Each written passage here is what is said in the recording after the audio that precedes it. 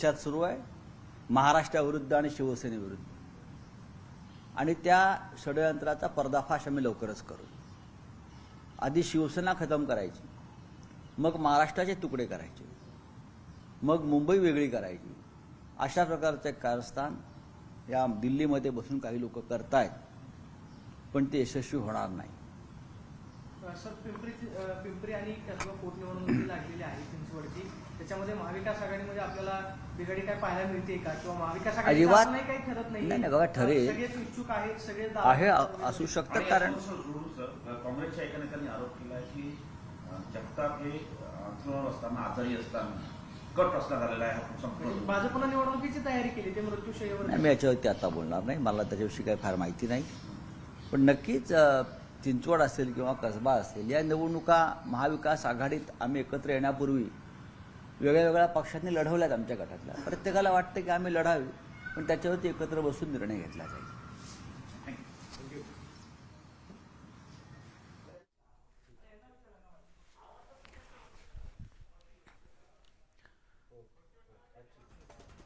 खासदार संजय राऊत यांनी आता केंद्र सरकारवर टीका केलेली आहे, आणि त्याचबरोबर त्यांनी अपेक्षा सुद्धा व्यक्त केलेली आहे की आज केंद्र सरकारनं या संदर्भात योग्य तो निर्णय घ्यावा। विशेषतः मुंबईच्या संदर्भात सुद्धा त्यांनी काय अपेक्षा व्यक्त केलेल्या आहेत, बजेटकडून विविध क्षेत्रातल्या मंडळींच्या काय अपेक्षा आहेत, आपण जाणून घेऊयात। अपेक्षा तर भरपूर आहे मोदी सरकारकडून। या अगोदर पण सरकारने चांगले निर्णय घेतलेले आहेत, आणि आम्हाला अपेक्षा आहे यावेळेस इन्कम टॅक्सचा जो स्लॅब आहे तो थोडा वाढवावा, आणि महागाई थोडी कमी करण्यात यश आलं तर तेवढं बरं होईल। एक्सपेक्टेशन्स आहेत की काहीतरी टॅक्सवर रिलॅक्सेशन होईल, बिकॉज जो वर्किंग क्लास आहे तो मोस्ट अफेक्टेड आहे टॅक्समुळे, तर टॅक्स रिलीज थोडासा प्रेशर थोडंसं कॉमन मॅनवर त्याचं कमी होईल, आणि एक ते आहे, आणि हाऊसिंग लोन रिअल इस्टेटमध्ये पण काहीतरी रिलॅक्सेशन्स होतील, बिकॉज खूप लोक आता कोविडनंतर घरं घेत आहेत। तर पुढच्या काही तासामध्ये देशाचा अर्थसंकल्प केंद्रीय अर्थमंत्री निर्मला सीतारामन ह्या सादर करणार आहेत। त्यापूर्वी कॅबिनेटची बैठक होईल, आणि या बैठकीला जेव्हा केंद्रीय अर्थमंत्री निर्मला सीतारामन, केंद्रीय अर्थराज्यमंत्री डॉक्टर भागवत कराड हे निघालेले होते, तेव्हा त्यांनी त्यांच्या ह्या टॅबमध्ये देशाच्या अर्थव्यवस्थेची, देशाच्या आर्थिक सगळ्या भविष्याची कुंडली त्यांनी टॅबमध्ये साठवलेली आहे, आणि ती पुढच्या काही वेळातच देशाच्या समोर मांडली जाणार आहे। आणि या अर्थसंकल्पाकडून आज देशवासियांना खूप मोठ्या अपेक्षा आहेत।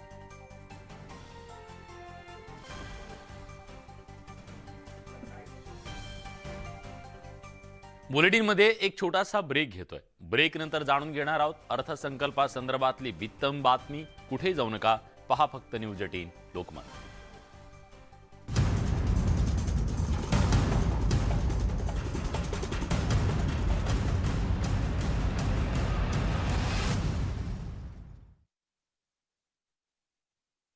असं नितेश राणे यांनी म्हटलंय। मातोश्री 2 मध्ये अनेक अनधिकृत बांधकामं आहेत, असा गंभीर आरोप नितेश राणे यांनी केला आहे। महापुरुषांबाबत जे वाचाळवीर बेताल वक्तव्य करून समस्या निर्माण करतायत, त्यांच्यावर आळा घालण्यासाठी एक नवं धोरण किंवा कायदा करावा, अशी मागणी विरोधी पक्षनेते अजित पवार यांनी केलेली आहे। चिंचवड आणि कसबा पेठ इथल्या पोटनिवडणुका महाविकास आघाडी लढवण्यावर ठाम असल्याचं राष्ट्रवादी काँग्रेसचे नेते अजित पवार यांनी स्पष्ट केलंय। मुंबईतल्या पत्रकार परिषदेमध्ये ते बोलत होते। चेन्नईमध्ये आयोजित बॉल बॅडमिंटन स्पर्धेसाठी गोंडवाना विद्यापीठातर्फे गेलेल्या खेळाडू विद्यार्थिनींसोबत प्रशिक्षक आणि व्यवस्थापकानं मद्यधुंद अवस्थेत गैरवर्तन केल्याचा धक्कादायक प्रकार समोर आलाय। या प्रकरणी पीडित विद्यार्थिनींनी तक्रार दाखल करत कारवाईची मागणी केली आहे। अभिनेत्री राखी सावंतच्या अटकपूर्व जामीन अर्जावर आज हायकोर्टात सुनावणी होणार आहे। शर्लिन चोप्राच्या तक्रारीवरनं आंबोली पोलीस ठाण्यामध्ये राखीच्या विरोधात गुन्हा दाखल करण्यात आलेला होता। या प्रकरणाची आज सुनावणी होईल। मोताळ्यामध्ये लघुशंकेसाठी गेलेला एक जण विहिरीत पडला। स्थानिक आणि पोलिसांनी 4 तासांच्या प्रयत्नानंतर विहिरीत अडकलेल्या व्यक्तीला बाहेर काढलं। गोंदिया जिल्ह्यामध्ये स्थानिक गुन्हे शाखेच्या पोलिसांनी आमगाव इथं 4,60,000 रुपये किमतीचा सुगंधित तंबाखूचा साठा जप्त केलाय। त्या प्रकरणी पोलिसांनी एका व्यक्तीला अटक केली आहे। अकोल्यातल्या एका कारच्या दुकानाला आग लागल्याची घटना घडलेली होती। यामध्ये लाखोंचं नुकसान झालंय। सुदैवानं यामध्ये कोणतीही जीवितहानी झालेली नाही। नेपाळच्या काठमांडूमध्ये अडकलेल्या बीड जिल्ह्यातल्या 8 तरुणांची धनंजय मुंडेंच्या प्रयत्नांमुळे सुटका झाली आहे। धनंजय मुंडेंचा फोन आणि त्यानंतर फडणवीस आणि अजित पवार यांच्या कार्यालयातनं यंत्रणांनी तत्काळ मदत केल्यानं हे 8 तरुण सुखरूप घरी परतलेत। वाशिम नगर परिषद प्रशासनानं लाखो रुपये खर्च करून कचरा संकलनासाठी घंटागाड्या खरेदी केल्यात। गेल्या 8 महिन्यांपासून या घंटागाड्या नगर परिषद प्रांगणामध्ये धूळ खात आहेत। घंटागाड्या येत नसल्यामुळे शहरात खाणीचं साम्राज्य पसरलंय आणि यामुळे आरोग्य नागरिकांचं धोक्यात आलेलं आहे। निफाडमध्ये आईसोबत असलेल्या रोहन ठाकरेचा बळी घेणाऱ्या बिबट्याला जेरबंद करण्यामध्ये यश आलंय। मादी बिबट्या 3 ते 4 वर्षांचा असल्याची माहिती वन विभागानं दिलेली आहे। घराच्या खोदकामादरम्यान सोनं सापडल्याचं सांगत एका टोळीनं एका वृद्धाला 30 लाखांचा गंडा घातलाय। ही टोळी आधी लोकांना खरं सोनं दाखवते आणि पैसे घेतल्यानंतर खोटं सोनं देते। भिवंडीमधल्या राजनोली नाका परिसरामध्ये लोकांना धमकावत त्यांचा मोबाईल आणि पैसे हिसकावणाऱ्या चोरट्याच्या पोलिसांनी मुसक्या आवळल्या। त्याच्याकडनं 3 मोबाईलसह 5 लाखांचा मुद्देमाल पोलिसांनी जप्त केलाय। औरंगाबाद जिल्ह्यामध्ये 1737 नागरिकांनी स्वतःच्या सुरक्षेसाठी पोलिसांकडून बंदूक बाळगण्याचा परवाना मिळवलाय। औरंगाबादमध्ये फक्त 36 महिलांकडे बंदुकीचा परवाना असल्याचं समोर आलेलं आहे। गोंदियाच्या गुड्डाटोली परिसरातील एका झोपडीतनं 11 लाख रुपयांचा गांजा जप्त करण्यात आलाय। स्थानिक गुन्हे शाखेनं 75 किलो गांजासह 3 जणांना अटक केली आहे। अहमदनगर जिल्ह्यातल्या राजूर पोलिसांनी चे लोखंडी ढापे चोरणारी टोळी जेरबंद केली आहे। पोलिसांनी 3 आरोपींना बोलेरो गाडीसह ताब्यात घेतलंय। वाशिम नगर परिषद प्रशासनानं लाखो रुपये खर्च करून कचरा संकलनासाठी घंटागाड्या खरेदी केल्यात। मात्र या घंटागाड्या 8 महिन्यांपासून धूळ खात पडून आहेत।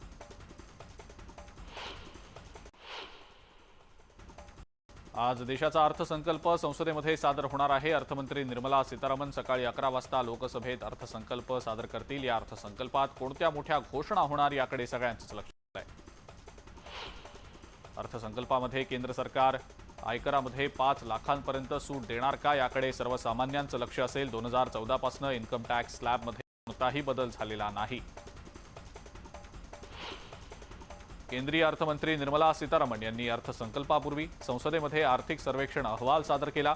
2023-24 मध्ये जीडीपी 6 वरून 6.8% वाढण्याचा अंदाज या अहवालात व्यक्त करण्यात आलेला आहे। अर्थसंकल्पाची माहिती लोकांपर्यंत पोहोचवण्यासाठी भाजपकडून अर्थसंकल्पावर देशव्यापी चर्चेचं आयोजन करण्यात येणार आहे। यासाठी भाजपनं 9 सदस्यीय समितीची स्थापना केली असून आजपासून 12 फेब्रुवारीपर्यंत उपक्रम राबवण्याचा निर्णय घेतला गेला आहे। मुंबई शहर आणि उपनगरांमध्ये सीएनजीच्या दरात 2.5 रुपयांची कपात करण्यात आलेली आहे। त्यामुळे आता सीएनजी 87 रुपये प्रति किलो दरानं मिळेल। कोकण मंडळाच्या विरार बोळींज इथली 2048 घरं विक्रीविना पडून आहेत। आता 2023च्या सोडतीत प्राधान्यानं या घरांची विक्री व्हावी यासाठी मंडळानं धडपड सुरू केली आहे।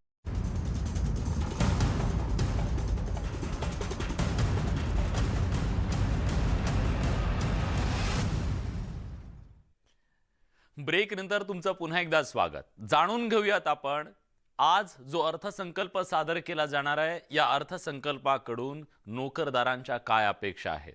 कारण गेल्या काही दिवसांमध्ये वाढणारी महागाई त्याचबरोबर मंदी या सगळ्यातून नोकऱ्या गमावत असताना नोकरदारांना या बजेटकडून मोठ्या अपेक्षा आहेत। जाणून घेऊयात त्यांना काय वाटतंय। पोस्ट कोविड पिरियड आपल्या कंट्रीमध्ये थोडी महागाई वाढत चालली आहे। लोकांना राहणं खाणं पिण्याचे त्रास होऊन राहिलं। पेट्रोलचे प्राइसेस भयंकर वाढत चालले आहेत। डेली एक्सपेन्सेसमध्ये जशी आपली गॅस असते त्याचा आता किराया भरपूर वाढून गेलेला आहे आणि घरी कमवणारा माणूस एकच आहे। मोस्ट ऑफ द फॅमिली आहे जी न्यूक्लिअर फॅमिली आहे आपल्या कंट्रीमध्ये। कमवणारा एक असतो, घरी खर्च करणारे 4 असतात।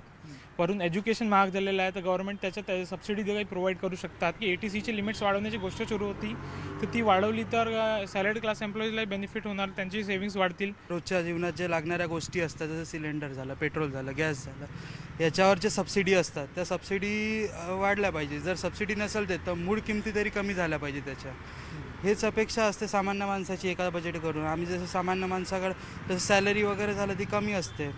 सॅलरी जर वाढली तर हे आपण त्याचा खर्च आपण घेऊ शकतो, बिअर करू शकतो. पण जर सॅलरी नसेल तर आपण ते पण नाही करू शकत ना. पेट्रोलचे प्राईस खूप जास्त हाईक झालेले आहेत. मी रोज ऑफिसला येणं जाणं करते. पेट्रोल हे माझ्या मते खूप जास्त मोठं टॉपिक आहे की हे कमी व्हायला पाहिजे. तर या सगळ्या अपेक्षा पूर्ण करणारा हा अर्थसंकल्प असेल का, कळणार आहे पुढच्या काही तासामध्ये. आपली नजर असणार आहे प्रत्येक अपडेटवर. तुम्ही कुठेही जाऊ नका, पहा फक्त न्यूज 18 लोकमत.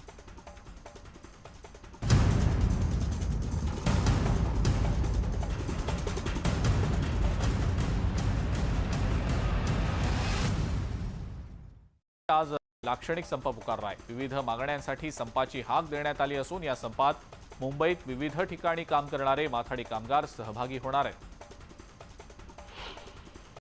माथेरानमध्ये घोड्यावरनं पडून एका पर्यटकाचा मृत्यू झाल्यानं पर्यटकांच्या सुरक्षेचा प्रश्न आता ऐरणीवर आलेला आहे. अशातच माथेरानमध्ये घोडेस्वारी करणार असाल तर हेल्मेट असेल तरच असं आवाहन नगरपालिका प्रशासनानं केलेलं आहे. या समस्येबाबत पोलिसांसोबत लवकरच बैठक घेणार असल्याचंही प्रशासनानं सांगितलेलं आहे. कर्जत तालुक्यातल्या भिसेगाव खिंडीत रानगवा दिसल्यानं खळबळ माजली इथल्या नागरिकांमध्ये. त्यामुळे आता भीतीचं वातावरण असून या गव्याचा बंदोबस्त करण्याची मागणी वन विभागाकडे करण्यात आलेली आहे. पैठणमध्ये गोदावरी प्रकट दिन मोठ्या उत्साहात साजरा करण्यात आला. संत एकनाथ महाराज समाधी मंदिरापाठीमागे हजारो दिव्यांनी गोदाकाठ उजळून केलेला होता. माघी यात्रेच्या निमित्तानं पंढरपूरमधल्या विठ्ठल रुक्मिणी मंदिरावर आकर्षक अशी विद्युत रोषणाई करण्यात आलेली आहे. दिव्यांच्या प्रकाशानं मंदिर आणि परिसर उजळून निघालाय. व्हॉट्सॲपच्या प्रायव्हसी पॉलिसीच्या विरोधामध्ये सुप्रीम कोर्टात याचिका दाखल करण्यात आलेली आहे. या याचिकेवर आज सुनावणी होणार आहे. युजर्सची माहिती फेसबुकसह माध्यमांमध्ये शेअर करण्याच्या विरोधात ही याचिका करण्यात आलेली आहे. मुंबई महानगरपालिकेचा अर्थसंकल्प 4 फेब्रुवारीला सादर करण्यात येणार आहे. प्रशासकीय राजवटीतल्या या अर्थसंकल्पाकडे सगळ्यांचंच लक्ष लागलंय. पालिका निवडणुकीच्या पार्श्वभूमीवर मतदारांना खुश करणारे निर्णय तसंच विकास कामांसाठी मोठी तरतूद केली जाण्याची शक्यता आहे. भाजपच्या राज्य कोर कमिटीची आज मुंबईत बैठक होतीये. पक्षाचं 2 दिवसांचं अधिवेशन नाशिकमध्ये 10 आणि 11 फेब्रुवारीला होणार आहे. या बैठकीचा अजेंडा कोर कमिटीमध्ये ठरवला जाण्याची शक्यता आहे.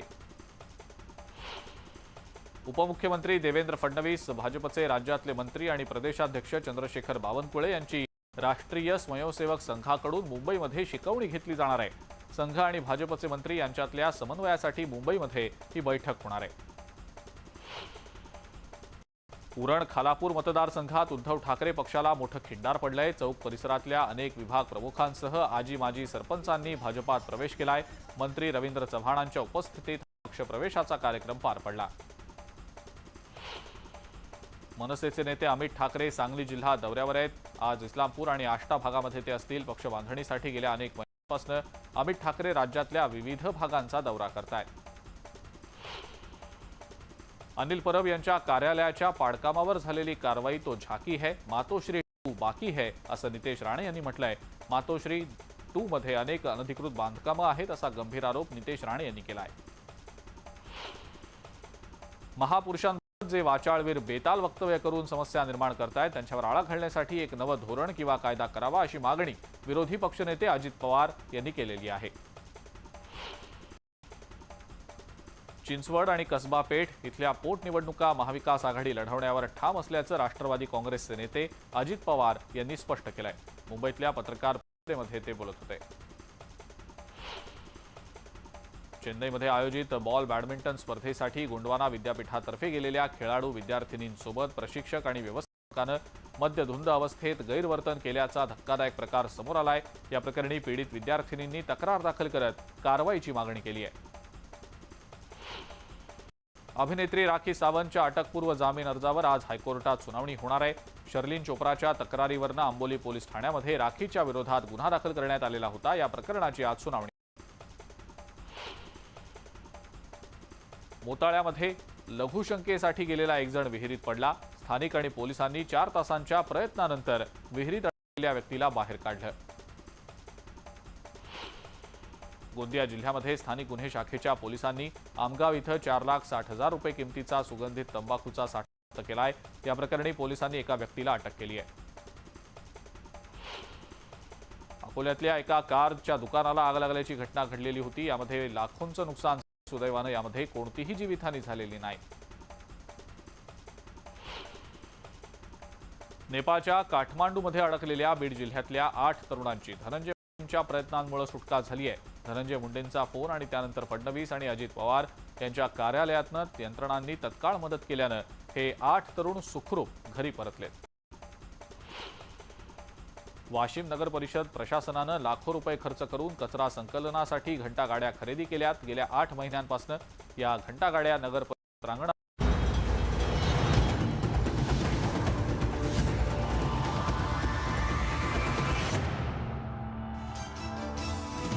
Headlines, प्रायोजक sofa factory, the complete living solutions under one roof.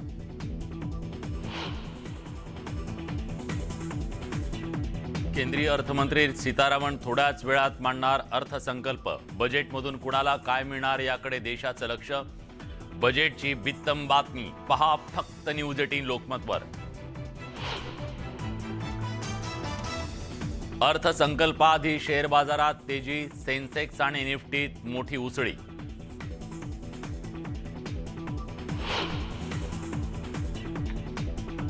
मध्यमवर्गीय गृहिणी तरुणाईच्या बजेटकडून मोठ्या अपेक्षा।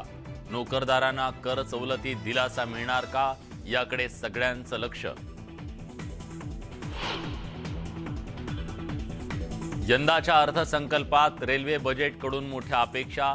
सरकार रेल्वेच्या बजेटमध्ये 20% वाढ करण्याची शक्यता।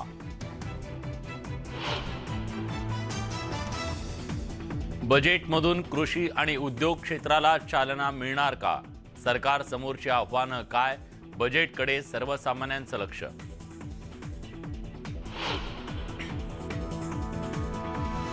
राज्यात गायींच्या दुधात प्रति लिटर 2 रुपयांची वाढ। महाराष्ट्र राज्य दूध व्यावसायिक संघटनेचा निर्णय। दूध दरवाढ आजपासून लागू। निर्मला सीतारामन ह्या पोहोचलेल्या आहेत। आपण थेट दृश्य बघतोय। 2023-24 चा अर्थसंकल्प सादर करण्यासाठी निर्मला सीतारामन या पोहोचलेल्या आहेत। संसद भवनामध्ये थोड्याच वेळामध्ये आता कॅबिनेटची बैठक सुरू होईल आणि त्याआधी ज्या टॅबमध्ये त्यांनी देशाचा हा अर्थसंकल्प त्या मांडणार आहेत तो संकल्प घेऊन त्या संसद भवनामध्ये पोहोचलेले आहेत आणि त्यांच्या सोबत केंद्रीय अर्थ राज्यमंत्री डॉक्टर भागवत कराड हे सुद्धा उपस्थित आहेत। त्यांची संपूर्ण टीम गेली अनेक दिवस हा अर्थसंकल्प साकारण्यासाठी मेहनत करत होती। ही सगळी टीम आता दाखल झालेली आहे आणि पुढच्या काही मिनिटांमध्ये संसद भवनामध्ये केंद्रीय कॅबिनेटच्या बैठकीला सुरुवात होईल। कॅबिनेटमध्ये या नव्या अर्थसंकल्पाला मंजुरी दिली जाईल आणि त्यानंतर अर्थमंत्री निर्मला सीतारामन या संसदेमध्ये सभागृहामध्ये अर्थसंकल्प सादर करतील। आज सादर होणार आहे देशाचा अर्थसंकल्प 2023-24 चा। 2024 मध्ये होणाऱ्या सार्वत्रिक लोकसभेच्या निवडणुकीच्या पार्श्वभूमीवरती आजच्या या अर्थसंकल्पाला अनन्यसाधारण असं महत्त्व आहे। जगभरात आलेलं मंदीचं सावट, शेजारी राष्ट्रांमध्ये आलेली आर्थिक आणीबाणी आणि त्यात भारताच्या अर्थव्यवस्थेला गती आणि दिशा देण्याचा प्रयत्न आजच्या अर्थसंकल्पातून केला जाण्याची शक्यता आहे। देशाचा जो GDP आहे तो 6.8 इतका राहील असा अहवाल कालच सादर करण्यात आला। त्यामुळे एक प्रकारची सकारात्मकता आज शेअर मार्केटमध्ये सुद्धा दिसून आली। मोदी सरकारला पुढच्या वर्षी 2024 मध्ये सार्वत्रिक निवडणुकीला सामोरं जायचं आहे। त्यामुळे त्या आधीचा हा पूर्ण अर्थसंकल्प असेल। राज्याचे माजी अर्थमंत्री जयंत पाटील यांनी या संदर्भात काय अपेक्षा केल्यात बजेटबद्दल आपण जाणून घेऊयात।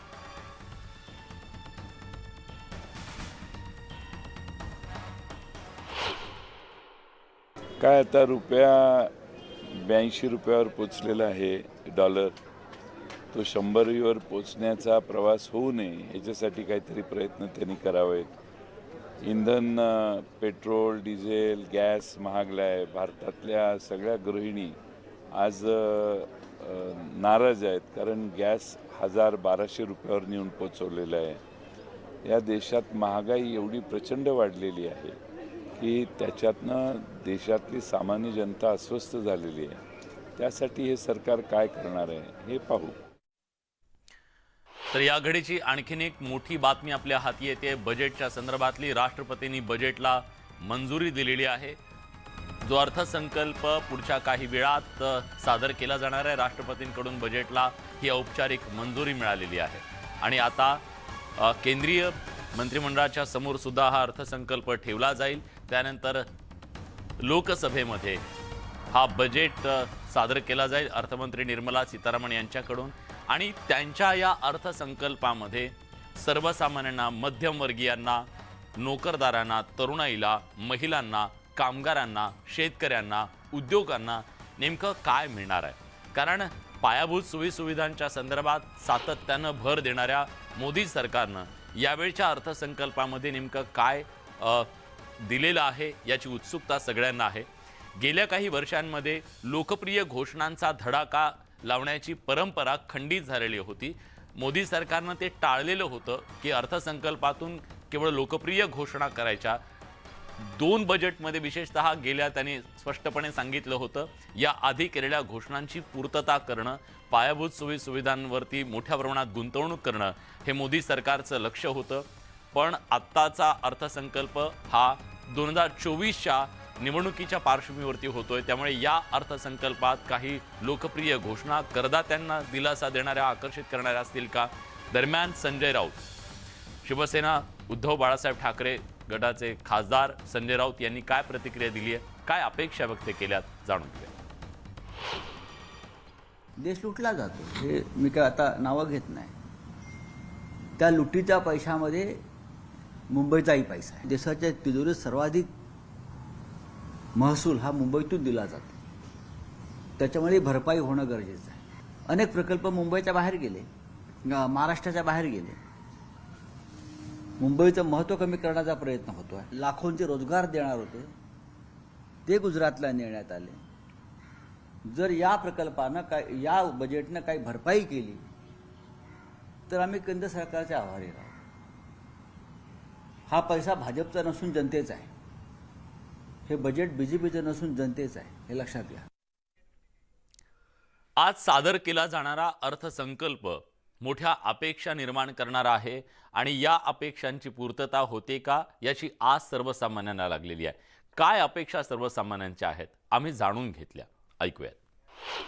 आम लोगों के लिए तो रिलैक्सेशन मिलनी चाहिए, जैसे टिकट्स में रिलैक्सेशन, जैसे सीनियर सिटीजन्स है या वो ये महिलाएं हैं, उनके लिए रिलैक्सेशन मिलनी चाहिए. बहुत सारे चीज़ें की अभी भी ज़रूरत है रेलवे में. जैसे जनरल बगी की बात किया जाए तो एक लेबर क्लास लोग जब चढ़ते हैं उसमें एक्चुअली गाय भैंस की तरह उसके अंदर बिल्कुल एक एक सीट में 5-10 आदमी बैठ जाते हैं और उनकी एक्चुअली हालत ख़राब हो जाता है. जो फूड सेफ्टी की बात करते हैं, अभी भी बहुत सारे एक्सप्रेस ट्रेन में फूड का क्वालिटी बहुत ख़राब है. अगर आप बच्चे के साथ ट्रैवल कर रहे हैं, वो फूड एक्चुअली बच्चे को देने का लायक नहीं. ट्रेन चल रही है यानी कोच का सिस्टम बदल रही है, ट्रैक सिस्टम बदल रही है, यानी प्लेटफॉर्म में भी डेवलप हो रही है, सीढ़ियाँ हो रही है, एक्सीलेटर हो रही है, लिफ्ट हो रही है. लेकिन कूलियों के लिए जो कूली जीना चाहते हैं, जो उसका रोजी रोटी है, उसका जितना बचने का जो अधिकार है, वो हम चाहते हैं कि हम लोगों को जैसे परिवार सजाने या बचने के लिए जितना रोजगार होना चाहिए इतना हमको मिलना चाहिए. रेल्वे प्रवाशांच्या काय अपेक्षा आहेत आजच्या बजेटकडून आपण जाणून घेतल्या. अगदी कुली जे सामान वाहतात आपल्या डोक्यावरती त्यांच्या काय अपेक्षा आहेत हे सुद्धा आपण जाणून घेतलेलं आहे. समाजातल्या विविध घटकांना नेमकं काय वाटतं हे आपण जाणून घेतोय. पण त्याचबरोबर राजकीय पक्षांना नेमकं काय वाटतंय, विरोधकांना काय वाटतंय, शिवसेना आणि काँग्रेसच्या नेत्यांनी काय अपेक्षा व्यक्त केलेल्या आहेत या बजेटकडून ते सुद्धा आपण जाणून घेऊयात. आगामी आने वाले समय में देश में 6-6.5% की ग्रोथ रेट रहने वाली है. पिछली साल जब आर्थिक सर्वे आया था 2021-22 का, तो उसने जीडीपी ग्रोथ रेट 8 से 8.5% की प्रोजेक्ट की थी. वास्तविकता में कितनी हुई? 7%. अब जो आर्थिक सर्वेक्षण है वो वित्तीय वर्ष 2024 के लिए मतलब 23-24 के लिए जीडीपी ग्रोथ रेट प्रेडिक्ट कर रहा है 6 से 6.8%।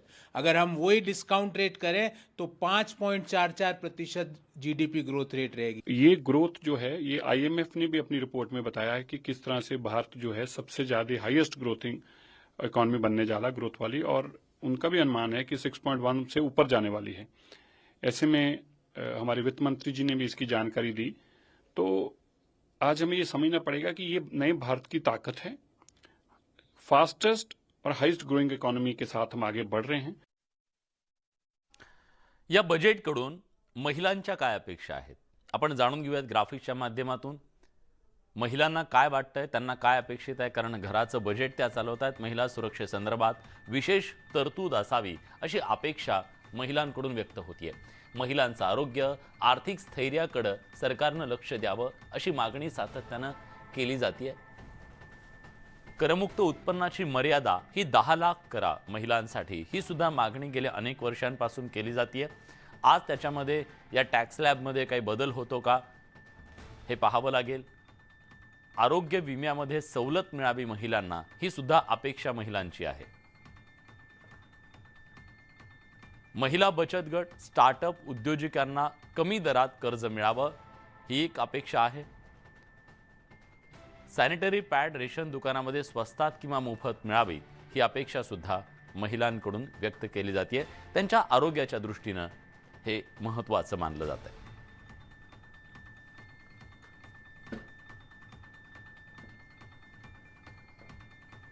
या सगळ्याबद्दल आपण बोलणार आहोत। अर्थतज्ञ अच्युत गोडबोले सर आपल्या सोबत आहेत। सर, स्वागत आहे तुमचं।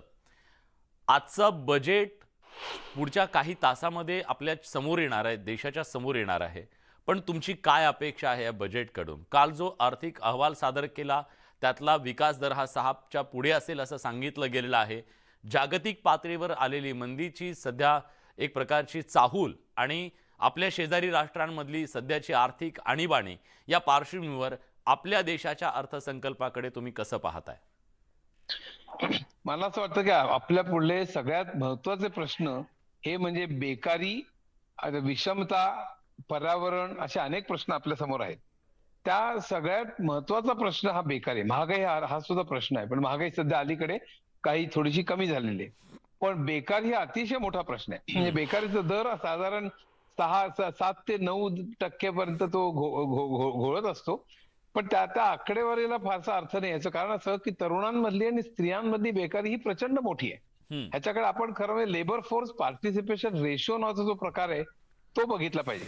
लेबर फोर्स पार्टिसिपेशन रेशोचा अर्थ असा की आपली जर का लोकसंख्या 135-140 कोटी झाली तर त्यातली साधारण 90 कोटी लोक हे काम करण्याच्या लायकीच असतात, म्हणजे वयोगटाप्रमाणे। त्याच्या उरलेले जे आहेत ते ज्येष्ठ नागरिक आहेत आणि खालचे जे अगदी तरुण लहान मुलं वगैरे की जी काम करू शकत नाहीत, म्हणजे काम करायला लायक आहेत अशी साधारण 90 कोटी लोक आपण धरले तर त्यातले फक्त 40 कोटी लोक आपले काम आयदर करतायत किंवा काम शोधतायत, म्हणजे त्यांना करण्याची इच्छा आहे। म्हणजे लेबर फोर्स पार्टिसिपेशन रेशो जो आहे तो खरं म्हणजे आपला 40%पेक्षाही कमी आहे किंवा जेमतेम 40% वगैरे आहे साधारणतः। तो प्रगत राष्ट्रांचा किंवा आपल्या सारख्या राष्ट्रांचा सुद्धा 60% पर्यंत असतो। म्हणजे आपला 20% लोक हे आपले जीडीपी भर टाकू शकले असते, ते जीडीपी भर टाकत नाहीयेत आणि त्यामुळे आपला जीडीपी खरं म्हणजे वाढला असता। हा त्यातला सगळ्यात महत्वाचा भाग आहे। आपल्याकडे 33.2 कोटी लोकांना नोकऱ्या आहेत, तर 31 कोटी लोकांना 28.6 कोटी लोकांना नोकऱ्या देण्याची गरज आहे, इतकी मोठी गरज आहे। म्हणजे खरं म्हणजे आपल्याकडे इतक्या नोकऱ्या जमा करायला पाहिजे होत्या, पण आपण काही लाखच नोकऱ्या आपण हे करू शकलो। ह्याचं कारण महत्वाचं असं आहे की बडे उद्योग जे आहेत, कॉर्पोरेट्स, बडे जे कॉर्पोरेट्स आहेत त्यांना खूप सवलती दिलेल्या आहेत, त्यांचे टॅक्स कमी केलेले आहेत, त्यांनी कामगार कपात केली कोविडमध्ये चिकार, त्यांच्यावर टॅक्सच्या सवलती देण्यात आल्या आणि त्यांनी एमएसएमई म्हणजे मायक्रो मीडियम स्मॉल उद्योगातले अनेक उद्योग हे खाऊन टाकले। म्हणजे लेदर उद्योग असेल, नंतर प्रेशर कुकर असेल, FMGC असेल, नंतर लगेज इंडस्ट्री असेल, टेक्सटाईल असेल, अशा अनेक क्षेत्रातले जे लहान उद्योग होते एमएसएमई मधले, आणि लक्षात ठेवा एमएसएमई मध्ये बहुतांशी नोकऱ्या ह्या एमएसएमई मध्ये निर्माण होतात। आणि त्या पूर्ण नोटाबंदी आणि जीएसटीतल्या काही अटी आणि लॉकडाऊन या सगळ्यामुळे आपला हा जो एमएसएमई सेक्टर आहे तो पूर्ण झोपला असं म्हणायला हरकत नाही किंवा खूपच खच्ची झालेला आहे. त्यामुळे त्यातले उद्योग बंद पडले कारण ते उद्योग कॅशवर चालत होते त्यामुळे ते बंद पडले बरेचसे आणि त्यातले उद्योग या लार्ज स्केलनी खाऊन टाकले. प्लस त्यांचा टॅक्सच्या सवलती मिळाल्या प्लस त्यांनी कामगार कपात केली म्हणून मग त्यांचा प्रॉफिट वाढला. म्हणून शेअर मार्केटमधली उसळी दाखवते फक्त वरच्या फक्त काही टक्के 2-4-5% लोकांची आणि मोठ्या बड्या कॉर्पोरेट्स दाखवते आणि आपल्या सेन्सेक्सचा त्या कॉर्पोरेट्सचे प्रॉफिट्स होते त्यांच्या फक्त शेअरच्या किमतींवरती आपला सेन्सेक्स दाखवला जातो. त्यामुळे आपल्याला असं वाटतं फार अर्थव्यवस्था फार चांगली चाललेली पण तसं नाहीये. कारण मुख्य म्हणजे एमएसएमई मध्ये जो रोजगार निर्माण होतो तो रोजगार आता निर्माण होत नाहीये आणि तिथे आपण लक्ष दिलं पाहिजे. माझ्या मते रोजगाराचा प्रश्न हा प्रचंड मोठा आहे. आणि जीएसटी सुद्धा तुम्हाला सांगतो बडे कॉर्पोरेट्स आहेत ते जीएसटी फार कमी भरतात. जीएसटी फक्त 10% जे आहेत ते 3% बडे जे आहेत ते 3% जीएसटी भरतात. वेराज 50% गरीब जे आहेत ते 65% जीएसटी भरतात. आता जीएसटी हा इनडायरेक्ट टॅक्स आहे. कुठे बूट चपला काही घेतलं तर आपला जो जीएसटी पडतो आणि अगदी मोठ्या कॉर्पोरेटचा पण तेवढाच जीएसटी पडतो. त्यामुळे इन्कमच्या प्रपोर्शन मध्ये आपण सगळ्यात जास्त भरत असतो किंवा गरीब वर्ग जास्त भरत असतो.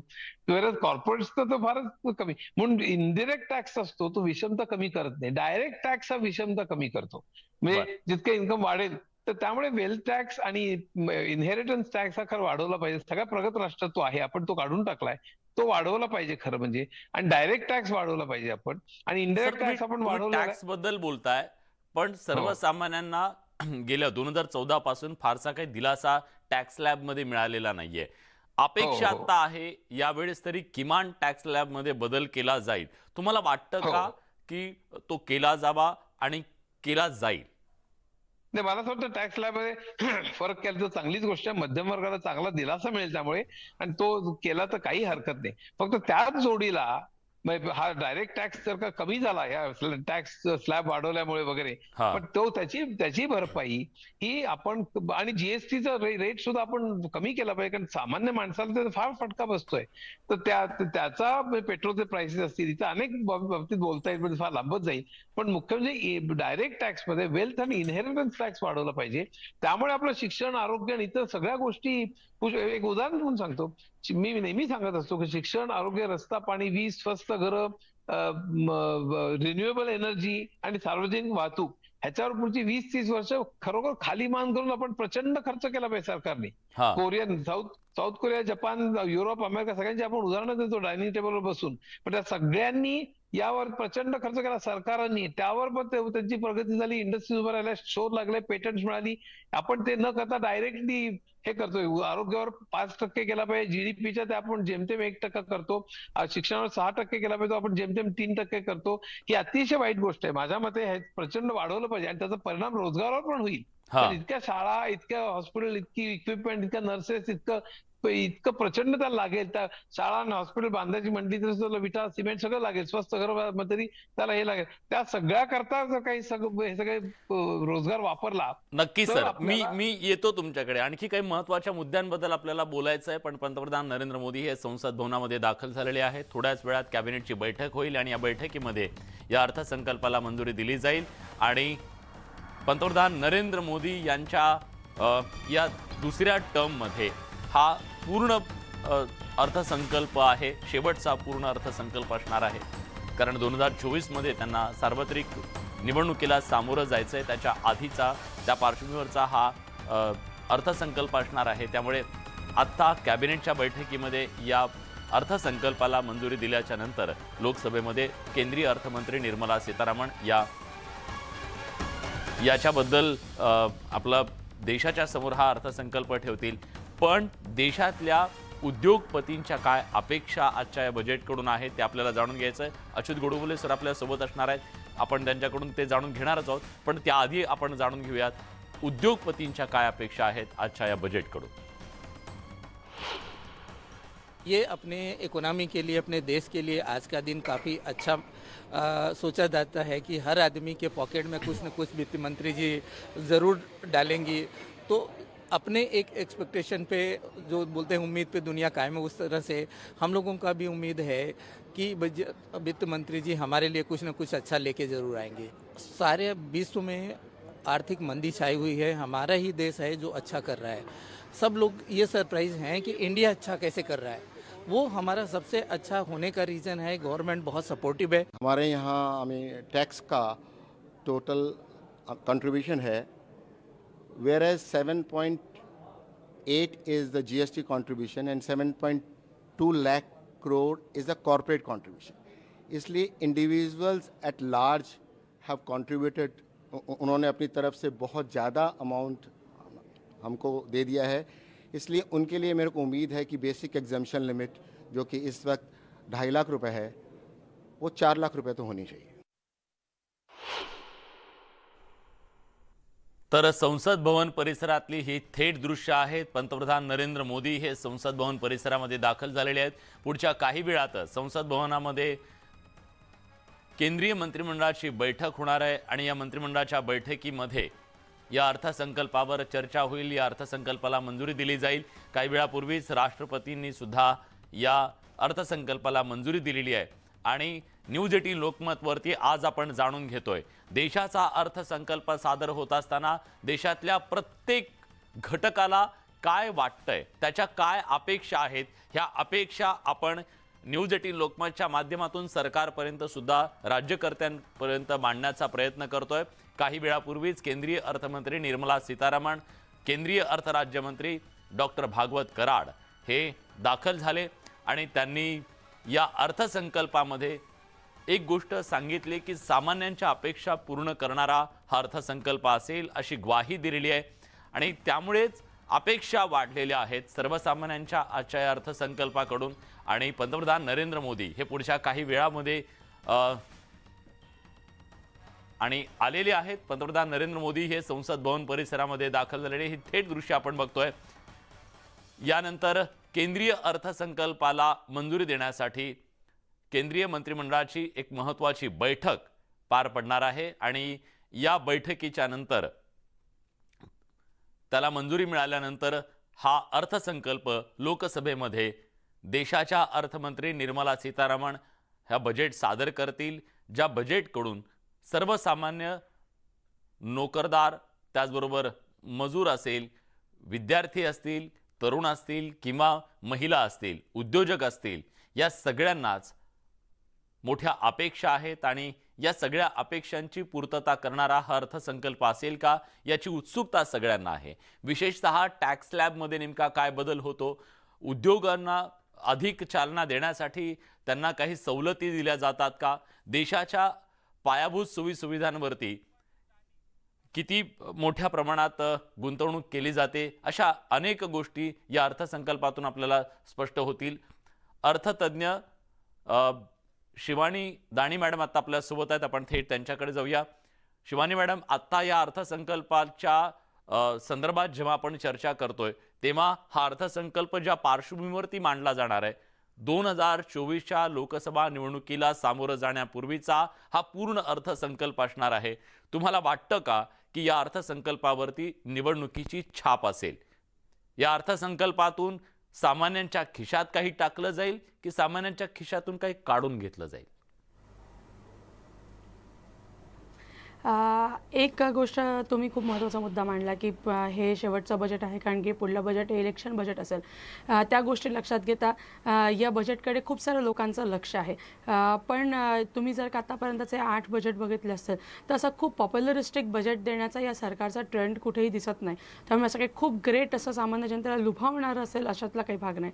पण सामान्य नागरिकांसाठी करामध्ये काही सवलत असावी हा सगळ्यांचा एक आवाज आहे, कारण की मागील कित्येक वर्ष झाले ATCच्या ब्रॅकेट्स वाढवल्या गेलेल्या नाही आहे किंवा स्टँडर्ड डिडक्शन्स जे 2 लाखाचे आहे ते वाढवल्या गेलेले नाही आहे। LTCG कुठेतरी चेंज व्हावा असं म्हणणं आहे, लाभांश कर लावण्यात आलेला आहे। या सगळ्या गोष्टी कुठेतरी बदलाव्या असं सामान्य जनतेचं नक्कीच मागणी आहे आणि त्याकडे मी भाजपची प्रवक्ता किंवा पॅनलिस्ट जरी असली तरी सामान्य नागरिक म्हणून माझ्यासुद्धा लक्ष त्या 2-3 घोषणांकडे आहे. पण काल डिक्लेअर झालेला इकॉनॉमिक सर्वे आणि जगाच्या पार्श्वभूमीवर जगाच्या पटलावर भारताची अशी अर्थव्यवस्था जी 10व्या नंबरवरची आज 5 नंबरवर आली आहे आणि चीनला मागे टाकत सगळ्यात जास्त प्रगतीचा वेग या अर्थव्यवस्थेनं घेतलेला आहे की आपण 6.5% म्हणत असताना IMF सुद्धा 6.1% म्हणत आहे. या सगळ्या गोष्टी लक्षात घेता कॅपिटल एक्सपेंडिचरवर काय डिक्लेअर करतं आणि फिस्कल डेफिसिट कंट्रोल करण्यासाठी काय पावलं उचलली जातात, केव्हा ते कंट्रोल करणं शक्य होतं का, हे बघणं अतिशय औत्सुक्याचं असणार आहे. निश्चितच. पण त्याचबरोबर सरकारच्या समोर एक मोठं आव्हान असणार आहे अगदी निवडणुकीला सामोरं जाताना सुद्धा, की देशातल्या बेरोजगारीचा प्रश्न, रोजगाराचा प्रश्न हा गंभीर बनत चाललेला आहे. अशा परिस्थितीत आजच्या बजेटकडून काय अपेक्षा व्यक्त केल्या जाऊ शकतात? तुम्ही यू नेल्ड द क्वेश्चन. तुम्ही अतिशय महत्त्वाचा मुद्दा मांडला. बेरोजगारीचे आकडे मागील 16 महिन्यातले शिगेला पोहोचलेले आहे. पण EPFOचे जर का आपण आकडे बघितले तर EPFOमध्ये कोविडच्या आधीच्या स्टेजवर आपण पुन्हा पोहोचलेलो आहोत. कोविड नंतर सातत्यानं त्याच्यात वाढ होताना आपण बघत आहोत. ज्या प्रकारे इंडिजिनस गोष्टींना बढावा देण्याचा प्रयत्न हे सरकार करत आहे, कारण की चायनावर असलेला विश्वास हा कुठेतरी जगाचा कमी झालेला आहे आणि तिथून बाहेर निघणाऱ्या अपॉर्च्युनिटीला केटर करण्याची ताकद ही फक्त भारताची आहे. मग काही संधी व्हिएतनामला गेल्या असतील, थायलंडला गेल्या असतील, पण एवढ्या मोठ्या अथांग सागराला केटर करण्याची ताकद ही फक्त भारतामध्ये आहे. अशा सगळ्या पार्श्वभूमीवर मग अगदी साधा डिफेन्सचा आपण एक्झाम्पल घेतला तर 300पेक्षा जास्त प्रोडक्ट्स इंडिजिनस असावे हा आग्रह सरकारनं केलेला आहे की इम्पोर्टवर सगळ्या अपेक्षा आहेतच. आणि या अपेक्षा केवळ आता उद्योगपतींच्या सर्वसामान्यांच्या नाहीयेत, तर अगदी टॅक्सी ड्रायव्हरला सुद्धा काय वाटतंय त्याच्या पण अपेक्षा आहेत. कारण तो सुद्धा हे सगळं बजेट जेव्हा बघतो तेव्हा तो काहीतरी अपेक्षित करतो या सरकारकडून, या बजेटकडून. त्याच्या अपेक्षा जाणून घेऊयात. बच्चों की फीस का, घर के भाड़े, वो लोगों को लगता है कि टैक्सी लेके चल रहे हैं तो सब कुछ हमारा, लेकिन कुछ भी बचता नहीं है. सुबह से शाम तक हम लोग को 700-800 रुपया बनाना बहुत मुश्किल हो गया है. लेकिन अभी उसके बाद में फिर हवलदार पकड़ते तो 1500 रुपये फाइन मार देते हैं. अभी इसके लिए कुछ कीजिए सर.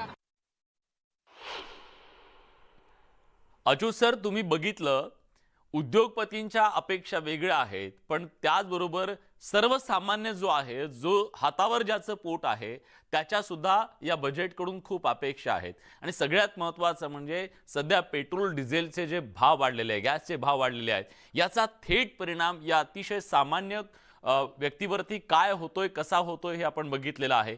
खरोखरच याच्याबद्दल काही दिलासा मिळू शकतो का या बजेटच्या मधून? कारण क्रूड ऑइलचे दर हे कमी झालेले आहेत, पण त्याचा थेट फायदा सर्वसामान्यांना मिळू शकलेला नाहीये. मला असं वाटतं की मिळू शकतो हे नक्कीच आहे आणि तो सरकारने दिला पाहिजे. कदाचित देतील असं मला वाटतं. म्हणजे त्या बजेटचा आता 2024च्या इलेक्शनचा थेट संबंध असल्यामुळे किंचितचं का होईना पण दिलासा ते देतील, सरकार देईल अशी म्हणजे अपेक्षा आहे. आणि ते दिलं तर खूपच चांगलं होईल, कारण त्यामुळे सामान्य माणसांना खूप एक दिलासा मिळेल. यामध्ये एक महत्वाचा प्रश्न असा की हे 3 जे राक्षस आहेत, म्हणजे इनइक्वॅलिटी, म्हणजे विषमता ही प्रचंड वाढलेली आहे. परवा जो रिपोर्ट आलेला आहे त्याप्रमाणे 1% लोकांकडे 40% संपत्ती, खालच्या 50% लोकांकडे फक्त 3% संपत्ती. तर संपत्तीचं वाटप हे प्रचंड हे झालेलं आहे आणि त्या मानाने उलट जे खालचे लोक आहेत ते जीएसटी जास्त भर टाकतात आणि वरचे लोक जीएसटी देतच नाही, कारण इनडायरेक्ट टॅक्स येतो. त्यामुळे डायरेक्ट आणि इनडायरेक्ट सहज म्हणून सांगतो की आपलं टॅक्स टू जीडीपी रेशो जो असतो, म्हणजे आपल्या जीडीपीचा टॅक्स किती प्रमाण आहे, आपलं 9 ते 10% फक्त. बाकी अनेक राष्ट्रांचं, प्रगत असू देत किंवा आपल्या सारखे राष्ट्र असू देत, त्या सगळ्यांचे 20%, 30%, 25% अशी सगळी आहेत. आपल्याला आपण नेहमी म्हणतो टॅक्स आपल्याकडे खूप आहे, पण आपला टॅक्स टू जीडीपी रेशो भयंकरच कमी आहे. तर त्या सगळ्यामध्ये टॅक्स वाढवला पाहिजे. एकतर मगाशी म्हणलं त्यामुळे डायरेक्ट टॅक्स वाढवला पाहिजे. तो डायरेक्ट टॅक्स म्हणजे प्रत्यक्ष मध्यम वर्गावरती नाही.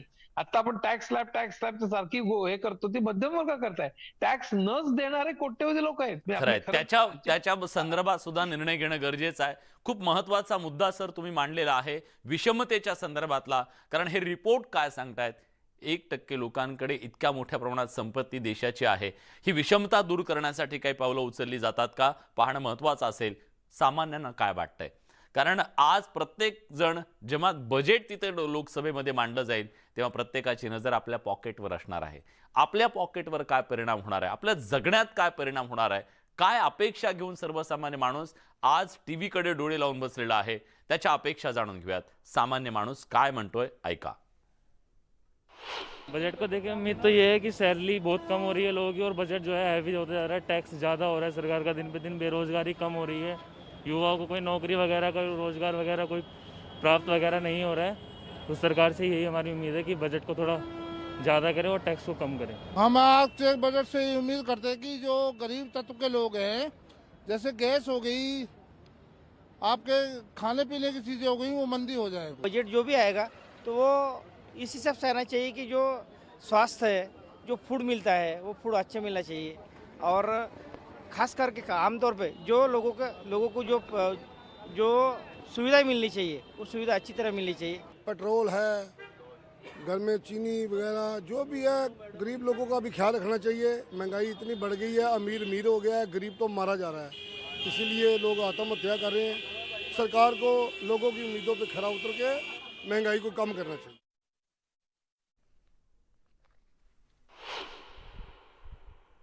अपेक्षा तर भरपूर आहे मोदी सरकारकडून.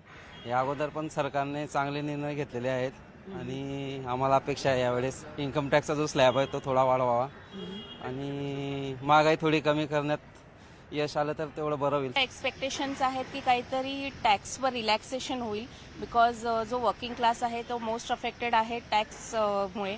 तर टॅक्स रिलीज थोडासा प्रेशर थोडंसं कॉमन मॅनवर त्याचं कमी होईल. आणि एक ते आहे, आणि हाऊसिंग लोन, रिअल इस्टेटमध्ये पण काहीतरी रिलॅक्सेशन्स होतील, बिकॉज खूप लोक आता कोविड नंतर घरं घेत आहेत.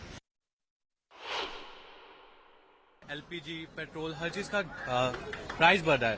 बंगाल में इवन बहुत जन को डीएस बार नहीं मिला है, प्लस पॉवर्टी लाइन के नीचे बंगाल जा रहा है बहुत तेजी से. तो सरकार को पहले इसके बारे में सोचना चाहिए, क्योंकि बंगाल जैसा देश बहुत नीचे जा रहा है, जबकि बंगाल का पॉपुलेशन बहुत ज्यादा है. आयकर जो छाड़ है वो थोड़ा ज्यादा बढ़ाना चाहिए, और रेल का जो आपका लिए जो भाड़ा है वो भाड़ा घटाना चाहिए. जो इनकम टैक्स स्लैब है वो निश्चित रूप से उसमें उसका जो स्लैब थोड़ा ऊपर जाए, ताकि लोगों को इनकम टैक्स से थोड़ी सी राहत मिले. खाद्य सामग्री, गैस सिलेंडर, ये सब है जो 1100 1150 रुपये में सिलेंडर जो 400 रुपये मिलता था, हम लोग उसी में घर चलाते थे. एक हम लोग का सिस्टम बना हुआ था, जो हम लोग का घर का सिस्टम, घरेलू सिस्टम खराब हो गया. गवर्नमेंट का मंडी नहीं है. मंडी जो होता है कि किसान लोग माल ला करके उसको 2 पैसा फायदा हो, उस कारण यहाँ बिहार में कोई ऐसा सिस्टम नहीं है. मंडी को बनाना चाहिए गवर्नमेंट को, कि किसान लोग मंडी में ला करके अथी करे, उपयोग करे. तेव्हा समाजातल्या प्रत्येक घटकाचा आवाज सरकारपर्यंत पोहोचवण्याचा, त्या अपेक्षा सरकारपर्यंत पोहोचवण्याचा न्यूज 18 लोकमतचा हा प्रयत्न आहे. आपली नजर असणार आहे, कुठे जाऊ नका, पहा फक्त न्यूज 18 लोकमत.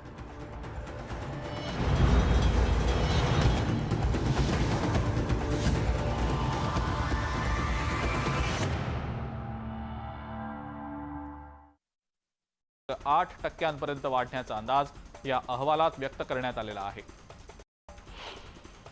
अर्थसंकल्पाची माहिती लोकांपर्यंत पोहोचवण्यासाठी भाजपकडून अर्थसंकल्पावर देशव्यापी चर्चेचं आयोजन करण्यात येणार आहे. यासाठी भाजपनं 9 सदस्यीय समितीची स्थापना केली असून आजपासून 12 फेब्रुवारीपर्यंत हा उपक्रम राबवण्याचा निर्णय घेतला गेला आहे. मुंबई शहर आणि उपनगरांमध्ये सीएनजीच्या दरात 2.5 रुपयांची कपात करण्यात आलेली आहे. त्यामुळे आता सीएनजी 87 रुपये प्रति किलो दरानं मिळेल. कोकण मंडळाच्या विरार बोळींज इथली 2048 घरं विक्रीविना पडून आहेत. आता 2023च्या सोडतीत प्राधान्यानं या घरांची विक्री व्हावी, यासाठी मंडळानं धडपड सुरू केली आहे. त्याचा भाग म्हणून प्रथम येणाऱ्याला प्राधान्यानं या घरांची विक्री करण्याचा निर्णय घेण्यात आलेला आहे. औरंगाबाद महानगरपालिकेकडे घरकुल योजनेसाठी 43,858 अर्ज दाखल झालेत आणि या योजनेसाठी पालिकेला 6 ठिकाणी जागा उपलब्ध करून देण्यात आलेली आहे. जय जय महाराष्ट्र माझं हे गीत महाराष्ट्राचं राज्यगीत म्हणून घोषित झालंय. सांस्कृतिक मंत्री सुधीर मुनगंटीवार यांनी ही घोषणा केली आहे. 19 फेब्रुवारी 2023 पासून हे गीत लागू करण्यात येणार आहे. महाराष्ट्र शासनाच्या वतीनं देण्यात येणाऱ्या सन्मानदर्शक महाराष्ट्र भूषण पुरस्काराची रक्कम 10 लाखांवरून आता 25 लाख रुपये करण्याचा निर्णय घेतला आहे. मुख्यमंत्री एकनाथ शिंदेंच्या अध्यक्षतेखालील बैठकीत हा निर्णय घेण्यात आला. घाटकोपर ते वर्सोवा मुंबई मेट्रो मार्गावर आजपासून प्रवाशांना 18 जादा फेऱ्यांची भेट मिळणार आहे. या मार्गावरच्या प्रवाशांच्या संख्येत सातत्यानं वाढ होतीये आणि त्यामुळे जादा फेऱ्या आता घेण्यात येणार असून 2 फेऱ्यांमधील वेळ जवळपास 4 मिनिटं इतका असेल असं सांगण्यात येत आहे. बेलापूर ते gateway of India water taxi सेवा 6 फेब्रुवारीपासून सुरू होतीये. देशातील 200 प्रवासी क्षमतेची वॉटर टॅक्सी सोमवार ते शुक्रवार दरम्यान बेलापूर ते गेटवे ऑफ इंडिया मार्गावर धावेल. सिंधुदुर्ग विमानतळावरून आजपासून अलायन्स एअरची दुसरी विमानसेवा सुरू होणार आहे. त्यामुळे मुंबईसोबतच आता हैदराबाद, म्हैसूर ही महत्त्वाची शहरं सिंधुदुर्गला विमानसेवेनं जोडली जातील. सुरुवातीला आठवड्यातनं 2 दिवस ही विमानसेवा उपलब्ध होईल. बदलापूर शहरातील प्रदूषणामध्ये प्रचंड वाढ झाली आहे. रात्रीच्या वेळेला शहरात धुकंसदृश आच्छादन तयार होत असल्यामुळे अनेकांना श्वसनाचा त्रास होतोय. औरंगाबादच्या बायजीपुरा परिसरामध्ये दुर्गंधीयुक्त दूषित पाण्याचा पुरवठा केल्यामुळे तिथल्या लोकांना जुलाब आणि उलट्यांचा त्रास सुरू झालाय. प्रशासनाच्या हलगर्जीपणाचा आता स्थानिकांनी संताप व्यक्त केलाय.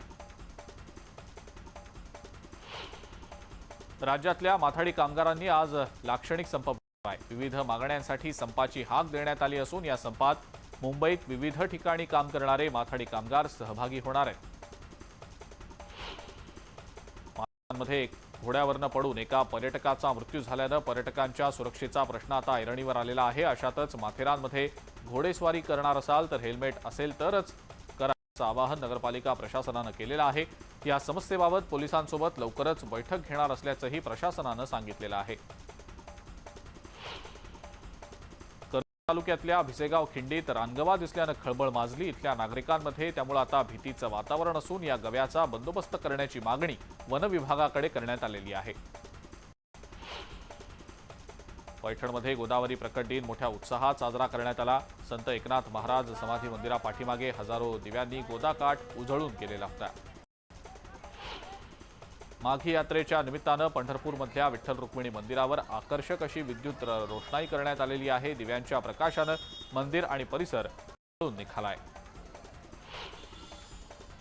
व्हॉट्सअॅपच्या प्रायव्हसी पॉलिसीच्या विरोधामध्ये सुप्रीम कोर्टात याचिका दाखल करण्यात आलेली आहे. या याचिकेवर आज सुनावणी होणार आहे. ची माहिती फेसबुकसह अन्य माध्यमांमध्ये शेअर करण्याच्या विरोधात ही याचिका करण्यात आलेली आहे. मुंबई महानगरपालिकेचा अर्थसंकल्प 4 फेब्रुवारी सादर करण्यात येणार आहे. प्रशासकीय राजवटीतल्या या अर्थसंकल्पाकडे सगळ्यांचंच लक्ष लागलंय. पालिका निवडणुकीच्या पार्श्वभूमीवर मतदारांना खुश करणारे निर्णय तसंच विकास कामांसाठी तरतूद केली जाण्याची शक्यता आहे. भाजपच्या राज्य कोर कमिटीची आज मुंबईत बैठक होतीये. पक्षाचं 2 दिवसांचं अधिवेशन नाशिकमध्ये आणि 11 फेब्रुवारीला होणार आहे. या बैठकीचा अजेंडा कोर कमिटीमध्ये ठरवला जाण्याची शक्यता आहे. उपमुख्यमंत्री देवेंद्र फडणवीस, भाजपचे राज्यातले मंत्री आणि प्रदेशाध्यक्ष चंद्रशेखर बावनकुळे यांची राष्ट्रीय स्वयंसेवक संघाकडून मुंबईमध्ये शिकवणी घेतली जाणार आहे. संघ आणि भाजपचे मंत्री यांच्यातल्या समन्वयासाठी मुंबईमध्ये ही बैठक होणार. उरण खालापूर मतदारसंघात उद्धव ठाकरे पक्षाला मोठं खिंडार पडलंय. चौक परिसरातल्या अनेक विभाग प्रमुखांसह आजी माजी सरपंचांनी भाजपात प्रवेश केलाय. मंत्री रवींद्र चव्हाणांच्या उपस्थितीत हा पक्ष प्रवेशाचा कार्यक्रम पार पडला. मनसेचे नेते अमित ठाकरे सांगली जिल्हा दौऱ्यावर आहेत. आज पूर आणि आष्टा भागामध्ये ते असतील. पक्ष बांधणीसाठी गेल्या अनेक महिन्यांपासून अमित ठाकरे राज्यातल्या विविध भागांचा दौरा करतायत. अनिल परब यांच्या कार्यालयाच्या पाडकामावर झालेली कारवाई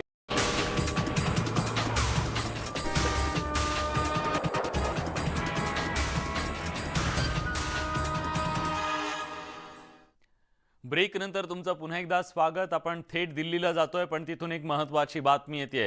संसद भवनामध्ये केंद्रीय मंत्रिमंडळाची बैठक पार पडली आणि या कॅबिनेट बैठकीमध्ये अर्थसंकल्पाला मंजुरी देण्यात आलेली आहे. पंतप्रधान नरेंद्र मोदींच्या उपस्थितीमध्ये ही बैठक संसद भवनामध्ये पार पडली आणि त्यानंतर आता थोड्याच वेळात अर्थमंत्री निर्मला सीतारामन या लोकसभेमध्ये देशाचा अर्थसंकल्प सादर करतील. काही वेळापूर्वीच पंतप्रधान नरेंद्र मोदी यांच्या उपस्थितीमध्ये केंद्रीय अर्थसंकल्पाला मान्यता देण्यात आलेली आहे, मंजुरी देण्यात आलेली आहे आणि त्यानंतर आता देशाच्या समोर येणार आहे 2023-24 या आर्थिक वर्षासाठीचं हे बजेट, ज्या बजेटमध्ये सर्वसामान्यांच्या अपेक्षा किती पूर्ण होतात याची अपेक्षा उत्सुकता असणार आहे। आता आपल्यासोबत अर्थतज्ञ शिवानी दाणी मॅडम आपल्यासोबत जोडले गेलेले आहेत। आपण नागपूरला थेट जाऊया। शिवानी मॅडम, सध्या जगभरामध्ये एक मंदीची लाट आलेली आहे। आपल्याला हे स्पष्टपणे दिसतंय, आपल्या शेजारचे जे देश आहेत ते आर्थिक आणीबाणीतून जात आहेत। अशा सगळ्या परिस्थितीमध्ये आपल्या देशाची अर्थव्यवस्था मजबूत ठेवणं हे एक महत्त्वाचं आव्हान या सरकारच्या समोर असणार आहे। हे आव्हान पेलत असताना कुठल्या गोष्टी सरकारनं करणं गरजेचं आहे? पायाभूत सुविधांवरती किती मोठ्या प्रमाणात खर्च हे सरकार करेल, वाढवेल असं तुम्हाला वाटतं का? तुम्ही अगदी महत्त्वाचा मुद्दा मांडला की संपूर्ण जगावर मंदीचा सावट असताना आपली अर्थव्यवस्था ही 10व्या क्रमांकावरून 5व्या क्रमांकावर आली आहे। 6.1% त्याचा विकासाचा दर असेल असं IMF म्हणतं। आपण सगळ्यात जास्त वेगानं प्रगती करणारी अर्थव्यवस्था आहोत। अशामध्ये जर का विकासाचा दर जर का आपल्याला मेंटेन करायचा असेल तर भांडवली खर्च, कॅपिटल एक्सपेंडिचर, कॅपेक्स ज्याला म्हणतात, हे वाढवणं याच्यावर काम करणं अतिशय महत्त्वाचं आहे। मागल्या बजेटमध्ये आपण बघितलं असेल तर बऱ्यापैकी मोठ्या प्रमाणामध्ये भांडवली खर्च हा या सरकारनं केला होता। मागच्या बजेटमध्ये कॅपिटल एक्सपेंडिचर साधारण 7-7.5 लाख कोटी एस्टिमेट केले होते की एवढा कॅपिटल एक्सपेंडिचर पायाभूत सुविधांवर खर्च होईल। तो यावेळेस रिवाइज्ड एस्टिमेट्समध्ये त्याचे आकडे कसे येतात हे बघणं महत्त्वाचं ठरेल आणि येणाऱ्या वर्षासाठी किती टार्गेट करतात, हे 7.5 लाख कोटी 9 लाख कोटींपर्यंत पोहोचतं का, 8.5 लाख कोटींपर्यंत पोहोचतं का, याकडे सर्वांचं लक्ष लागलेलं आहे। पायाभूत सुविधांवर खर्च केल्याशिवाय कुठलंच गत्यंतर नाही सध्या परिस्थितीमध्ये। आणि ज्या प्रकारे आपल्या देशामध्ये इन्फ्रास्ट्रक्चरची निर्मिती होते, मग ते रोड्स असेल किंवा डिफेन्स असेल किंवा वेगवेगळे क्लस्टर्स असतील, या सगळ्या गोष्टींना लक्षात घेता कॅपिटल एक्सपेंडिचरवर बऱ्यापैकी चांगला फोकस मागील 4 ते 5 वर्षामध्ये झालेला दिसतोय। आणि हा विकासाचा दर कंटिन्यू करायचा असेल तर कॅपिटल एक्सपेंडिचर कंटिन्यू करणे अतिशय महत्त्वाचं आहे। फिस्कल डेफिसिट थोडंसं आटोक्यात ठेवणं महत्त्वाचं आहे आणि रेव्हेन्यू रिसिट्स कसे वाढतील, सरकारचं उत्पन्न कसं वाढेल याकडेही लक्ष देणं अतिशय महत्त्वाचं असेल, ज्यावर पावलं टाकणं हे मागील 4-5 बजेटपासून आपण बघतोय। पण त्याचबरोबर एक मुद्दा असा आहे की आता जीएसटीचं जे कलेक्शन आहे ते कलेक्शन सातत्यानं वाढताना दिसतंय। पण हे जीएसटीचं कलेक्शन आणखी वाढण्याच्या दृष्टीनं किंवा त्या सर्वसामान्यांना त्याच्यामध्ये दिलासा देणं ही तारेवरची कसरत असणार आहे का सरकारसाठी? एक गोष्ट लक्षात घ्यायला पाहिजे, जवळपास 1.25 कोटी जीएसटी रजिस्टर्ड नंबर्स आहेत, त्यांच्याचकडून किती अजून जीएसटी तुम्ही एक्सपेक्ट करणार? महागाई कमी आली की जीएसटीचं कलेक्शन पण कुठेतरी थोडं बहुत कमी होईल। त्यामुळे हा बेस वाढवणं कुठेतरी महत्त्वाचं असेल। हा बेस जोवर वाढवत नाही तोवर या गोष्टी अजून तितक्याशा वाढताना आपल्याला दिसणार नाही। याकडेही सरकारनं लक्ष देणं महत्त्वाचं आहे आणि त्याकडे लक्ष द्यायला सुरुवात केलेली आहे। मग ते इंडिव्हिज्युअल टॅक्स पेयर्स असतील किंवा जीएसटी पेयर्स असतील। सो ही एक महत्त्वाची बाजू। आणि आपण गेल्या महिन्याचे जीएसटी आकडे बघितले की 1.5 लाख कोटीच्या वर जीएसटी कलेक्शन झालंय, रेकॉर्ड तोड जीएसटी कलेक्शन होतं। दुसरं सगळ्यात मोठं जीएसटी कलेक्शन मागील या वित्तीय वर्षातलं होतं। सो डेफिनेटली जीएसटी कलेक्शन हे दिवसेंदिवस वाढत आहे। येणाऱ्या दिवसांमध्ये महागाई कमी झाली तर त्याचे आकडे थोडेसे कमी होतील, पण हा जो बेस आहे तो वाढवणं कुठेतरी महत्त्वाचं आहे, ज्याकडे लक्ष देणं अपेक्षित आहे। निश्चितच बघूया या अर्थसंकल्पातून याबद्दल काय नेमकी पावले उचलली जातात। सुष्मिता भदाणे पाटील आपल्या प्रतिनिधी आपल्यासोबत आहेत, त्यांच्यासोबत काही पाहुणे आहेत। सुष्मिता, त्यांच्याकडून जाणून घ्या आज पुढच्या काही मिनिटांमध्ये जो अर्थसंकल्प सादर केला जाणार आहे त्याच्याबद्दलच्या त्यांच्या अपेक्षा काय?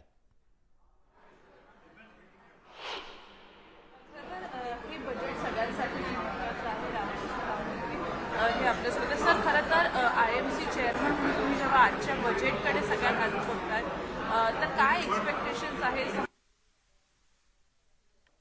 बजेटकडे बघताय? Started? I don't think it's recording. Yes, it is. Are we live? Yeah. मला हे सांगायचं आहे, India is a $10 trillion economy.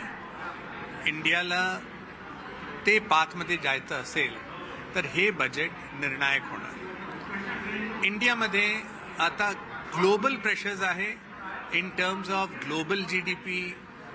China हे रिस्टार्ट झालं आहे,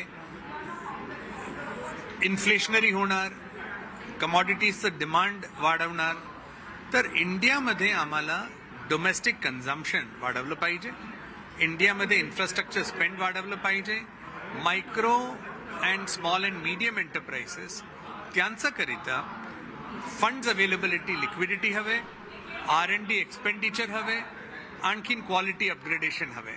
सो हे बजेटमध्ये हे सगळं एरियांना सपोर्ट मिळालं तर निश्चय हा बजेट सुनहरा होणार आहे and for the future of India it's going to be very bright. Industrial सेक्टरसाठी सुद्धा आपण बघू शकतो की खूप मोठे निर्णय येणं अपेक्षित आहे. मेक इन इंडिया, आत्मनिर्भर भारत असे महत्वाकांक्षी प्रोजेक्ट्स आपण सगळे राबवतोय.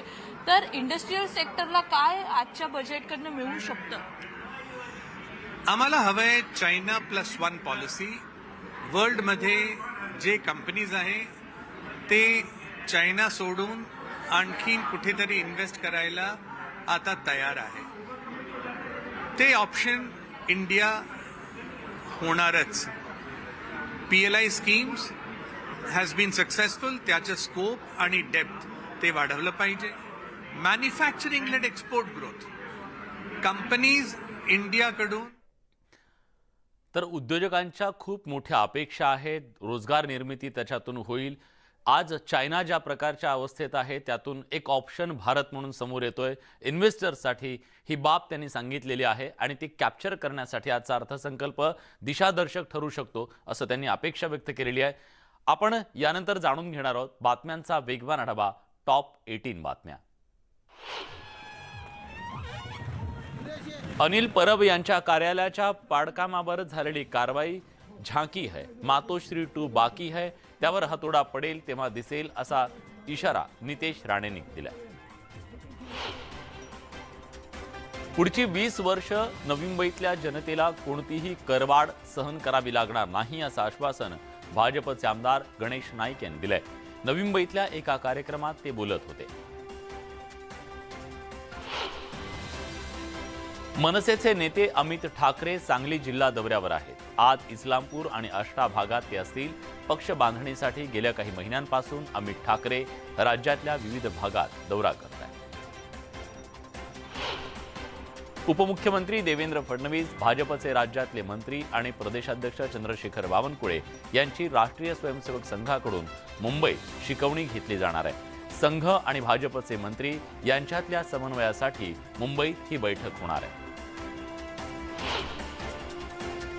पुणे सोलापूर राष्ट्रीय महामार्गावरच्या दौंड तालुक्याच्या वाखरी गावच्या हद्दीमध्ये बस आणि ट्रकचा भीषण अपघात झालाय. या अपघातात बसमधील 4 प्रवाशांचा दुर्दैवी मृत्यू झालाय तर 20हून अधिक प्रवासी गंभीर जखमी झालेत.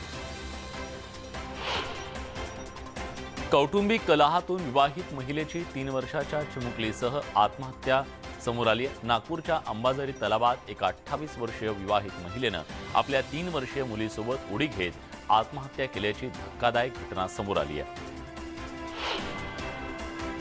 चेन्नई इथं आयोजित बॉल बॅडमिंटन स्पर्धेसाठी गोंडवाना विद्यापीठातर्फे गेलेल्या खेळाडू विद्यार्थिनींसोबत प्रशिक्षक आणि व्यवस्थापकानं मद्यधुंद अवस्थेत गैरवर्तन केल्याचा धक्कादायक प्रकार समोर आलाय.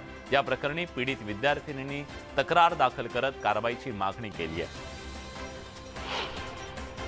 अभिनेत्री राखी सावंतच्या अटकपूर्व जामीन अर्जावर आज हायकोर्टात सुनावणी होणार आहे. शर्लिन चोप्राच्या तक्रारीवरून आंबोली पोलीस ठाण्यामध्ये राखी विरोधात गुन्हा दाखल करण्यात आला होता. कोकण मंडळाच्या विरार बोर्डिंग इथल्या 2048 घरं विक्री विना पडून आहेत. आता 2023च्या सोडतीत प्राधान्यानं या घरांची विक्री व्हावी यासाठी मंडळानं धडपड सुरू केली आहे. त्याचाच एक भाग म्हणून पहिल्यांदा येणाऱ्याला प्राधान्य अशी घरांची विक्री करण्याचा निर्णय घेण्यात आला. राज्यातील गायींच्या दुधाच्या किमती वाढल्यात. राज्यातल्या खासगी आणि सहकारी दूध संघांची शिखर संघटना असलेल्या महाराष्ट्र राज्य दूध व्यावसायिक संघटनेनं हा निर्णय घेतलाय.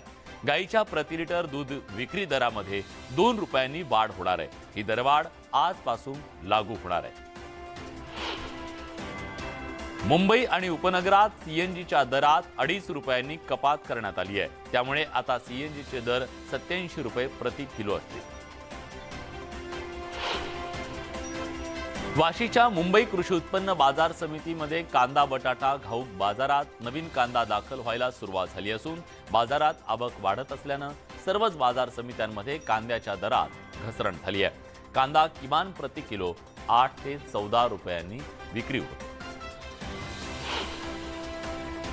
घाटकोपर ते वर्सोवा मेट्रो मार्गावर आजपासून प्रवाशांना 18 जादा फेऱ्यांची भेट मिळणार आहे. या मार्गावरच्या प्रवाशांच्या संख्येत वाढ होतीये, त्यामुळे त्या रेल्वेची संख्या सुद्धा फेऱ्यांची संख्या वाढवण्यात आली. व्हॉट्सअपच्या प्रायव्हेट पॉलिसी विरोधात सुप्रीम कोर्टात याचिका दाखल करण्यात आली आहे. या याचिकेवर आज सुनावणी होणार आहे. युजरची माहिती फेसबुकसह अन्य माध्यमांमध्ये शेअर करण्याविरोधात ही याचिका दाखल करण्यात आली आहे.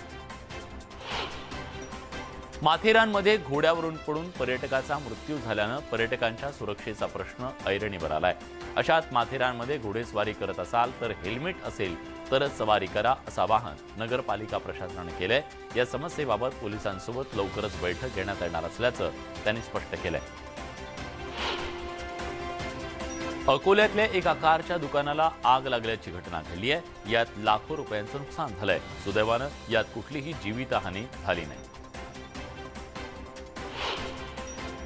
मालेगावात चौकशी करण्यासाठी ताब्यात घेतलेल्या संशयित आरोपीनं पोलीस स्थानकाच्या आवारात गळफास घेऊन आत्महत्या केली. गणेश जगताप असं आत्महत्या करणाऱ्याचं नाव आहे. त्याच्या पत्नीनं 2 दिवसांपूर्वी आत्महत्या केल्याच्या कारणावरून पोलिसांनी त्याची चौकशी करण्यासाठी त्याला बोलावलं होतं. माघी यात्रेच्या निमित्तानं पंढरपूर इथल्या विठ्ठल रुक्मिणी मंदिरावर विद्युत दिव्यांची आकर्षक अशी रोषणाई करण्यात आली आहे. दिव्यांच्या प्रकाशानं मंदिर आणि परिसर अक्षरशः उजळून निघालाय. यानंतर आपण थेट जातोय केंद्रीय रेल्वे राज्यमंत्री रावसाहेब दानवे यांनी आजच्या बजेटच्या संदर्भात नेमकी काय प्रतिक्रिया व्यक्त केली आहे, जाणून घेऊयात.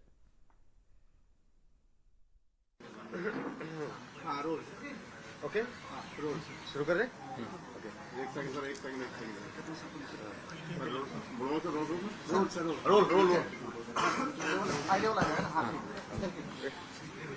तर या सरकारचा शेवटचा असा अर्थसंकल्प असणार आहे आणि म्हटलं जाते की 2024च्या म्हणजे की पुढच्या सरकारच्या दृष्टीनं पण हा अर्थसंकल्प असणार आहे. राष्ट्रपती महिला आहेत, अर्थसंकल्प मांडणाऱ्या वित्तमंत्री सुद्धा महिला आहेत.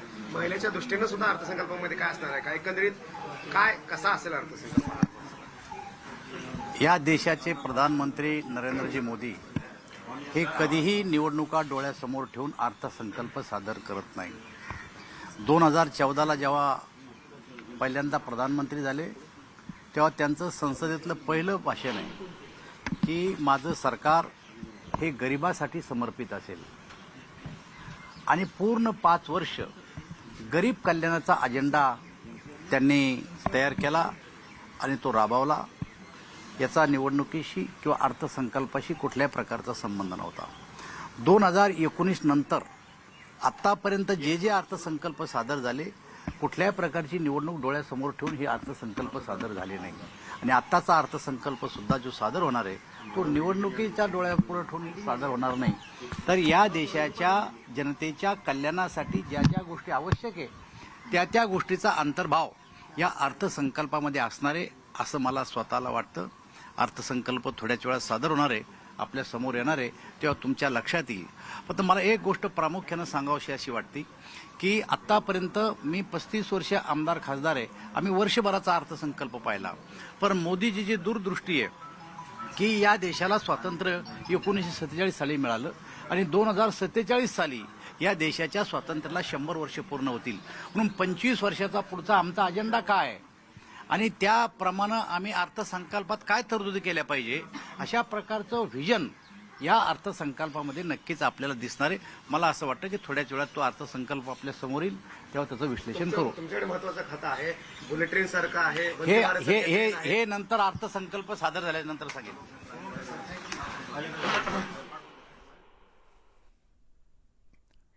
तर थोड्याच वेळात देशाचा अर्थसंकल्प सादर होणार आहे. यातल्या प्रत्येक वित्तम बातमीवर अपडेटवर आपली नजर असणार आहे. एक छोटासा ब्रेक घेऊन लगेच परत येतोय. कुठे जाऊ नका, पहा फक्त न्यूज 18 लोकमत.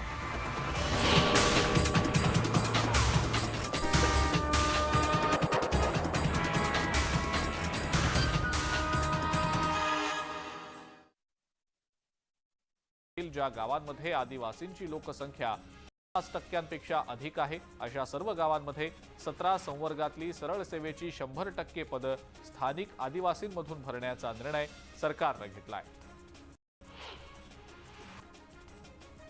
नागपूरच्या मोमिनपुरात चुडी गल्ली रोड परिसरामध्ये गोमांस तस्करांवर मोठी कारवाई करण्यात आलेली आहे. पोलिसांनी टाकलेल्या धाडीमध्ये तब्बल 97 किलो गोमांस जप्त करण्यात आलेलं असून 5 जनावरांची सुटका करण्यात आलेली आहे.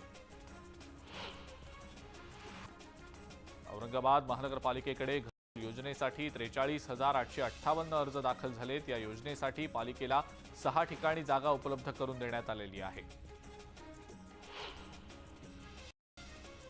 सिंधुदुर्ग विमानतळावरनं आजपासून अलायन्स एअरची दुसरी विमानसेवा सुरू होतीये. त्यामुळे मुंबईसोबतच आता हैदराबाद आणि म्हैसूर ही महत्त्वाची शहरं सिंधुदुर्गला विमानसेवेनं जोडली जात आहेत. सुरुवातीला आठवड्यातनं 2 दिवस ही विमानसेवा उपलब्ध होईल. औरंगाबादच्या बायजीपुरा परिसरामध्ये दुर्गंधीयुक्त दूषित पाण्याचा पुरवठा केल्यामुळे तिथल्या लोकांना जुलाब आणि उलट्यांचा त्रास सुरू झालाय. प्रशासनाच्या हलगर्जीपणामुळे स्थानिकांनी आता संताप व्यक्त केलाय. माथेरानमध्ये घोड्यावरनं पडून एका पर्यटकाचा मृत्यू झाल्यानं पर्यटकांच्या सुरक्षेचा प्रश्न ऐरणीवर आलाय. अशातच माथेरानमध्ये जर घोडेस्वारी करत असाल तर हेल्मेट असेल तरच ही घोडेस्वारी करा असं आवाहन पालिका प्रशासनानं केलेलं आहे. या समस्येबाबत पोलिसांसोबत लवकरच बैठक घेणार असल्याचं देखील प्रशासनाकडून सांगण्यात आलंय. कर्जतच्या भिसेगाव खिंडीमध्ये रानगवा दिसल्यानं खळबळ माजली. इथल्या नागरिकांमध्ये त्यामुळे भीतीचं वातावरण असून रानगव्याचा बंदोबस्त करण्याची मागणी वन विभागाकडे करण्यात आलेली आहे. पैठणमध्ये गोदावरी प्रकट दिन मोठ्या उत्साहात साजरा करण्यात आला. संत एकनाथ महाराज समाधी मंदिरापाठीमागे हजारो दिव्यांनी गोदाकाठ उजळलेला होता. उरण खालापूर मतदारसंघात उद्धव ठाकरे पक्षाला खिंडार पडलाय. चौक परिसरातील अनेक विभाग प्रमुखांसह आजी माजी सरपंचांनी भाजपात प्रवेश केलाय. मंत्री रवींद्र चव्हाण यांच्या उपस्थितीत हा पक्ष प्रवेशाचा कार्यक्रम पार पडला. मनसेचे नेते अमित ठाकरे सांगली जिल्हा दौऱ्यावर आहेत. इस्लामपूर आणि आष्टामध्ये ते असतील. पक्ष बांधणीसाठी गेल्या काही महिन्यांपासून अमित ठाकरे राज्यातल्या विविध भागांमध्ये दौरा करतायत. 2 महिन्यांपासून फरार असलेल्या मोक्का आरोपी महिलेला गोंदिया पोलिसांनी नागपुरातनं अटक केली आहे. या महिलेला पुढच्या कारवाईसाठी रामनगर पोलिसांच्या ताब्यात देण्यात आलेलं आहे.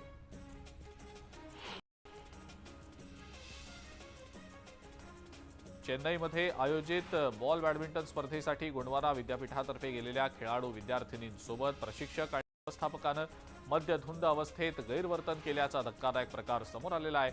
या प्रकरणी पीडित विद्यार्थिनींनी तक्रार दाखल करत कारवाई करण्याची मागणी केली आहे.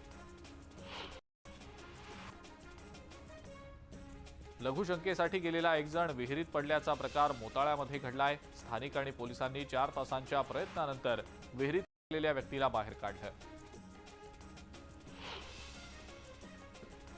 गोंदिया जिल्ह्यामध्ये स्थानिक गुन्हे शाखेच्या पोलिसांनी आमगाव इथं 4,60,000 रुपये किमतीचा सुगंधित तंबाखूचा साठा जप्त केलाय. या प्रकरणी पोलिसांनी एका व्यक्तीला अटक केली आहे. अकोल्यातील एका कारच्या दुकानाला आग लागल्याची घटना घडली. यामध्ये लाखोंचं नुकसान झालंय. सुदैवानं यामध्ये जीवितहानी झालेली नाही. निफाडमध्ये आईसोबत असलेल्या रोहन ठाकरेचा बळी घेणाऱ्या बिबट्याला जेरबंद करण्यात यश आलंय. हा मादी बिबट्या 3 ते 4 वर्षांचा असल्याची माहिती वन विभागानं दिलेली आहे. वाशिम नगर परिषद प्रशासनानं लाखो रुपये खर्च करत कचरा संकलनासाठी घंटागाड्या खरेदी केलेल्या होत्या. मात्र गेल्या 8 महिन्यांपासून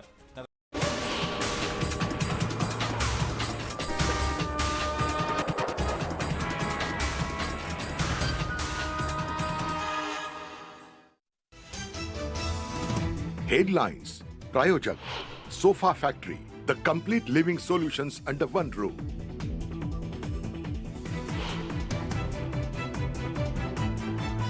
केंद्रीय अर्थमंत्री निर्मला सीतारामन थोड्याच वेळात मांडणार देशाचा अर्थसंकल्प. बजेटमधून कुणाला काय मिळणार याकडे देशाचं लक्ष.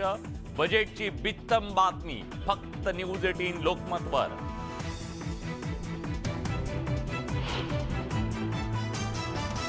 अर्थसंकल्पाआधी शेअर बाजारात तेजी, सेन्सेक्स आणि निफ्टीमध्ये मोठी उसळी.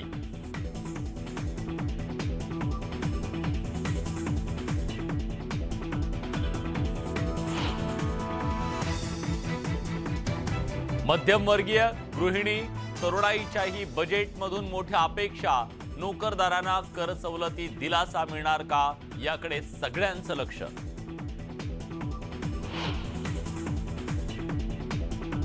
यंदाच्या अर्थसंकल्पात रेल्वे बजेटकडून सामान्यांना मोठ्या अपेक्षा.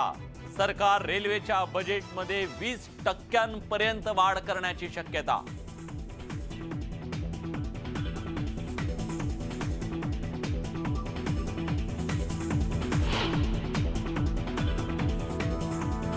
बजेटमधून कृषी आणि उद्योग क्षेत्राला चालना मिळणार का? सरकार समोरची मोठी आव्हानं काय? बजेटकडे सर्वसामान्यांचं लक्ष.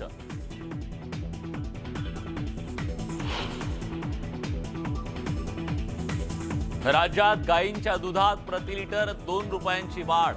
महाराष्ट्र राज्य दूध व्यावसायिक संघटनेचा निर्णय. दूध दरवाढ आजपासून लागू.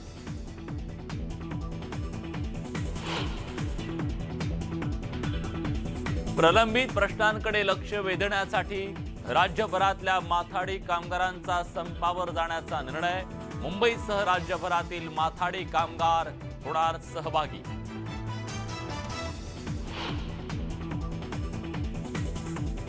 भिवंडीतल्या खोणीतल्या भंगार गोदामात स्फोट. 2 जणांचा मृत्यू. केमिकल ड्रमचा स्फोट होऊन दुर्घटना.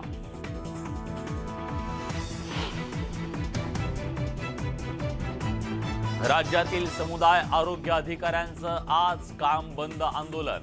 10,000 डॉक्टर होणार सहभागी. ग्रामीण भागातील आरोग्य यंत्रणा कोलमडण्याची शक्यता.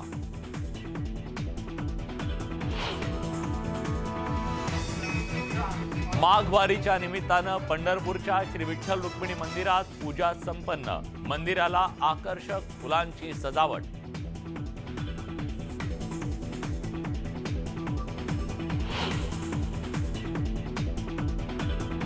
भारत विरुद्ध न्यूझीलंड आज अखेरचा T20 सामना. मालिका विजयाच्या निर्धारानं मैदानात उतरणार टीम इंडिया.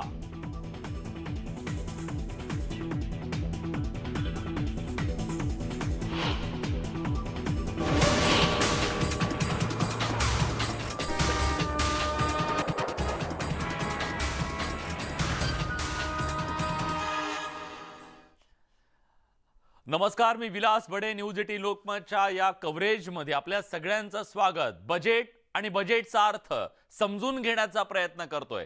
सामान्यांच्या अपेक्षा काय आहेत हे समजून घेण्याचा प्रयत्न करतोय. आणि पुढच्या काही क्षणामध्ये देशाचा अर्थसंकल्प केंद्रीय अर्थमंत्री निर्मला सीतारामन देशाच्या समोर मांडणार आहेत. अर्थमंत्री म्हणून सलग 5व्यांदा सीतारामन अर्थसंकल्प सादर करतायत. देशात काय स्वस्त काय महाग होणार आहे, सर्वसामान्यांच्या करात वाढ होणार आहे, त्यांना काही दिलासा मिळणार आहे, आणि अशा अनेक प्रश्नांची उत्तरं आज मिळणार आहेत. देशातल्या शेतकऱ्यांच्यासाठी आज केंद्र सरकार नेमके काय निर्णय घेणार आहे? निर्मला सीतारामन मांडत असलेला अर्थसंकल्प हा एप्रिल-मे 2024 मध्ये होणाऱ्या सार्वत्रिक लोकसभा निवडणुकीपूर्वीचा मोदी सरकारचा शेवटचा पूर्ण अर्थसंकल्प असणार आहे.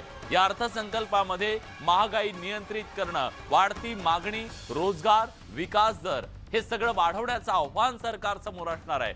याशिवाय अर्थसंकल्पात कररचनेमध्ये बदल होण्याची शक्यता वर्तवण्यात येते. त्यामुळे आजच्या अर्थसंकल्पामध्ये केंद्र सरकार देशवासियांना नेमकं काय देणार आहे, या अर्थसंकल्पातल्या निर्णयांचा तुमच्या माझ्या बजेटवर नेमका काय परिणाम होणार आहे, किचनच्या बजेटवर त्याचा काय परिणाम होणार आहे, आपल्या पाकिटात 4 पैसे पडणार आहेत की पाकिटातून आपल्या 4 पैसे काढून घेतले जाणार आहेत, याची उत्सुकता सगळ्यांना आहे. आणि त्यामुळेच पुढच्या काही मिनिटांमध्ये हा अर्थसंकल्प सादर होईल. बजेटमधून मुंबईसह महाराष्ट्राला काय मिळणार आहे, जिथून सगळ्यात जास्त रेव्हेन्यू जातो त्या मुंबईला हे बजेट नेमकं काय देणार आहे, सर्वसामान्यांना दिलासा मिळणार आहे का, मध्यमवर्गीय, गृहिणी, तरुणाई यांच्यासाठी या बजेटमध्ये नेमकं काय आहे. न्यूज 18 लोकमतवर सर्वसामान्यांचा आवाज आम्ही पोहोचवण्याचा प्रयत्न करतोय, त्यांच्या अपेक्षा मांडण्याचा प्रयत्न करतोय. आणि आज नेमकं काय स्वस्त होणार आहे, काय महाग होणार आहे, सामान्य माणसाच्या बजेटवर त्याचा किती परिणाम होणार आहे? महागाई नियंत्रित ठेवण्याचं एक मोठं आव्हान सरकारसमोर आहे आणि आजच्या या बजेटचा अर्थ नेमका काय आहे हे सविस्तरपणे आज विश्लेषकांकडून आपण जाणून घेणार आहोत. त्याच्यासाठी एक मोठी फौज विश्लेषकांची न्यूज 18 लोकमतवर असणार आहे आणि आपण आज न्यूज 18 लोकमतवरती सातत्याने एक बघतोय की व्यापारी असतील, विविध क्षेत्रातले मान्यवर असतील, सर्वसामान्य माणूस असतील, अगदी तळागाळातला माणूस, मजूर असेल, शेतकरी असेल, या प्रत्येकाचा आवाज आपण सरकारपर्यंत पोहोचवण्याचा प्रयत्न करतोय, त्याच्या अपेक्षा मांडतोय. पेट्रोल, डिझेल, जीएसटीच्या कक्षेत आणा ही उद्योजक, व्यापारी, दुकानदारांची अपेक्षा आहे. व्यापाऱ्यांसाठी पेन्शन योजना लागू करा ही अपेक्षा व्यापाऱ्यांकडून व्यक्त केली जाते. त्याचबरोबर व्यापारी उद्योजकांसाठी एक खिडकी योजना आणली जावी ही मागणी गेल्या अनेक दिवसांपासूनची आहे. त्याच्या संदर्भात काही निर्णय होतो का, घोषणा होते का बघावं लागेल. नव्या कर प्रणालीमध्ये छोट्या व्यापाऱ्यांचा विचार व्हायला हवा असंही त्यांचं सगळं म्हणणं आहे. त्याचबरोबर एक देश एक वीज दर ही प्रणाली हवी अशी मागणी केली जाते उद्योजकांकडून. वीज बिलाच्या संदर्भात योग्य तरतुदी कराव्यात ही सुद्धा मागणी गेल्या अनेक दिवसांपासूनची आहे. थकीत वीज बिलावरती सूट जाहीर करावी जेणेकरून हे जो मोठ्या प्रमाणामध्ये वीज बिल भरलं गेलेलं नाहीये त्या संदर्भात सुद्धा दिलासा मिळावा. जीएसटीच्या संदर्भात ऑडिट लिमिट वाढवून दिलासा द्यावा. निर्याती संदर्भातल्या धोरणांची अंमलबजावणी व्हायला हवी. ऑनलाईन कंपन्यांवरती निर्बंध घातले जावेत अशी मागणी सुद्धा केली जाते. भागीदारीतील व्यवसायावरचा कर कमी व्हावा ही मागणी सुद्धा गेल्या अनेक दिवसांपासूनची आहे. तसंच परवडणाऱ्या दरात आणि वेळेत कर्ज मिळावं याच्यासाठी सरकारनं आज काही पावलं उचलावीत ही अपेक्षा आहे. डिव्हिडंडवरचा कर रद्द व्हावा ही अपेक्षा सुद्धा व्यक्त केली जाते. किराणा मालाचे दर वर्षभर स्थिर राहतील याची व्यवस्था करावी ही अशी उद्योजक, व्यापारी, दुकानदारांच्या या सगळ्या अपेक्षा आहेत आणि या अपेक्षा किती पूर्ण होतात हे पाहावं लागेल. आणि लोकसभेचे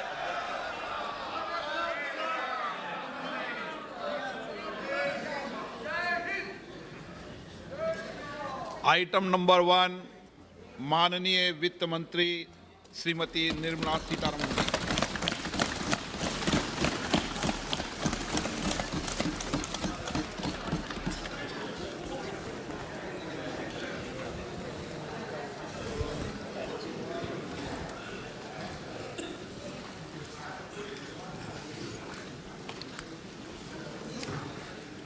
Honorable Speaker, I present the budget for 2023-2024. This is the first budget in Amrit Kal. This budget hopes to build on the foundation laid in the previous budget and the blueprint drawn for India at 100. We envision a prosperous and inclusive India in which the fruits of development will reach all sections and citizens, especially our youth, women, farmers, OBCs, scheduled castes, and scheduled tribes. In the 75th year of our independence, the world has recognized the Indian economy as a bright star. Our current year's economic growth is estimated to be at 7%. It is notable that this is the highest among all the major economies. This is in spite of the massive slowdown globally caused by COVID-19 and the war. The Indian economy is therefore on the right track and despite a time of challenges, heading towards a bright future. Today, as Indians stand with their head held high and the world appreciates India's achievements and successes, we are sure that elders who had fought for India's independence will, with joy, bless us in our endeavors going forward as well. Our focus on wide-ranging reforms and sound policies implemented through Sabka Prayas, resulting in Jan Bhagidari and targeted support to those in need, helped us perform well in trying times. India's rising global profile is because of the several accomplishments. Unique world-class digital public infrastructure, example, Aadhaar, CoWIN and UPI. COVID vaccination drive in unparalleled scale and speed. Proactive role in frontier areas such as achieving the climate-related goals, Mission Life and National Hydrogen Mission. During the COVID-19 pandemic, we ensured that no one goes to bed hungry with a scheme to supply free food grains to over 80 crore persons for 28 months.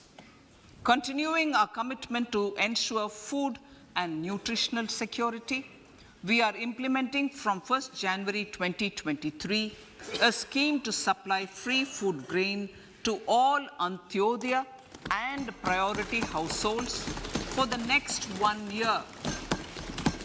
Under PM Garib Kalyan Anna Yojana, the entire expenditure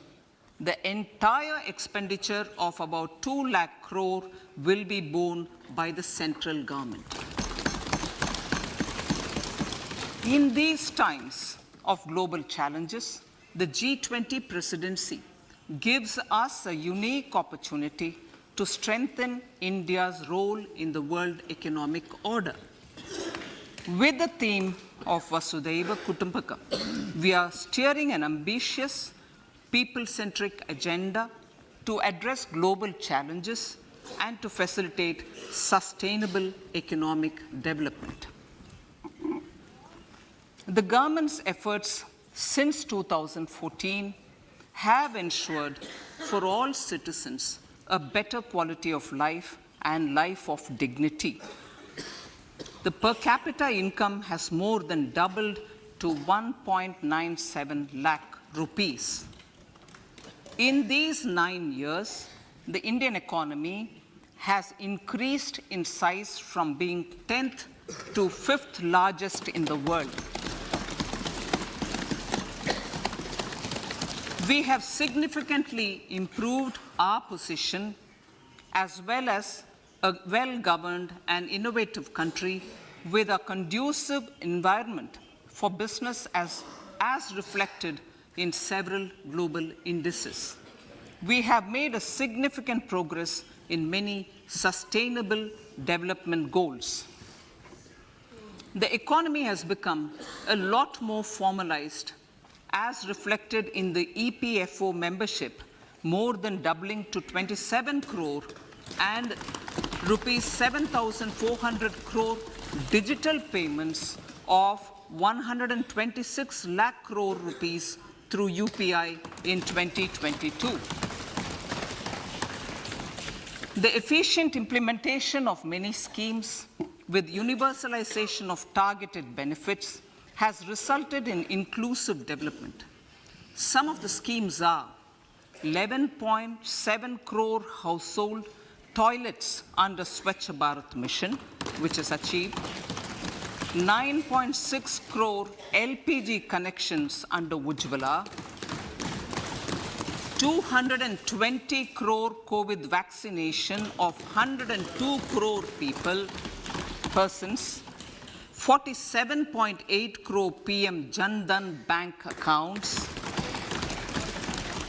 insurance cover for 44.6 crore persons under PM Suraksha Bima and PM Jeevan Jyoti Yojana, and cash transfer of 2.2 lakh crores of rupees to 11.4 crore to over 11.4 crore farmers under PM Kisan Samman Nidhi.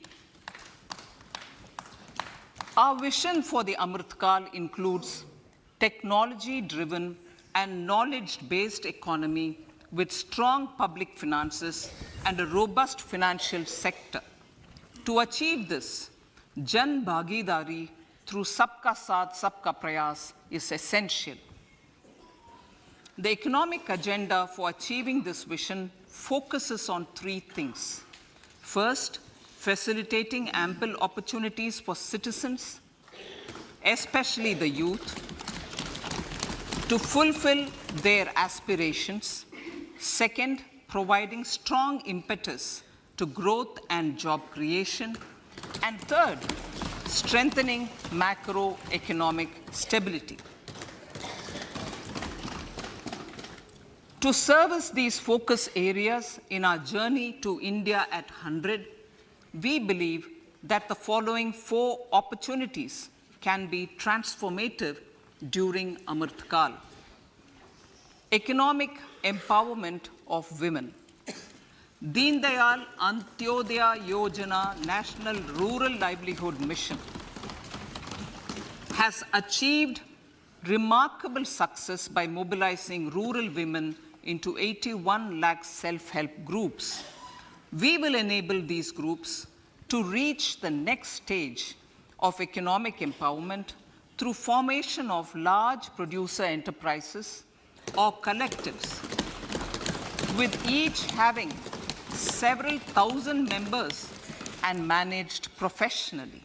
They will be helped with raw materials supply and for better design, quality, branding, and marketing of their products. Through supporting these policies, they will be enabled to scale up their operations to serve the large consumer markets, as has been the case with the several startups growing into unicorns. PM Vishwakarma Kaushal Samman, PM Vikas. For centuries, traditional artisans and craftspeople who work with their hands using tools have brought renown for India. They're generally referred to as Vishwakarma. The art and the handicraft created by them represents the true spirit of Atmanirbhar Bharat. For the first time, a package of assistance for them has been conceptualized. The new scheme will enable them to improve the quality, scale, and reach of their products, integrating them with the MSME value chain. The components of the scheme will include not only financial support, but also access to advanced skill training, knowledge of modern digital techniques, and efficient green technologies, brand promotion, linkage with local and global markets, digital payments, and social security. This will greatly benefit the scheduled castes, scheduled tribes, OBCs, women, and people belonging to the weaker sections. Tourism. The country offers immense attraction for domestic as well as foreign tourists. There is a large potential to be tapped in tourism. The sector holds huge opportunities for jobs and entrepreneurship for youth in particular. Promotion of tourism will be taken up on mission mode with active participation of states, convergence of government programs, and public-private partnerships. Green growth. We are implementing many programs for green fuel, green energy, green farming, green mobility, green buildings, and green equipment, and policies for efficient use of energy across various economic sectors. These green growth efforts help in reducing carbon intensity of the economy and provides for large-scale green job opportunities.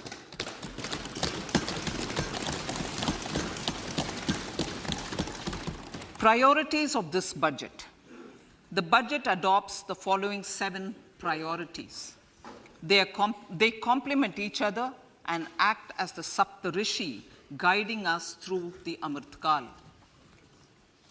Inclusive development, reaching the last mile, infrastructure and investment, unleashing the potential, green growth, youth power, and financial sector. I now speak on the priority number 1, inclusive development. The government's philosophy of Sabka Saath, Sabka Vikas has facilitated inclusive development covering in specific farmers, women, youth, OBCs, scheduled castes, scheduled tribes, Divyangjan, and economically weaker sections, and overall priority for the underprivileged. Vanchiton ko variyata. There has also been a sustained focus on Jammu Kashmir, Ladakh, and the Northeast. This budget builds on those efforts. Digital public infrastructure for agriculture. Digital public infrastructure for agriculture will be built as an open source, open standard, and interoperable public good.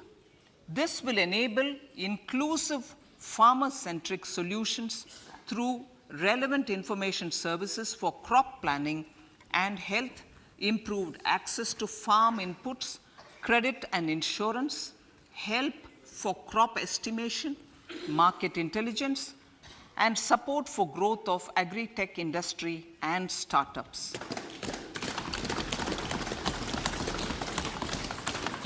An agriculture accelerator fund. An agriculture accelerator fund will be set up to encourage agri-startups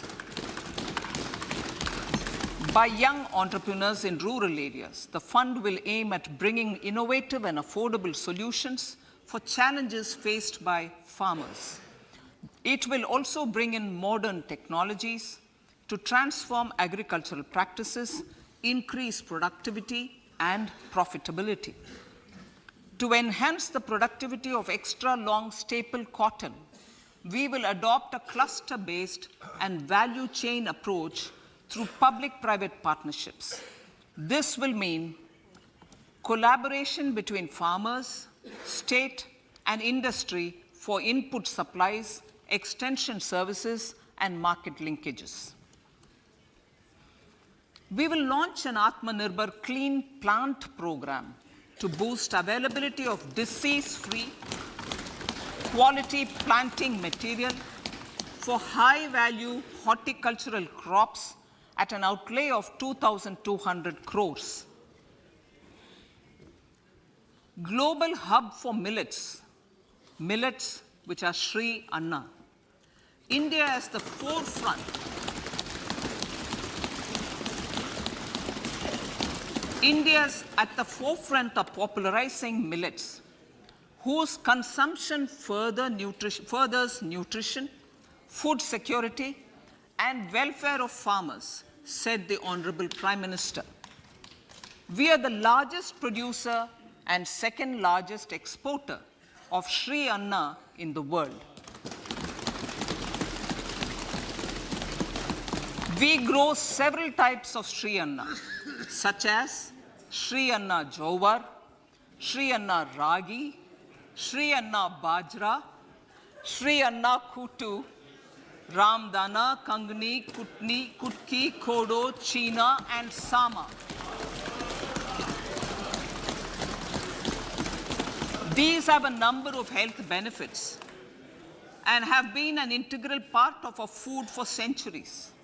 I acknowledge with pride the huge service done by small farmers in contributing to the health of fellow citizens by growing these Sri Anna. Now, to make India a global hub for Sri Anna, the Indian Institute of Millet Research, ideally Indian Institute of the Sri Anna Research, Hyderabad, will be supported as the center of excellence for sharing best practices, research, and technologies at the international level. The agricultural credit target will be increased to 20 lakh crores with focus on animal husbandry, dairy, and fisheries. We will launch a new sub-scheme of PM Matsya Sampada Yojana, which is an existing scheme, but we'll launch a new sub-scheme with targeted investment of 6,000 crores to further enable activities of fishermen, fish vendors, and micro and small entrepreneurs, improve value chain efficiencies, and expand the market. For farmers, especially small and marginal farmers and other marginalized sections, the government is promoting cooperative-based economic development model. A new Ministry of Cooperation was formed with a mandate to realize the vision of Sahkar se Samriddhi. To realize this vision, the government has already initiated computerization of 63,000 primary agricultural credit societies with an investment of 2,516 crores. In consultation with all the stakeholders and the states, model bylaws for PACS were formulated, enabling them to become multi-purpose PACS. A national cooperative database is being prepared for countrywide mapping of cooperative societies. With this backdrop, we will implement a plan to set up massive decentralized storage capacity.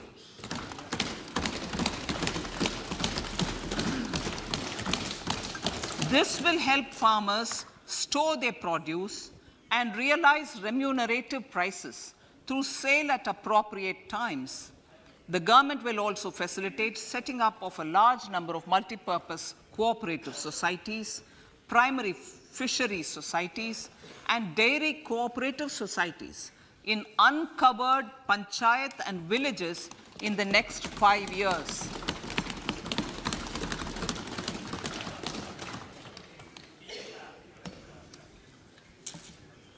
Health, education, and skilling. 157 new nursing colleges will be established in co-location with the existing 157 medical colleges established since 2014. A mission to eliminate sickle cell anemia by 2047 will be launched. It will entail awareness creation, universal screening of 7 crore people in the age group of 0 to 40 years in affected tribal areas, and counseling through collaborative efforts of central ministries and state governments. Facilities in select ICMR labs, Indian Council for Medical Research Labs, will be made available for research by public and private medical college faculty and private sector R&D teams for encouraging collaborative research and innovation. A new program to promote research and innovation in pharmaceuticals will be taken up through centers of excellence. We shall also encourage industry to invest in research and development in specific priority areas. Dedicated multidisciplinary courses for medical devices will be supported in existing institutions to ensure availability of skilled manpower for futuristic medical technologies, high-end manufacturing, and research. Teachers' training. Teachers' training will be re-envisioned through innovative pedagogy, curriculum transaction, continuous professional development, dipstick surveys, and ICT implementation. The District Institute of Education and Training will be developed as vibrant institutes of excellence for this purpose.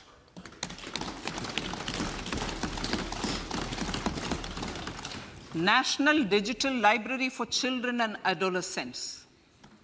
A National Digital Library for Children and Adolescents will be set up for facilitating availability of quality books across geographies, languages, genres, and levels, and device-agnostic accessibility.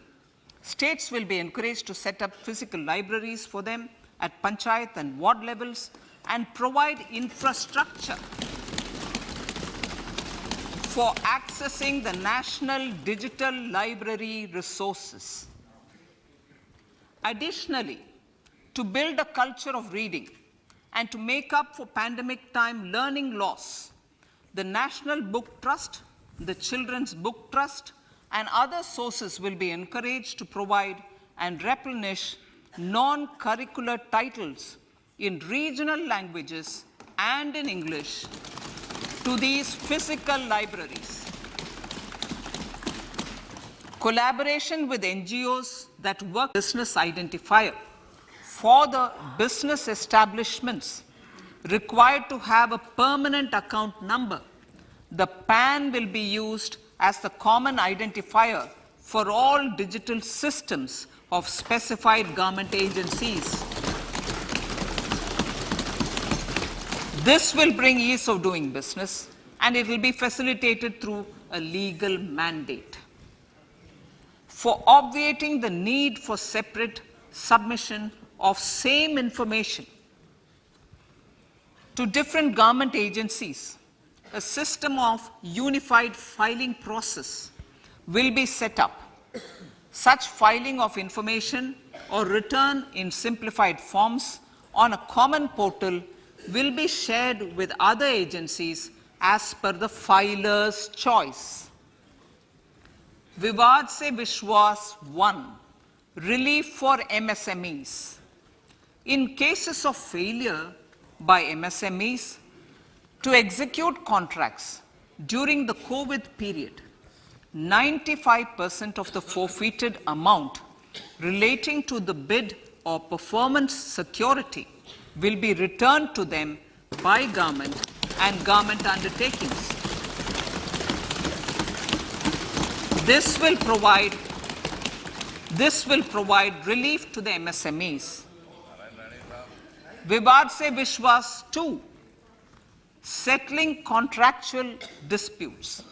To settle contractual disputes of government and government undertakings, wherein arbitral award is under challenge in a court, a voluntary settlement scheme with standardized terms will be introduced. This will be done by offering graded settlement terms depending on pendency level of the dispute. The state support mission of Niti Aayog will be continued for 3 years for our collective efforts towards national priorities. Result-based financing. To better allocate scarce resources for competing development needs, the financing of select schemes will be changed on a pilot basis from input-based to result-based. E-courts. For efficient administration of justice, Phase 3 of e-courts projects Phase 3 of the e-courts project will be launched with an outlay of 7,000 crores. Fintech services in India have been facilitated by our digital public infrastructure, including Aadhaar, PM Jan Dhan Yojana, Video, KYC, India Stack, and UPI. To enable more fintech innovative services, the scope of documents available in DigiLocker for individuals will be expanded. An entity DigiLocker will be set up for the use by MSMEs, large businesses, and also charitable trusts. This will be towards storing and sharing documents online securely whenever needed with various authorities, regulators, banks, and other business entities. 5G services. 100 labs for developing applications using 5G services will be set up in engineering institutions.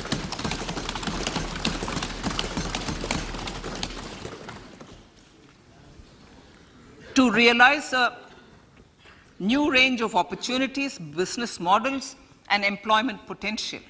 The labs will cover, among others, Applications such as smart classrooms, precision farming, intelligent transport systems, and healthcare applications.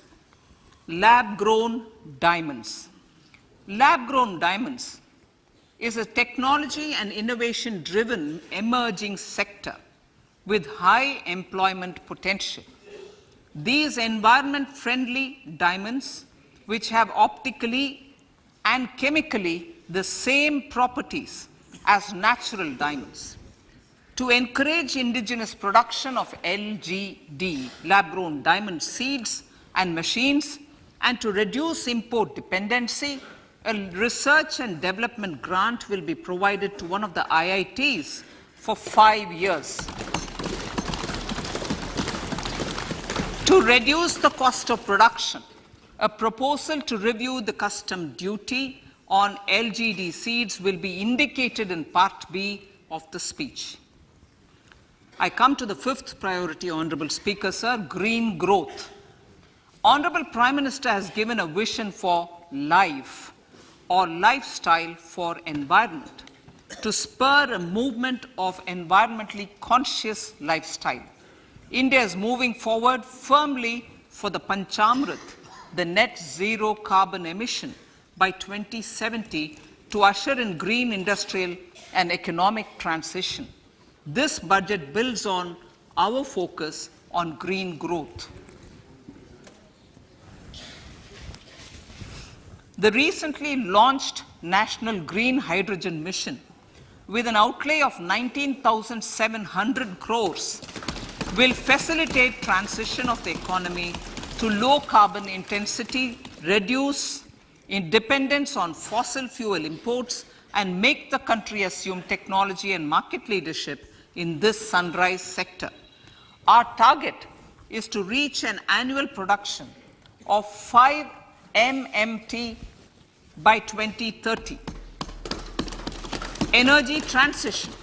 This budget provides for 35,000 crores for priority capital investment towards energy transition and net zero objectives and energy security by Ministry of Petroleum and Natural Gas.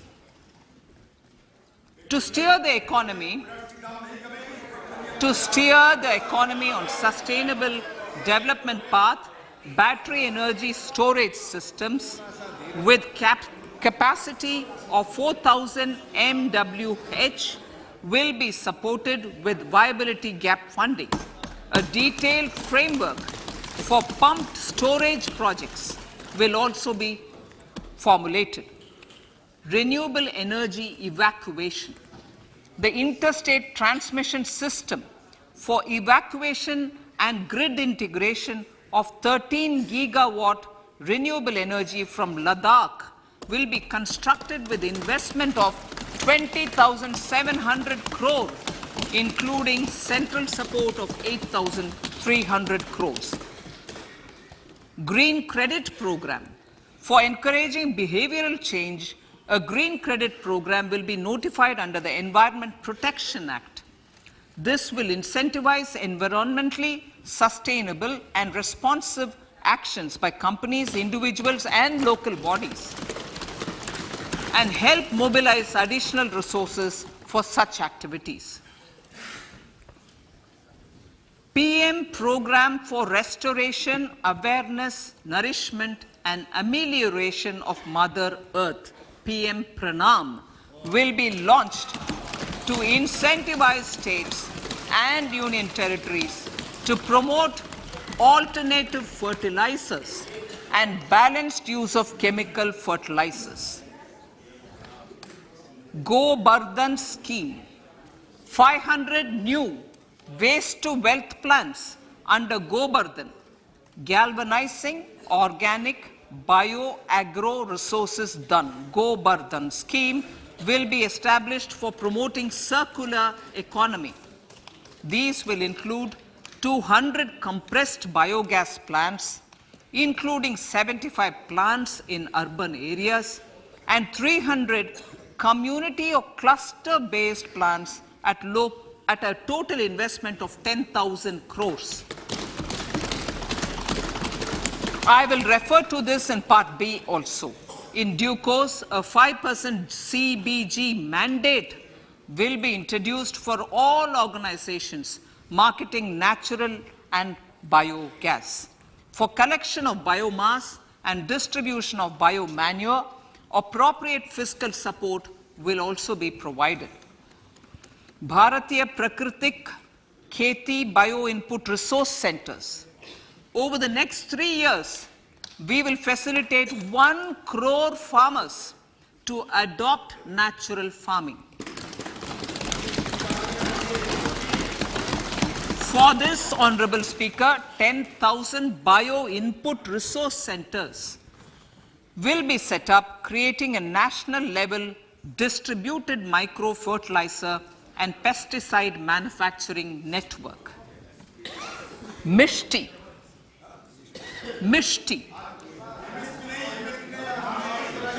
Building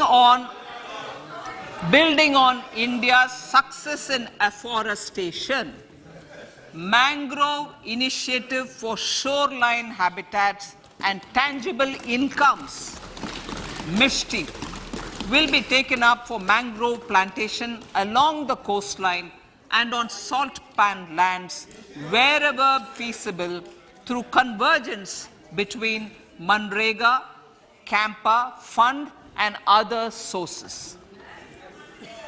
Amrit Dharohar. Wetlands are vital ecosystems which sustain biological diversity. In his latest Mann Ki Baat, the Prime Minister said, now, I quote, now the total number of Ramsar sites in our country has increased to 75, whereas before 2014, there were only 26, unquote. Local communities have always been at the forefront of conservation efforts. The government will promote their unique conservation values through Amrit Dharohar, a scheme that will be implemented over the next 3 years to encourage optimal use of wetlands and enhance biodiversity, carbon stock, ecotourism opportunities, and income generation for local communities. Coastal shipping. Coastal shipping will be promoted as the energy efficient and lower cost mode of transport, both for passengers and freight, through PPP mode with viability gap funding. Vehicle replacement. Vehicle replacement is an important continuing policy, replacing the old political,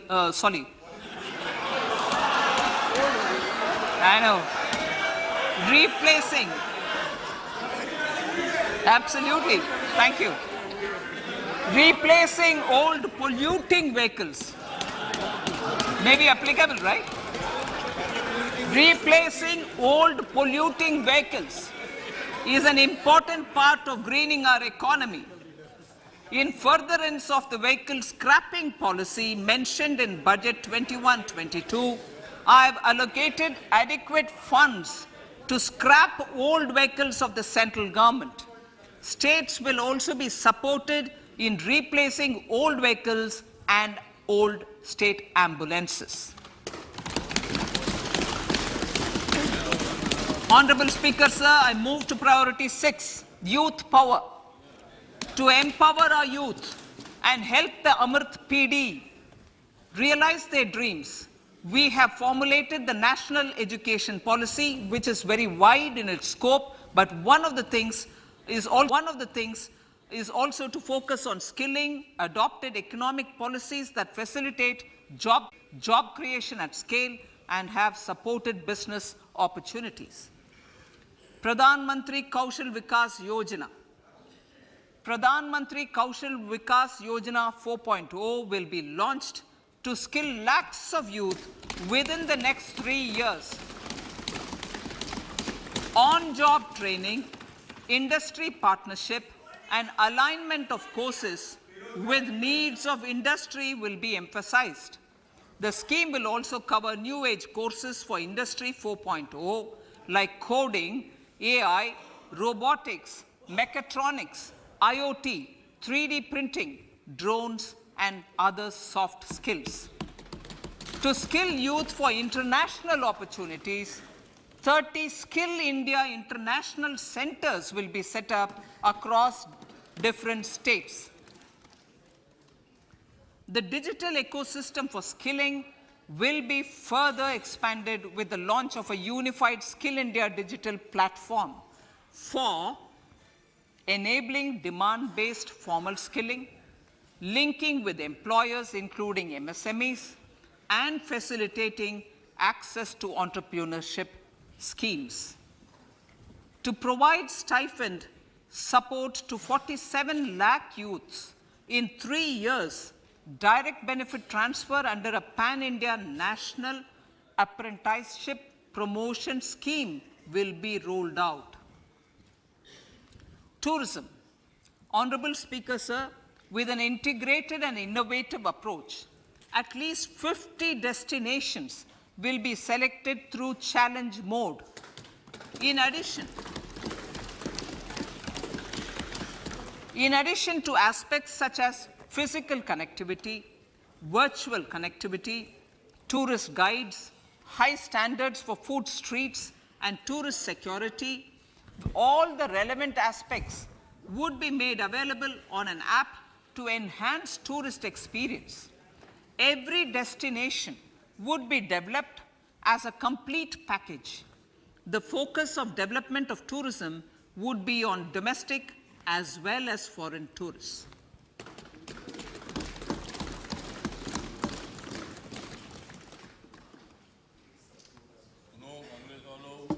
Sector-specific skilling and entrepreneurship development will be dovetailed to achieve the objectives of Dekho Apna Desh initiative.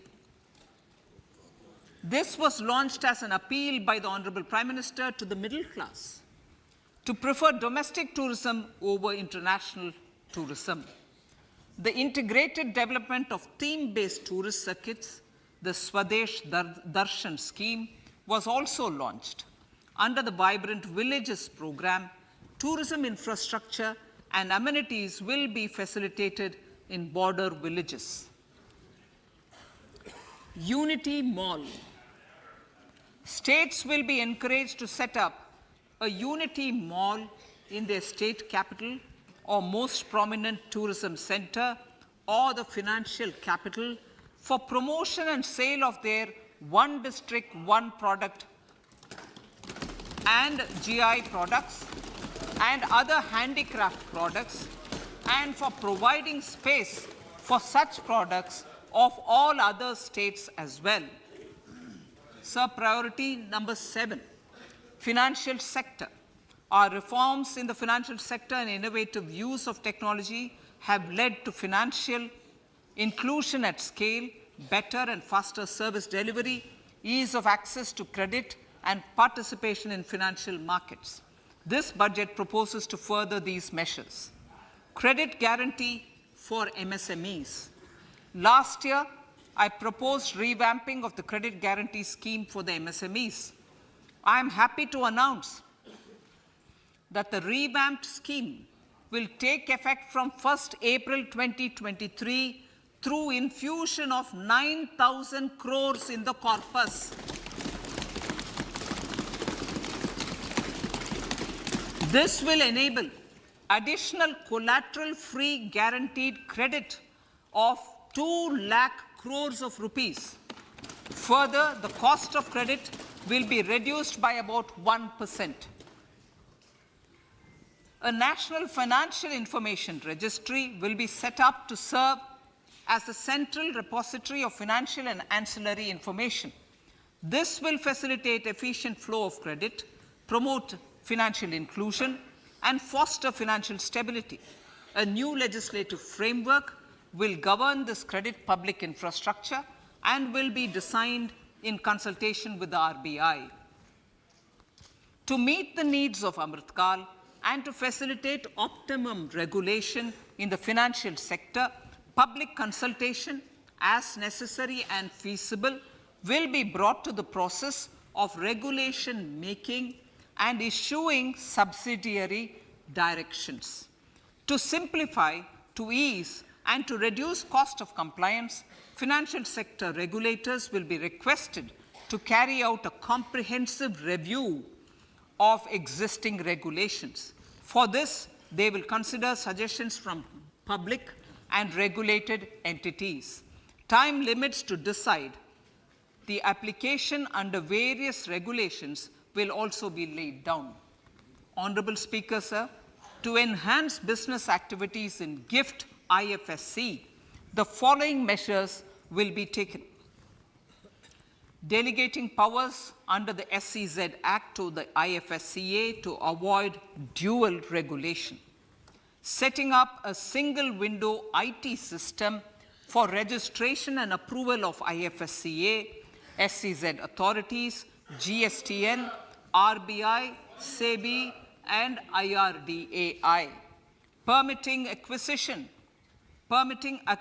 financing by IFSC banking units of foreign banks. Establishing a subsidiary of Exim Bank for trade refinancing. Amending IFSCA Act for statutory provisions for arbitration, ancillary services, and avoiding dual regulation under the SEZ Act, and recognizing offshore derivative instruments as valid contracts. Honorable Speaker, sir, data embassy. For countries looking for digital continuity solutions, we will facilitate setting up of their data embassies in GIFT IFSC.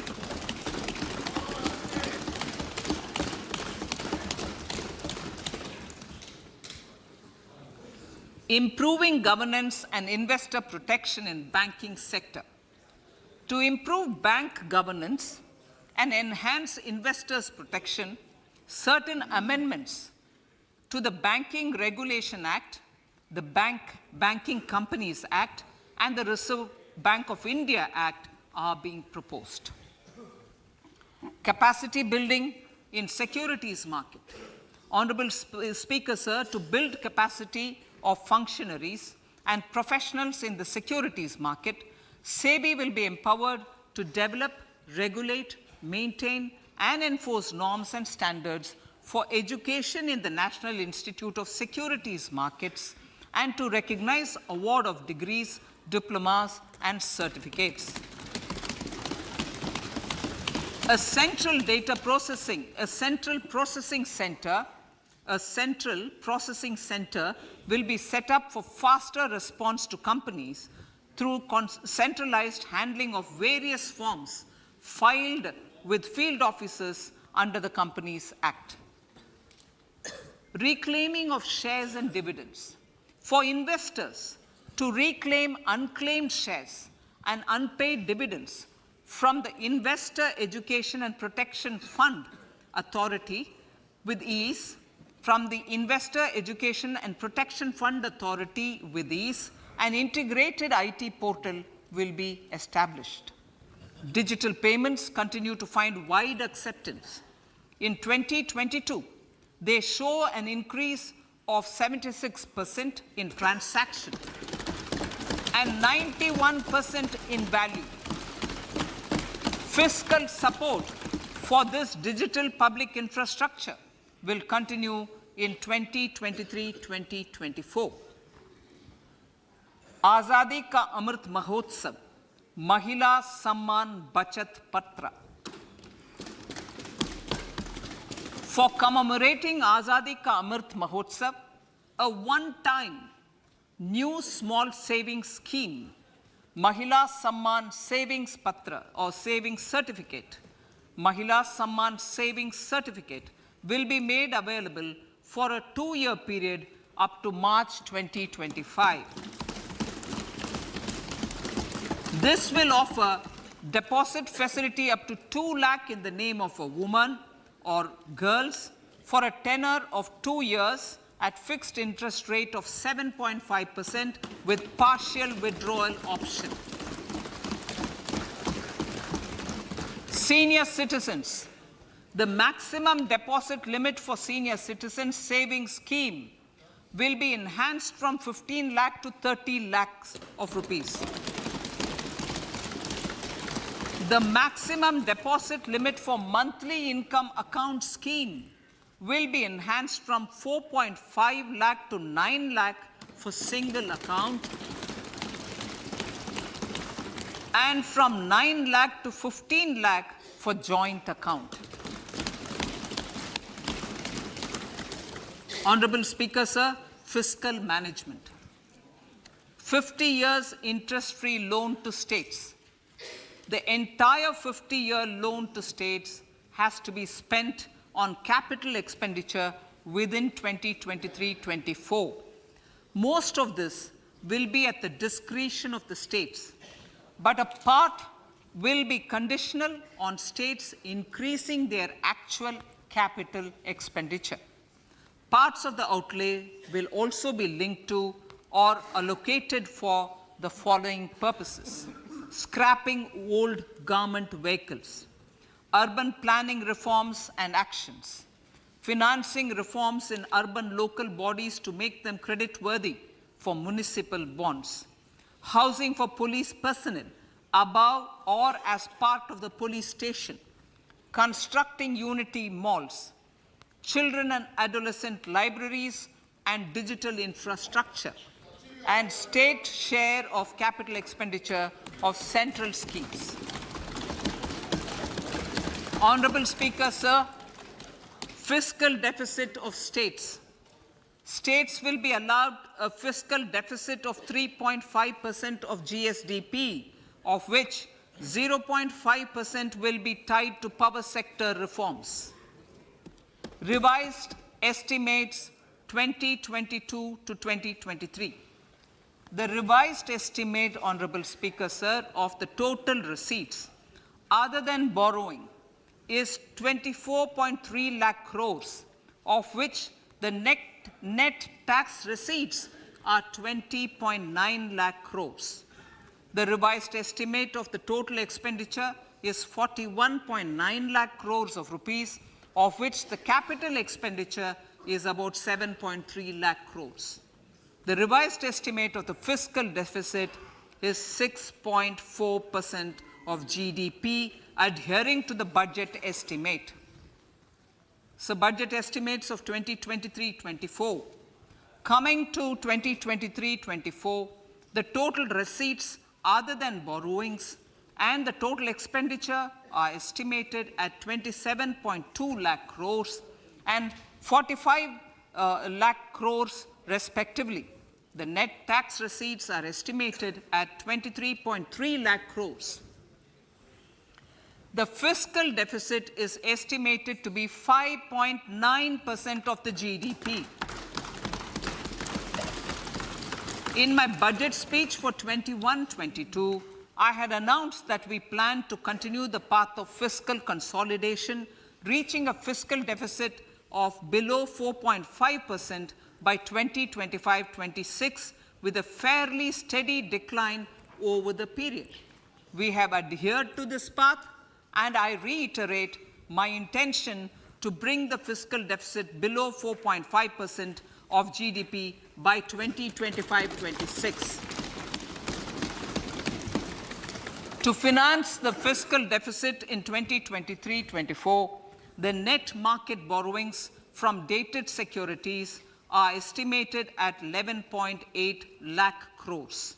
The balance financing is expected to come from small savings and other sources. The gross market borrowings are estimated at 15.43 lakh crores of rupees. Honorable Speaker, sir, I now move to Part B.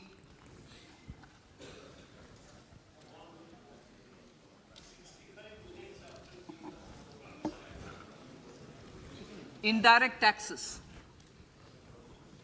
My indirect tax proposals will aim to promote exports, boost domestic manufacturing, enhance domestic value addition, encourage green energy and mobility. A simplified tax structure with fewer tax rates helps in reducing compliance burden and improving tax administration. I propose to reduce the number of basic customs duty rates on goods other than textiles and agriculture from 21 to 13. As a result, there are minor changes in the basic custom duties, cesses and surcharges on some items including toys, bicycle, automobiles and naphtha. Green mobility. To avoid cascading of taxes on blended compressed natural gas, I propose to exempt excise duty on GST paid compressed biogas contained in it. To further provide impetus to green mobility, customs duty exemptions is being extended to import of capital goods and machinery required for manufacture of lithium-ion cells for batteries used in electrical vehicles as well. Electronics. As a result of various initiatives of the government, including phased manufacturing program, mobile phone production in India has increased from 5.8 crore units valued at about 18,900 crore in 2014-15 to 31 crore units valued at 2,75,000 crore in the last financial year. To further deepen domestic value addition in manufacturing of mobile phones, I propose to provide relief to customs duty. I propose to provide relief in customs duty on import of certain parts and inputs like camera lens and continue the concessional duty on lithium-ion cells for batteries for another year. Similarly, to promote value addition in manufacture of televisions, I propose to reduce the basic customs duty on parts of open cells of TV panels to 2.5%. Electrical. To rectify inversion of duty structure and encourage manufacturing of electric kitchen chimneys, the basic custom duty on electric kitchen chimney is being increased from 7.5% to 15%, and that on heat coils for these is proposed to be reduced from 20% to 15%. Chemicals and petrochemicals.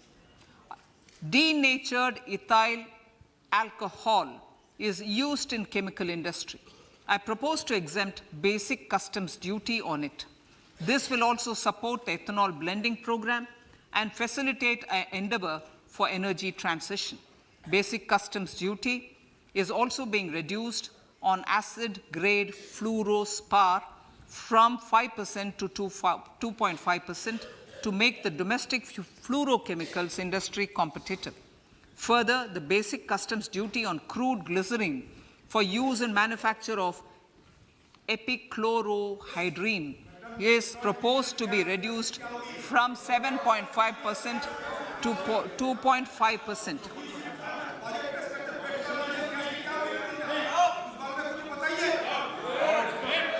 Marine products. In the last financial year, marine products recorded the highest export growth, benefiting farmers in the coastal states of the country.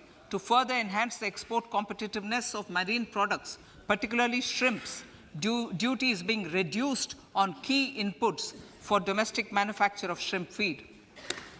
India is a global leader, as I said in Part A, in cutting and polishing of natural diamonds, contributing about 3/4 of the global turnover by value. With the depletion of deposits of natural diamonds, the industry is moving towards lab-grown diamonds, and it holds huge promise. To seize this opportunity, I propose to reduce the basic customs duty on seeds used in their manufacture. Customs duties on door or doré and bars of gold and platinum were increased earlier this fiscal. I propose to increase the duties on articles made therefrom to enhance the duty differential.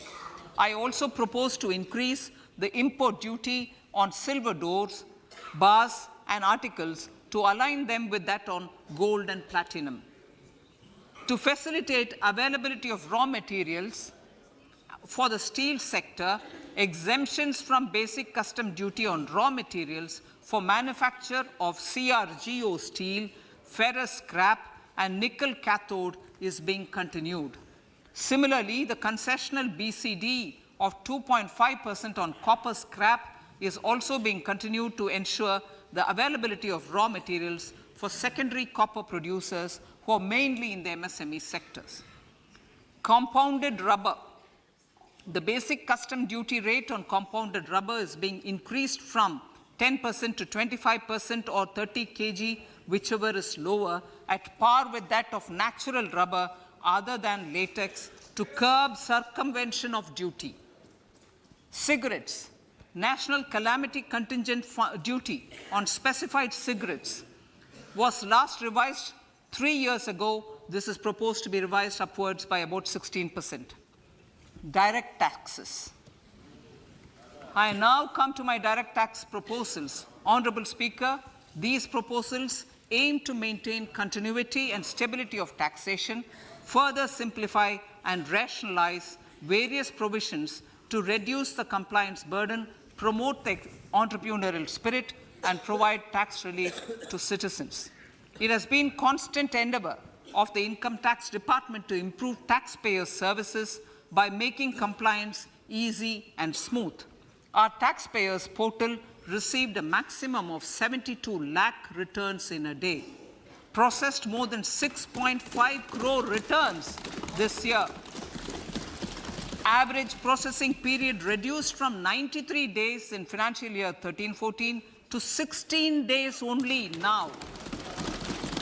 And 45% of the returns were processed within 24 hours.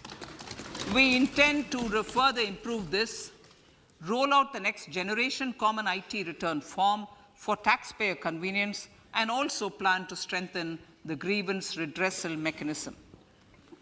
MSMEs and professionals. MSMEs are growth engines of our economy.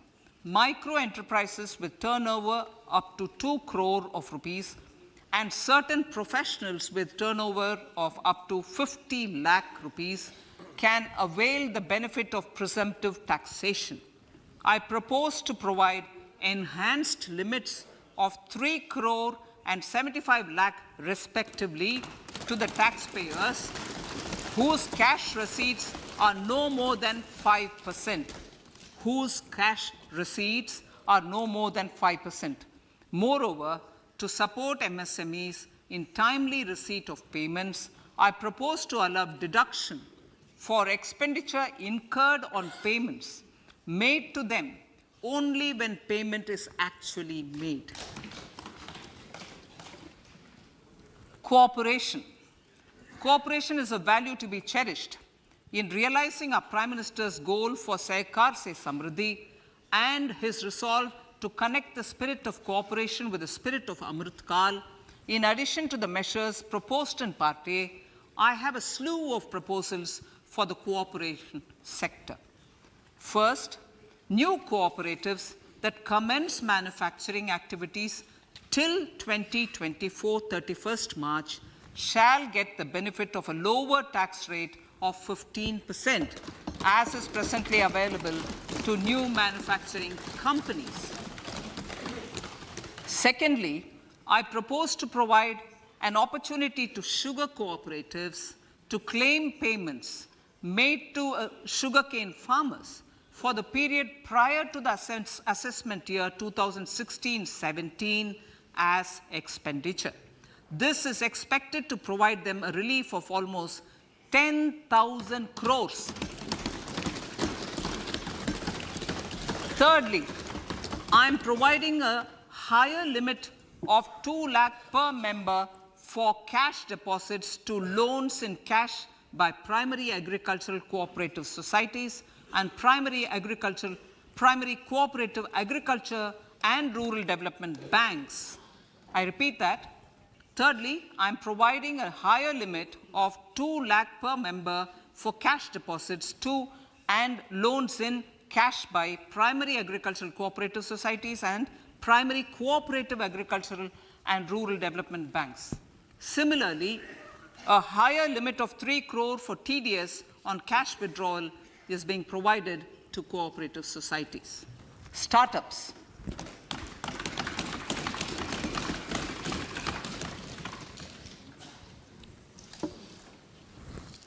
Entrepreneurship is vital for a country's economic development. We have taken a number of measures for startups and they have borne results. India is now the third largest ecosystem for startups globally and ranks second in innovation quality among middle-income countries. I propose to extend the date of incorporation for income tax benefits to startups from 31/3/2023 to 31/3/2024. I further propose to provide the benefit of carry forward of losses on change of shareholding of startups from 7 years of incorporation to 10 years.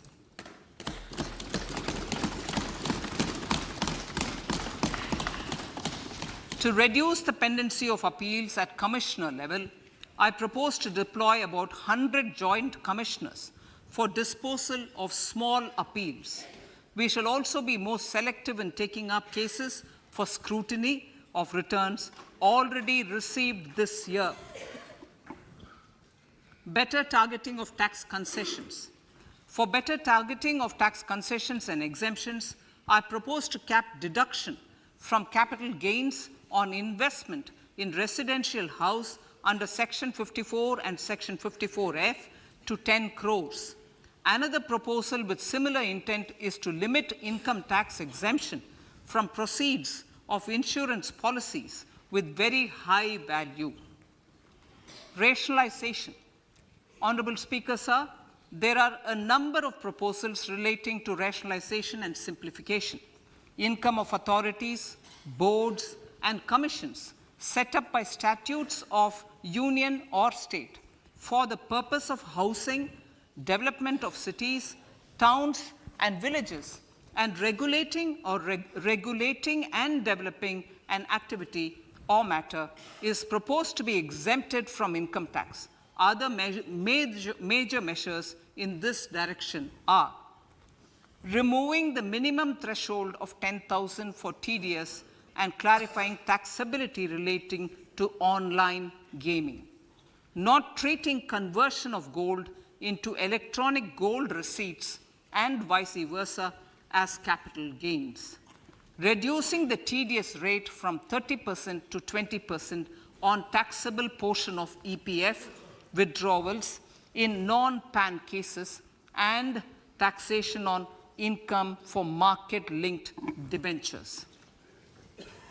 Other major proposals in the finance bill relate to the following: extension of period of tax benefits to funds relocating to IFSC, GIFT City till 31/3/2025, decriminalization under Section 276A of the Income Tax Act, allowing carry forward of losses on strategic disinvestment, including that of IDBI Bank, and providing EEE status to Agniveer Fund. Personal income tax.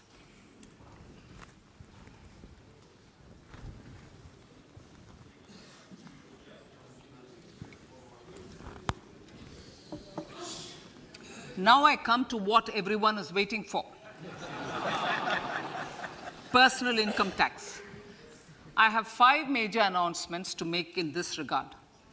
These primarily benefit our hard-working middle class. The first one concerns rebate. Currently, those with income up to 5 lakh do not pay any income tax in both old and new regimes. I propose to increase the rebate limit to 7 lakhs in the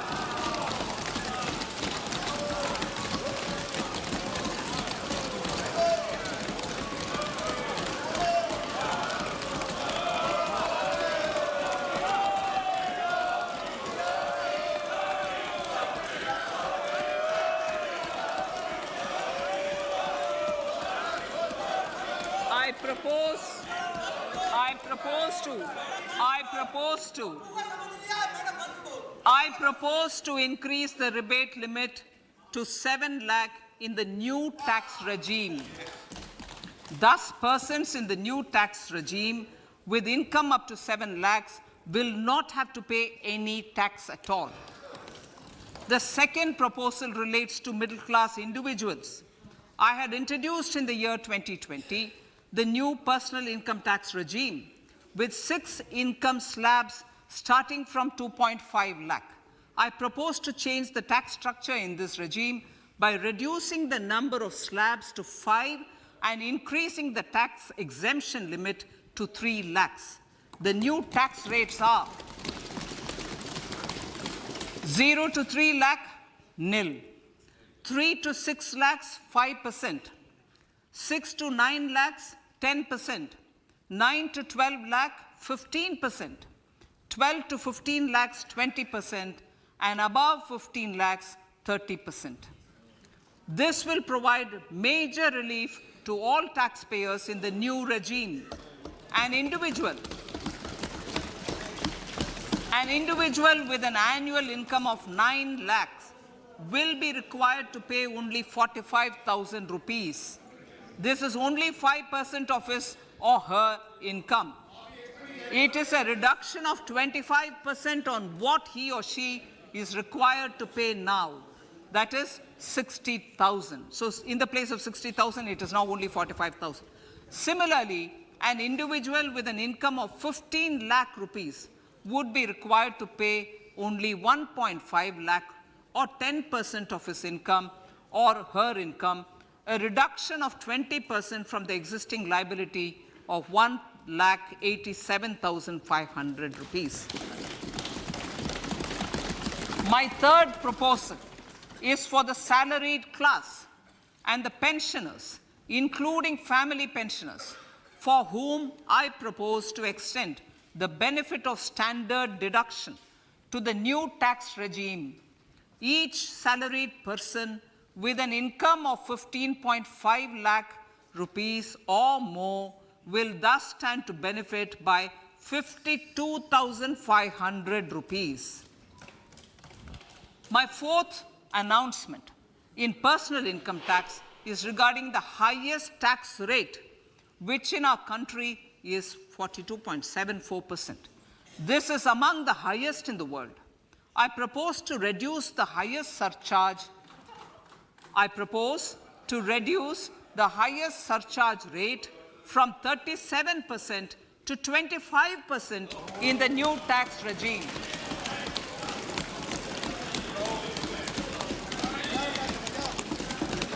This would result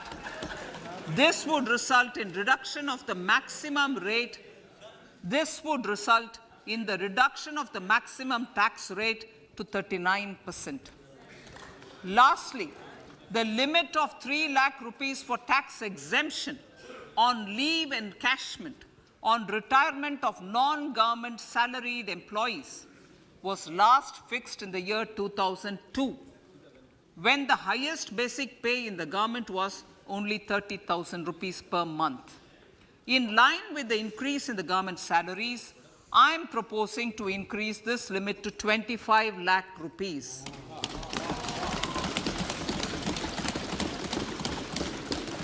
We are also making the new income tax regime as the default tax regime.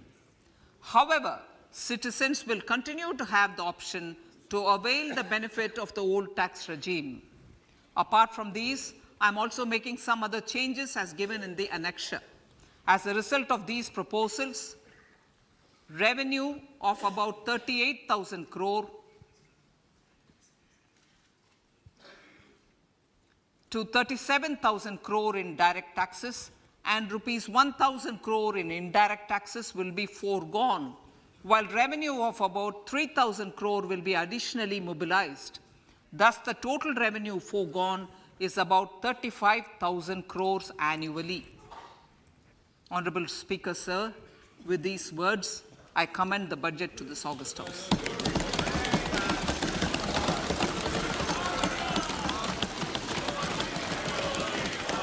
1 hour, 25 minutes. Item number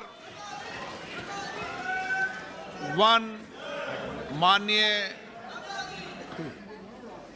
item number 2 Shrimati Nirmala Sitharaman ji, So, with your permission, I lay on the table of the following statements under Section 3(1) of the Fiscal Responsibility Budget Management Act 2003, 1. Medium-term fiscal policy cum fiscal policy strategy statement and macroeconomic framework statement.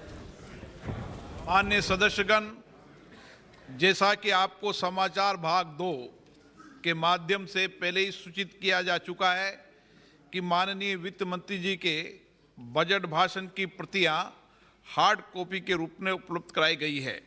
आप budget भाषण की अपनी अपनी प्रति प्रकाशन पलक से ले लें।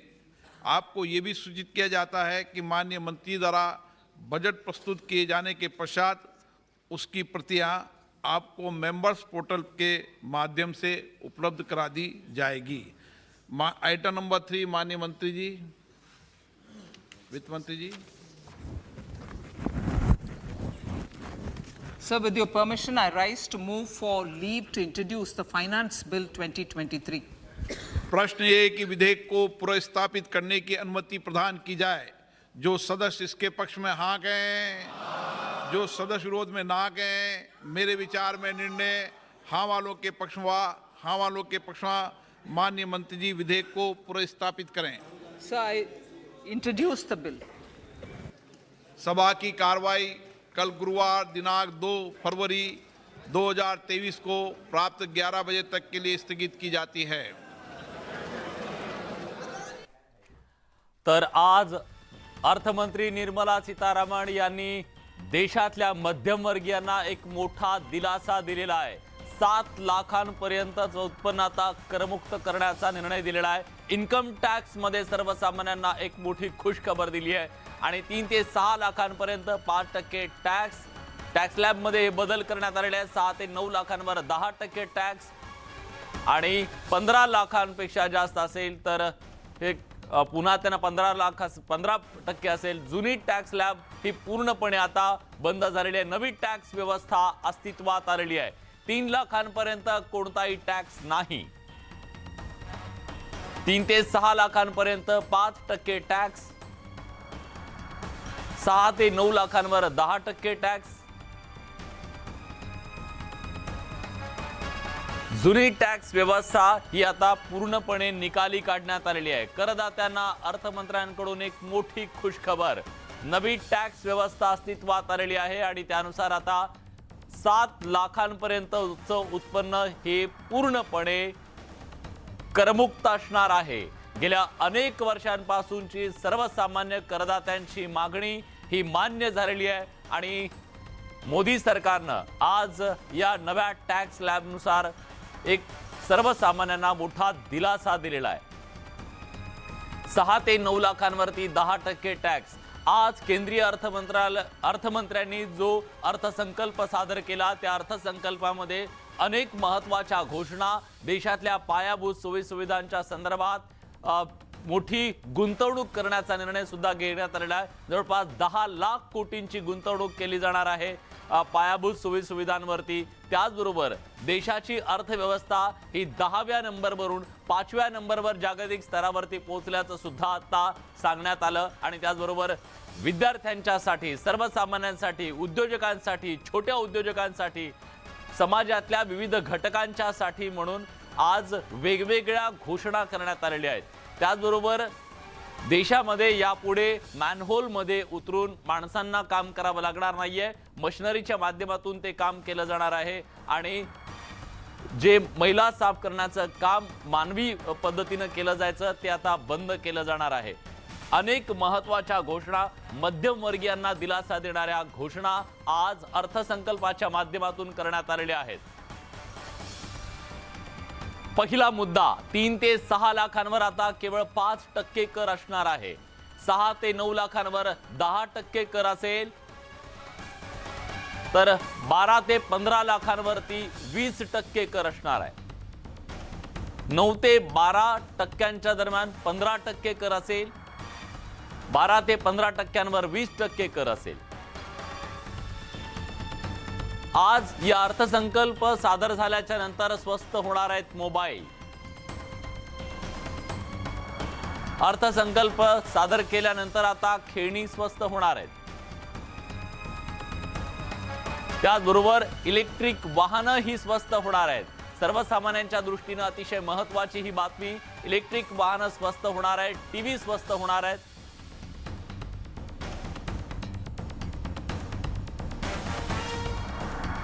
तुम्हाला फिट राहायचं असेल तर सायकल महत्त्वाची, आणि मग सायकल सुद्धा आता स्वस्त होतीये.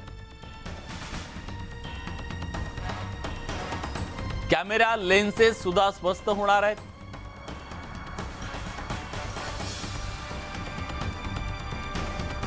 सोन्याचे दागिने महाग होणार आहेत. त्यामुळे सर्वसामान्यांसाठी आधीच आभाळाला पोचलेले सोन्याचे दर आणखी वाढण्याची शक्यता आहे. चांदीची भांडी महाग होणार आहे. चांदीच्या ताटात जेवण आता तुम्हाला परवडणार नाहीये. चांदीचे दागिने सुद्धा महाग होणार आहेत.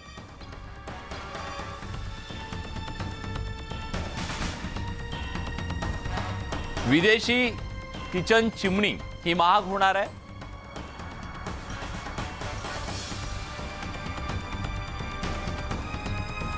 सिगारेटचे धूर काढणं हे आता महागात पडणार आहे. तर नवी कर प्रणाली नेमकी कशी असणार आहे? 3 ते 6 लाखांपर्यंतच्या उत्पन्नावर 5% कर, 6 ते 9 लाखांच्या उत्पन्नावर 10% कर, 9 ते 12 लाखाच्या दरम्यान 15% कर, 12 ते 15 लाखाच्या दरम्यान 20% कर असणार आहे.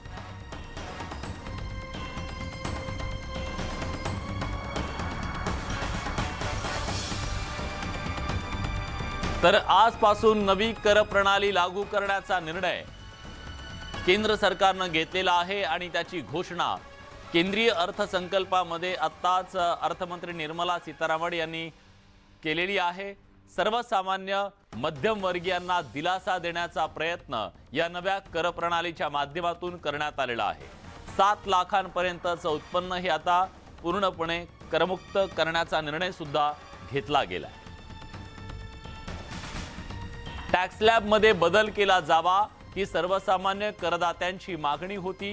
गेल्या अनेक वर्षांमध्ये टॅक्स स्लॅबमध्ये कुठलेही बदल करण्यात आलेले नव्हते, पण अखेर आता नवी कर प्रणाली आज घोषित करण्यात आलेली आहे. त्यामुळे सर्वसामान्य मध्यमवर्गीयांना या अर्थसंकल्पातून दिलासा देण्याचा प्रयत्न मोदी सरकारनं केलेला आहे. 9 ते 12 लाख रुपयांच्या उत्पन्नावर 15% आता टॅक्स असेल, 12 ते 15 लाखांवर 20%. सामान्यांच्या दृष्टीने अतिशय महत्त्वाची ही बातमी आजच्या या अर्थसंकल्पातून आलेली आहे. 9 ते 12 लाख रुपयांवरती 15% टॅक्स, तर 12 ते 15 लाखांवर 20% टॅक्स असणार आहे. टॅक्स स्लॅबमध्ये बदल केला जावा ही गेल्या अनेक दिवसांपासूनची मागणी होती. अखेर ही मागणी मान्य झालेली आहे. सर्वसामान्यांना आता यातून एक मोठा दिलासा मिळाला आहे. 2020 मध्ये 2.5 लाख रुपयांपासून सुरू होणाऱ्या 6 स्लॅबमध्ये नवीन वैयक्तिक आयकर प्रणाली सादर केलेली गेलेली आहे आणि स्लॅबची संख्या 5 पर्यंत कमी करून कर सवलतीची मर्यादा 3 लाखापर्यंत वाढवून या नवी कर रचना बदलण्याचा प्रस्ताव अर्थमंत्री निर्मला सीतारामन यांनी ठेवला. वैयक्तिक आयकर सवलत नवीन कर प्रणालीमध्ये 7 लाखांपर्यंतच्या उत्पन्नावर पर्यंत वाढवण्यात आलेली आहे.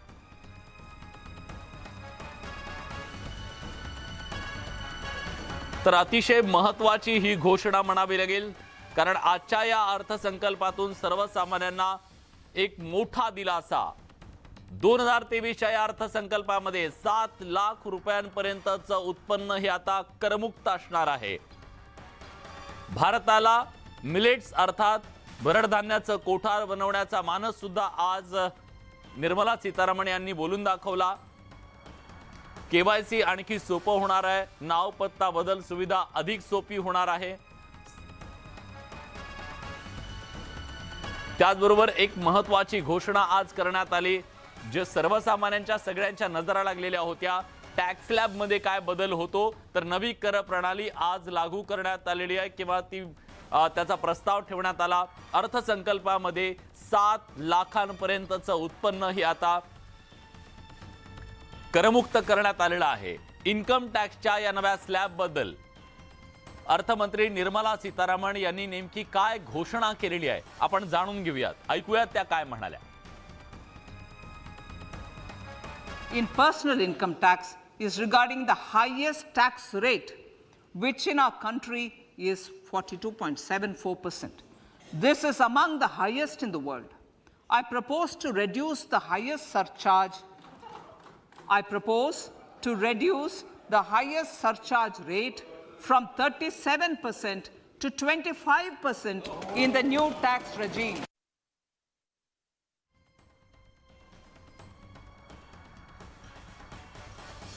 तर आता नवी टॅक्स व्यवस्था अस्तित्वात येणार आहे. याआधी आपल्याला माहिती आहे 6 स्लॅब होते, त्याची संख्या आता 5 वर आणण्यात आलेली आहे आणि या नव्या स्लॅब मध्ये सुद्धा त्यांनी टॅक्स कमी केलेला आहे. 7 लाखांपर्यंतचं जे उत्पन्न असणाऱ्या वैयक्तिक त्याच्यामध्ये कुठल्याही प्रकारचा कर द्यावा लागणार नाही, पूर्णपणे ते करमुक्त असणार आहे. एक मोठी घोषणा आज निर्मला सीतारामन यांनी आजच्या अर्थसंकल्पातून केलेली आहे. एक प्रकारे मध्यमवर्गीयांना, नोकरदारांना आजच्या या अर्थसंकल्पातून मोठा दिलासा देण्याचा प्रयत्न मोदी सरकारनं केलेला आहे. अर्थमंत्र्यांनी नवी टॅक्स व्यवस्था अस्तित्वात आणलेली आहे.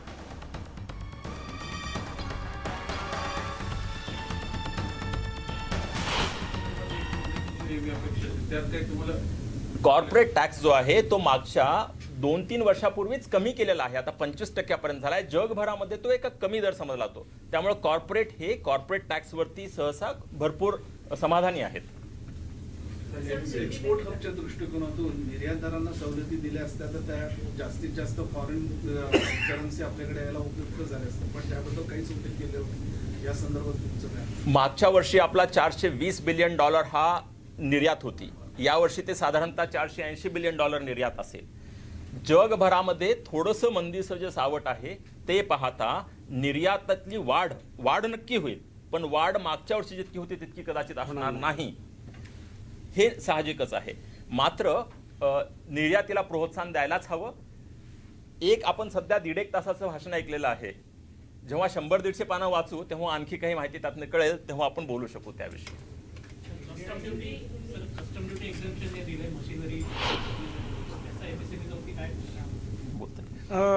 MSMEs हल्ली टेक्नॉलॉजी बेस्ड ज्या इक्विपमेंट येतं किंवा मशिनरी येते ते नक्कीच त्याचा इम्पोर्ट होत असतो, पण भारतात आज बऱ्या प्रमाणात खूप मशिनरी आपल्याला उपलब्ध आहे, म्हणून त्याच्यावरती फारसा परिणाम होणार नाही. आणि जरी ते कमी केलेलं असेल तरी आपले भारतीय जे आत्मनिर्भर मॅन्युफॅक्चरर्स जे आहेत ते आपले रिक्वायरमेंट्स पूर्ण करू शकतात. हिंदी तुम्ही आज का जो अर्थसंकल्प सादर हुआ उसका हम स्वागत करते हैं Maratha chamber of commerce, industries और एग्रीकल्चर की तरफ से. हमारे ख्याल से आज का जो बजट था वो अच्छा था इसलिए कि जो कैपिटल एक्सपेंडिचर था उसमें 33% की वृद्धि होते हुए 10 लाख करोड़ रुपए की उस पे अलोकेशन की गई है. ये बहुत अच्छी बात है. ये बहुत अच्छी बात इसलिए है कि उसका मल्टीप्लायर इफेक्ट जो होता है. तर आज जो अर्थसंकल्प सादर झाला त्याचं विश्लेषण, त्याचा अर्थ नेमका काय समजून घेणार आहोत आपण. नागपूरहून चिल्लर किरकोळ व्यापारी संघटनेचे अध्यक्ष ज्ञानेश्वर रक्षक आता आपल्या सोबत जोडले गेलेले आहेत. ज्ञानेश्वरजी, स्वागत आहे तुमचं न्यूज 18 लोकमत मध्ये. आज जो अर्थसंकल्प सादर झाला त्याच्यावरची तुमची पहिली प्रतिक्रिया काय आहे? तुम्हाला दिलासा देणारा हा अर्थसंकल्प वाटतो, देशाला मजबूत करणारा वाटतो, काय वाटतं? तुमची पहिली प्रतिक्रिया काय? मला असं वाटतं की ज्या सेक्टरमध्ये मोठा रोजगार आहे, कारण आज सगळ्यात मोठा प्रश्न आहे इथल्या तरुण युवकांना रोजगार हवा आहे आणि तो रोजगार लहान व्यवसायामध्ये मोठ्या प्रमाणात आहे. आम्ही पाहत होतो की जीएसटी सारख्या आणि बाकी ज्या कायदे आहेत त्याच्यामध्ये आम्ही किचकट कायद्यामुळे इतके त्रस्त आहोत, त्याच्यामध्ये आम्हाला कुठला तरी बेनिफिट मिळेल किंवा त्याच्यामध्ये सरळता येऊन आम्हाला एक आत्मविश्वासाने आत्मनिर्भर बनून आम्ही आमचा व्यवसाय करू शकू अशा प्रकारच्या कुठल्याही प्राविधान या आजच्या बजेटमध्ये नाही आहे. त्यामुळे आम्हाला असं वाटतं की आमच्या या लहान लहान व्यावसायिकांना मजबूत करण्याचं या बजेटमध्ये कुठेही प्राविधान दिसत नाही. बर,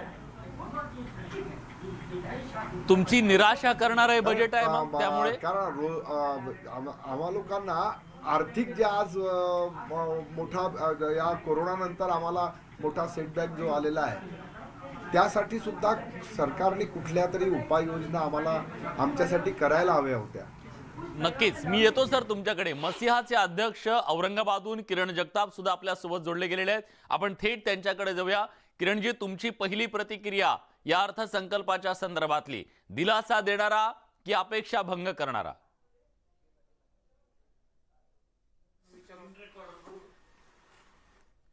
सर, आता तसं बघितलं तर दिलासा देणाराच अर्थसंकल्प हा आहे.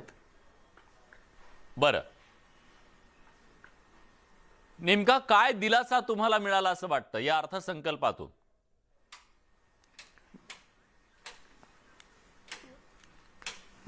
महत्वाची म्हणजे ज्या एमएसएमई साठी आम्ही मसिहा ही संघटना रिप्रेझेंट करते, जे छोट्या उद्योजकांसाठी जे स्लॅब्स दिलेले आहेत टॅक्सचे, ते 3 लाख ते 6 लाख 5%, 6 ते 9 मध्ये 10%, 9 ते 12 मध्ये 15% आणि 12 ते 15 मध्ये 20% पर्यंत.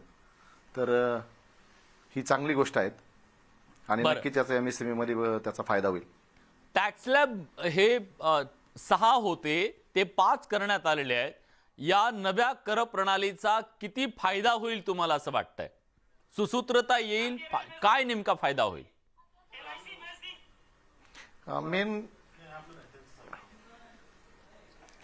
मेन आता याच्यामध्ये जे आपले जे टॅक्सेशन जे आहेत ते पहिलं जे 6 याच्यामध्ये डिवाइड केलं त्यावेळेस त्यांनी 5 मध्ये केलेत, जेणेकरून जो मधला एक स्लॅब होता त्यांनी कमी केलं, वाढवलेलं. बोला, सलग बोला, तुमचा आवाज येतोय माझ्यापर्यंत.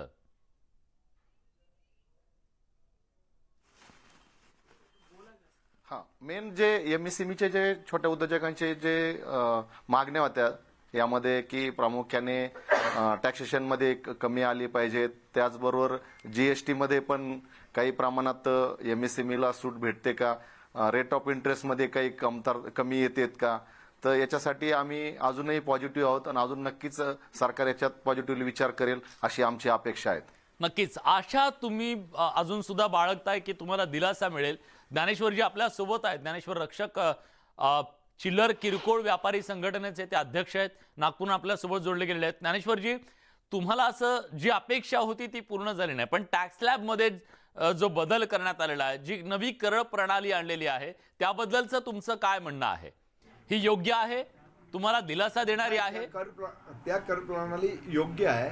त्याच्यामध्ये जो थोडासा दिलासा आम्हा लोकांना मिळाला आहे पर्सनली, जो व्यक्तिगत रित्या, आणि छोटे व्यापारी हे जनरली व्यक्तिगतरित्याच व्यवसाय करतात, तर त्याचा आम्ही स्वागत करू. पण एवढंच अजूनही मागणी आहे किंवा किचकट जे कर प्रणाली आहे, आज आमच्यावर व्हॅट सारख्या केसेस अजूनही लागू आहे आणि त्या व्हॅट केसेस जीएसटी आल्यानंतर त्या संपायला हव्या होत्या. पण एखादी कंपनी किंवा एखादा मोठा व्यापारी जो टॅक्स भरत नाही त्याच्या सुद्धा दुबार टॅक्स आमच्याकडनं वसूल केला जातो. याविषयी आमची फार मोठी सरकारकडे अपेक्षा होती, तो अपेक्षा भंग झालेला आहे. पण तरी ज्या गोष्टी चांगल्या आहेत त्याचं समर्थन करणंही तेवढंच गरजेचं आहे. पण देशाच्या अर्थव्यवस्थेचा जो विकास सांगितला गेलेला आहे, जो 10व्या नंबरवरून आपल्या देशाची अर्थव्यवस्था 5व्या नंबरवर आलेली आहे असा आज दावा करण्यात आला, या सगळ्या चित्राकडे तुम्ही कसं पाहता, जेव्हा की जगभरातल्या विकसित राष्ट्रांच्या अर्थव्यवस्था सुद्धा अडचणीत आलेल्या आहेत? नाही, आता असं आहे की आता आकड्याचे खेळ हे सर्वसामान्य नागरिकांना किंवा सर्वसामान्य आम्ही व्यावसायिकांना हे न कळणारे हे आकड्याचे खेळ आहेत. पण आपण एक प्रार्थना करू शकतो किंवा आपण एक फक्त त्याला काय म्हणतात म्हणजे विश्वास ठेवू शकतो की पुढे हा जो काही अर्थसंकल्प आहे किंवा भविष्य भारताचं चांगलं व्हावं. कारण आजची जी तरुण पिढी भयग्रस्त आहे, उद्योगात यायसाठी ते घाबरत आहे. तरुण पोरं या व्यवसायाकडे यायला घाबरत आहे. त्यांना आत्मसन्मानाने उभं करण्याचं, स्वाभिमानाने उभं करण्याचं योजना खरंच अर्थाने शासनाने करायला हवी. कारण माझी मुलं आता व्यवसायाकडे वळायला तयार नाही. त्याला कारण आहेत की जी भयग्रस्तता कायद्यामध्ये आहे किंवा रोजच्या जीवनामध्ये आहे, ती भयग्रस्तता दूर व्हायला हवी व्यवसायाच्या दृष्टिकोनातून. बरं सर, कर्ज मिळवण्याच्या ची जी सगळी व्यवस्था आहे ती अजून मजबूत व्हायला हवी होती, तिथं दिलासा मिळायला हवा होता असं तुम्हाला वाटतं छोट्या व्यापाऱ्यांना? हो, तिथे लहान काय होतं माहिती आहे का, नेहमी योजना ज्या काही येतात त्या मोठ्या व्यापाऱ्यांना फायद्याच्या किंवा सोयीच्या असतात. छोटा व्यापारी आपलं स्वतःचं कुठलंही भांडवल किंवा तारण ठेवायला त्याच्याकडे कुठल्याही हे नसतं, संपत्ती नसते. अशा वेळेस तो हवालदिल झालेला असतो. बँक कर्ज त्यांना देतात की ज्यांच्याकडे कुठलं तरी, म्हणून एक अशी कुठली तरी स्कीम यावी की मजबूतीने, आणि आमच्या व्यापाऱ्यांनी सुद्धा त्याला कुठल्याही गोष्टीला चांगल्या प्रकारे मदत केली पाहिजे, हे पण आम्ही हे धरतो. आणि व्यापारी लहान व्यापारी हा कधीही तुम्हाला पहा कुठे कर्ज डुबवून पळाला असं तुम्हाला कधीच दिसणार नाही. होय होय, कर्ज हे छोटा व्यापारी इमानदारीने भरतो. इमानदारीने त्या सरकारने त्याकडे लक्ष ठेवून त्यांच्यासाठी कुठले तरी योजना आणि त्याच्यावरती विश्वास दाखवायला हवा, अजून जास्त विश्वास दाखवायला हवा छोट्या व्यापाऱ्यावर असं तुमचं म्हणणं आहे. पण आणखीन एक मुद्दा तुम्हा छोट्या व्यापाऱ्यांचा होता की तुम्हाला पेन्शन दिली जावी, छोट्या व्यापाऱ्यांना, छोट्या उद्योजकांना पेन्शन दिली जावी ही मागणी सातत्यानं होती. त्याच्याबद्दल फारसं काही सकारात्मक घडताना दिसलं नाही. नाही ना, हे मी गेल्या 25 वर्षापासून पहिल्यांदा हा आवाजच नागपूर चिल्लर किराणा व्यापारी संघाने उचलला त्या काळामध्ये.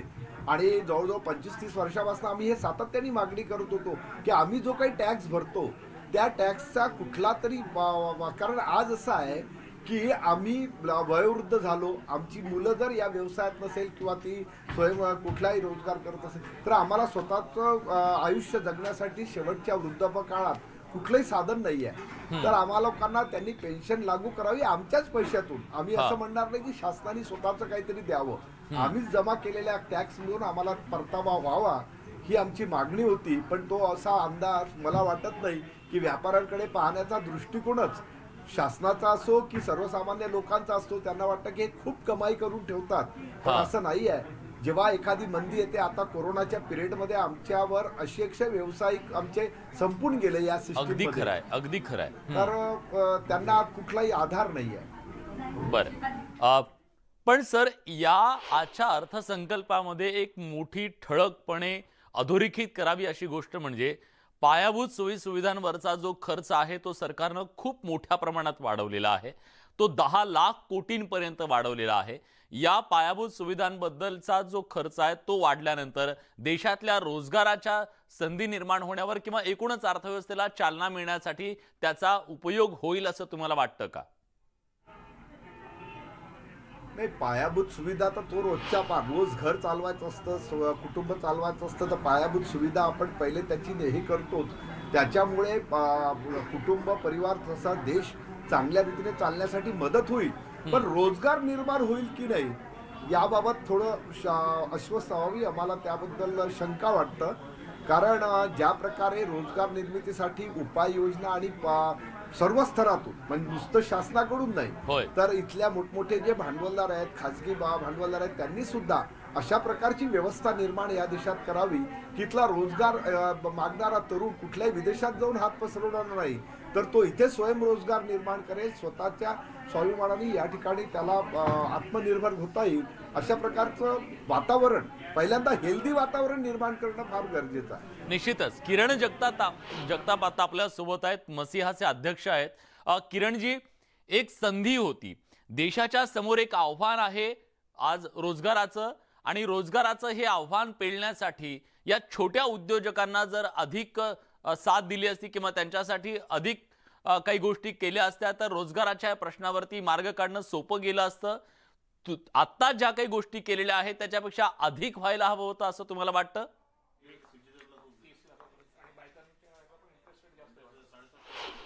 हो, नक्कीच आपल्याला अजून काही करता आलं असतं की जसं की MSMEच्या आपण कधी बघितलं तर मॅक्झिमम MSME एम्प्लॉयमेंट देत असते. त्यामुळे आम्ही पण वारंवार मागणी केलेली आहे की MSMEला एक रेट ऑफ इंटरेस्ट कमी असावेत, ज्याच्यासाठी सबसिडी जी CLC जी सबसिडी आहेत केंद्र सरकारची ती मागील जवळजवळ 2 वर्षापासून बंद आहेत, तर तिची परत चालू करावी आणि तिचा जशी MSMEची डेफिनेशन चेंज झाली आहे त्यानुसार त्याची पण 1 करोडपर्यंत त्याची कॅप नेली पाहिजेत आणि 15% त्याच्यावरती दिली पाहिजेत. पण ह्या गोष्टी कुठंतरी आपण मागे पडतोय आणि त्यामुळे MSMEला नक्कीच थोडासा बॅकफूट राहावं लागेल. आता आपण बघितलं असेल का व्हेकल मोठ्या प्रमाणात येऊ घालते आणि त्याच्यामध्ये जवळजवळ आता कॉस्ट पण आपण त्याच्यात कमी केलेली आहेत, तर नक्कीच EV पण वाढेल. पण त्यामुळं ऑटो सेक्टर जे इंजिनिअरिंग जे युनिट्स आहेत त्याला पण मोठ्या प्रमाणात फटका बसेल. तर त्यासाठी पण आपल्याला MSMEचा विचार करावा लागेल भविष्यामध्ये. त्यासाठी इलेक्ट्रिसिटी कॉस्ट पण जी भारतातली सगळी इलेक्ट्रिसिटी कॉस्ट सेम असायला पाहिजे. पण आता आपण कधी बघितलं असेल की गुजरात असेल किंवा बाकीचे इतर महाराष्ट्राचे बाकीचे राज्य असतील त्यांची इलेक्ट्रिसिटी कॉस्ट कमी आहेत, महाराष्ट्राची जास्त आहेत. त्यामुळे आपल्याला ह्या सगळ्या गोष्टीचा आपल्याला कधी कॉम्पिट करायचं त्याच्याबद्दल असेल मात्र दिल्लीवर फारसं काही आज या बजेटमध्ये दिसलं नाही. ही तुमची मागणी होती की एक देश एक वीज त्याचा मूल्य असावं याच्याबद्दलची. पण आता आपल्यासोबत मराठा चेंबर्स ऑफ कॉमर्सचे संचालक व्यवस्थापकीय संचालक प्रशांत गिरबणे सर जोडले गेलेले आहेत.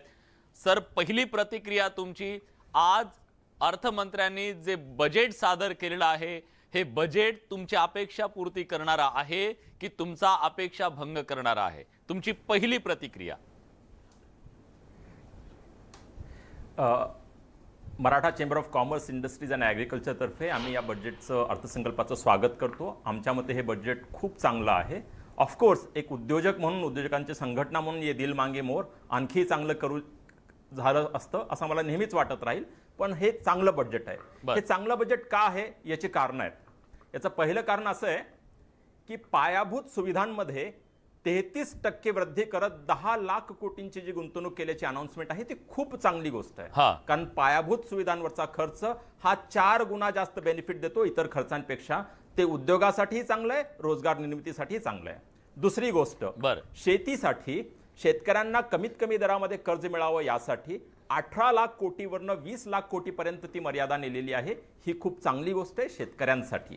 तिसरी गोष्ट, लघुमध्यम उद्योगांसाठी 9,000 कोटींची परत तरतूद करणं, कारण त्यांना त्यामुळं क्रेडिट हे अफोर्डेबल आणि ॲक्सेसिबल मिळेल, कमी दरामध्ये त्यांना कर्ज मिळेल.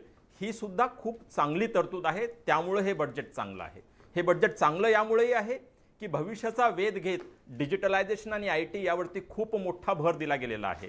हे बजेट चांगलं असण्याचं कारण हे सुद्धा आहे की नवीन कर प्रणालीमध्ये जास्तीत जास्त लोकांनी त्याचा फायदा घ्यावा पर्सनल टॅक्ससाठी. यासाठी त्यातली वजावट ही वाढवून दिलेली आहे, एक्झम्पशन हे वाढवून दिलेलं आहे, सीलिंग ही वाढवलेली आहे. या सर्व गोष्टींमुळे हे चांगलं बजेट आहे. ऑफकोर्स एक लघुमध्यम उद्योजकांची संघटना म्हणून आमच्या आणखी काही अपेक्षा होत्या आहेत असतील. उदाहरणार्थ, जसं स्टार्टअप्सला 3 वर्षासाठी करमुक्ती दिली जाते टेक्नॉलॉजी स्टार्टअपला, तशीच MSMEला सुद्धा द्यायला हवी होती. जशी CGTMSE मध्ये 2 कोटीची विना कोलॅटरल कर्ज दिलं जातं ते 5 कोटी व्हायला होतं. असे बरेच मुद्दे आहेत. पण हे चांगलं बजेट होतं आणि चांगलं बजेट आहे असंच आम्ही मानू. नक्कीच दिल मांगे मोर असं तुम्हाला नेहमी वाटत राहील असं सांगत तुम्ही अपेक्षा आशा अजून सुद्धा आहेत हे सांगताय. पण त्याचबरोबर या बजेटचं स्वागत सुद्धा करताय. पण महिलांच्या संदर्भात या बजेटनं काय दिलं? आज या अर्थसंकल्पात महिलांच्या ज्या आशा आकांक्षा होत्या त्या महिलांच्या आशा आकांक्षा या बजेटमध्ये उतरल्या का? आपण जाणून घेऊयात ग्राफिक्सच्या माध्यमातून. महिलांना काय मिळालं आजच्या या बजेटमधून? महिला सन्मान बचत पत्राची घोषणा आज या अर्थसंकल्पाच्या माध्यमातून करण्यात आली. नवी लहान बचत योजना सुद्धा जाहीर करण्यात आली. 2 वर्षांसाठी गुंतवणूक करण्याचा सुद्धा निर्णय त्याची घोषणा झाली. 2 लाखांपर्यंतची रक्कम 2 वर्षांसाठी ठेवणार आहेत. 7.5% व्याजदर त्याच्यावरती मिळणार आहे. मार्च 2025 पर्यंत प्रमाणपत्र उपलब्ध करणार असल्याचं सुद्धा सांगण्यात आलं. काही प्रमाणात रक्कम काढण्याची परवानगी सुद्धा देण्यात आलेली आहे. महिलांची ही मागणी होती. महिला सन्मान बचत पत्राची घोषणा आज करण्यात आलेली आहे. प्रशांत गिरबणे सर आता आपल्या सोबत आहेत. सर, महिलांच्या विविध ज्या बचतीच्या योजना आहेत त्याच्या संदर्भात आता आज या अर्थसंकल्पातून जे समोर आलेलं आहे, ज्या योजना घोषित केलेल्या आहेत त्या किती महत्त्वाच्या आहेत असं तुम्हाला वाटतं? किती दिलासा मिळेल महिलांना यातून? नाही, ही खूप चांगली योजना आहे, कारण महिलांना त्यांच्या अकाउंटमध्ये सेव्हिंग वाढवता येईल यामुळं. कारण तिथं जास्त कर दर मिळतो आहे, 7.75% वगैरे असं काहीतरी कर दर त्यांनी सांगितलं. ही खूप चांगली गोष्ट आहे. मात्र हे पुरेसं नाही आहे माझ्या मते. आणखी जास्त गोष्टी व्हायला हव्यात. उदाहरणार्थ आमची एक मागणी होती, आहे आणि असेल ती अशी की महिलांना जास्तीत जास्त उद्योग करता यावा, यासाठी जसं आपल्याकडे MIDC असतं तसं फक्त महिलांसाठीच MIDC असायला हवं, महिलांसाठीच एक उद्योग केंद्र असायला हवं, जेणेकरून जास्तीत जास्त, आणि ते फक्त त्यामध्ये महिला उद्योजक यांच्यासाठीच ती जागा रिकामी ठेवायला हवी.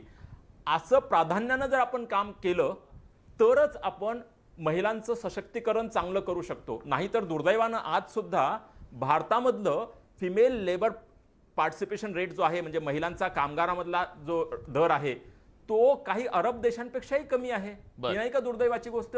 यासाठी जे केलंय ते चांगलं आहे, मात्र आणखी खूप करायला हवं. पहिली महत्वाची गोष्ट म्हणजे महिलांसाठी MIDC इक्विव्हॅलंट जे आहेत तसं क्षेत्र हे राखीव ठेवलं पाहिजे, फक्त आणि फक्त महिलांसाठी. बरं, पण अगदी प्रामाणिकपणे मला उत्तर हवंय सर तुमचं याच्याकडून. त्यामध्ये सुद्धा सूट द्यायला हवी. मला एक अतिशय प्रामाणिक उत्तर हवंय सर तुमच्याकडून. आजच्या या बजेटवरती 2024च्या निवडणुकीची छाप आहे का? तुम्हाला ती जाणवतीये का?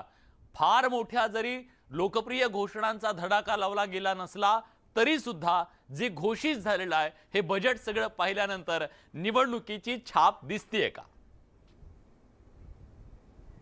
2 मिनिट लागतील उत्तर द्यायला. प्लीज. जर आपण पाहिलं की पायाभूत सुविधांसाठी 33% वाढ करत 10 लाख कोटी गुंतवणूक करण्याची तरतूद केलेली आहे, तर यावरती इलेक्शनची छाप मला दिसत नाही. अशा गोष्टींकडे आपण जेव्हा पाहतो तेव्हा इलेक्शन छाप दिसत नाही. मात्र काही प्रमाणात जरी असली तरी मला त्यात वावगं वाटत नाही, सरकार कुणाचंही असो, कारण आपण लोकशाहीमध्ये आहोत. ही पॉलिटिकल इकॉनॉमीच असते, फक्त इकॉनॉमी कधीही नसते. त्यामुळं त्यांनी हा प्रयत्न करणं यात काही वाईट नाहीये. मात्र 2 गोष्टींमुळे मला नाही असं वाटतं. एक, 10 लाख कोटींची गुंतवणूक जी पायाभूत सुविधांमध्ये केलेली आहे. दुसरी, आपलं फिस्कल डेफिसिट म्हणजे वित्तीय तूट जी आहे ती कमी करत 5.9% वरती आणलेली आहे. या गोष्टींमुळे मला त्यावरती जास्त भर दिसत नाही. सर, आज जेव्हा एक मोठी घोषणा केली, एक पहिली घोषणा ही केली की 7 लाखांपर्यंतचं उत्पन्न वैयक्तिकरित्या हे पूर्णपणे आता करमुक्त असणार आहे. गेल्या अनेक वर्षांपासूनची करदात्यांची ही एक मागणी होती. एक तो निर्णय, आणि दुसरा स्लॅब जे वेगवेगळे आहेत त्या वेगवेगळ्या स्लॅबवरती 3 लाखापासून ते 15 लाखापर्यंतच्या वेगवेगळे जे 5 स्लॅब केलेले आहेत, याच्यातलं कन्फ्युजन आहे. मी येतो सर तुमच्याकडे. नितीन गडकरी बोलतायत, आपण थेट त्यांच्याकडे जातोय.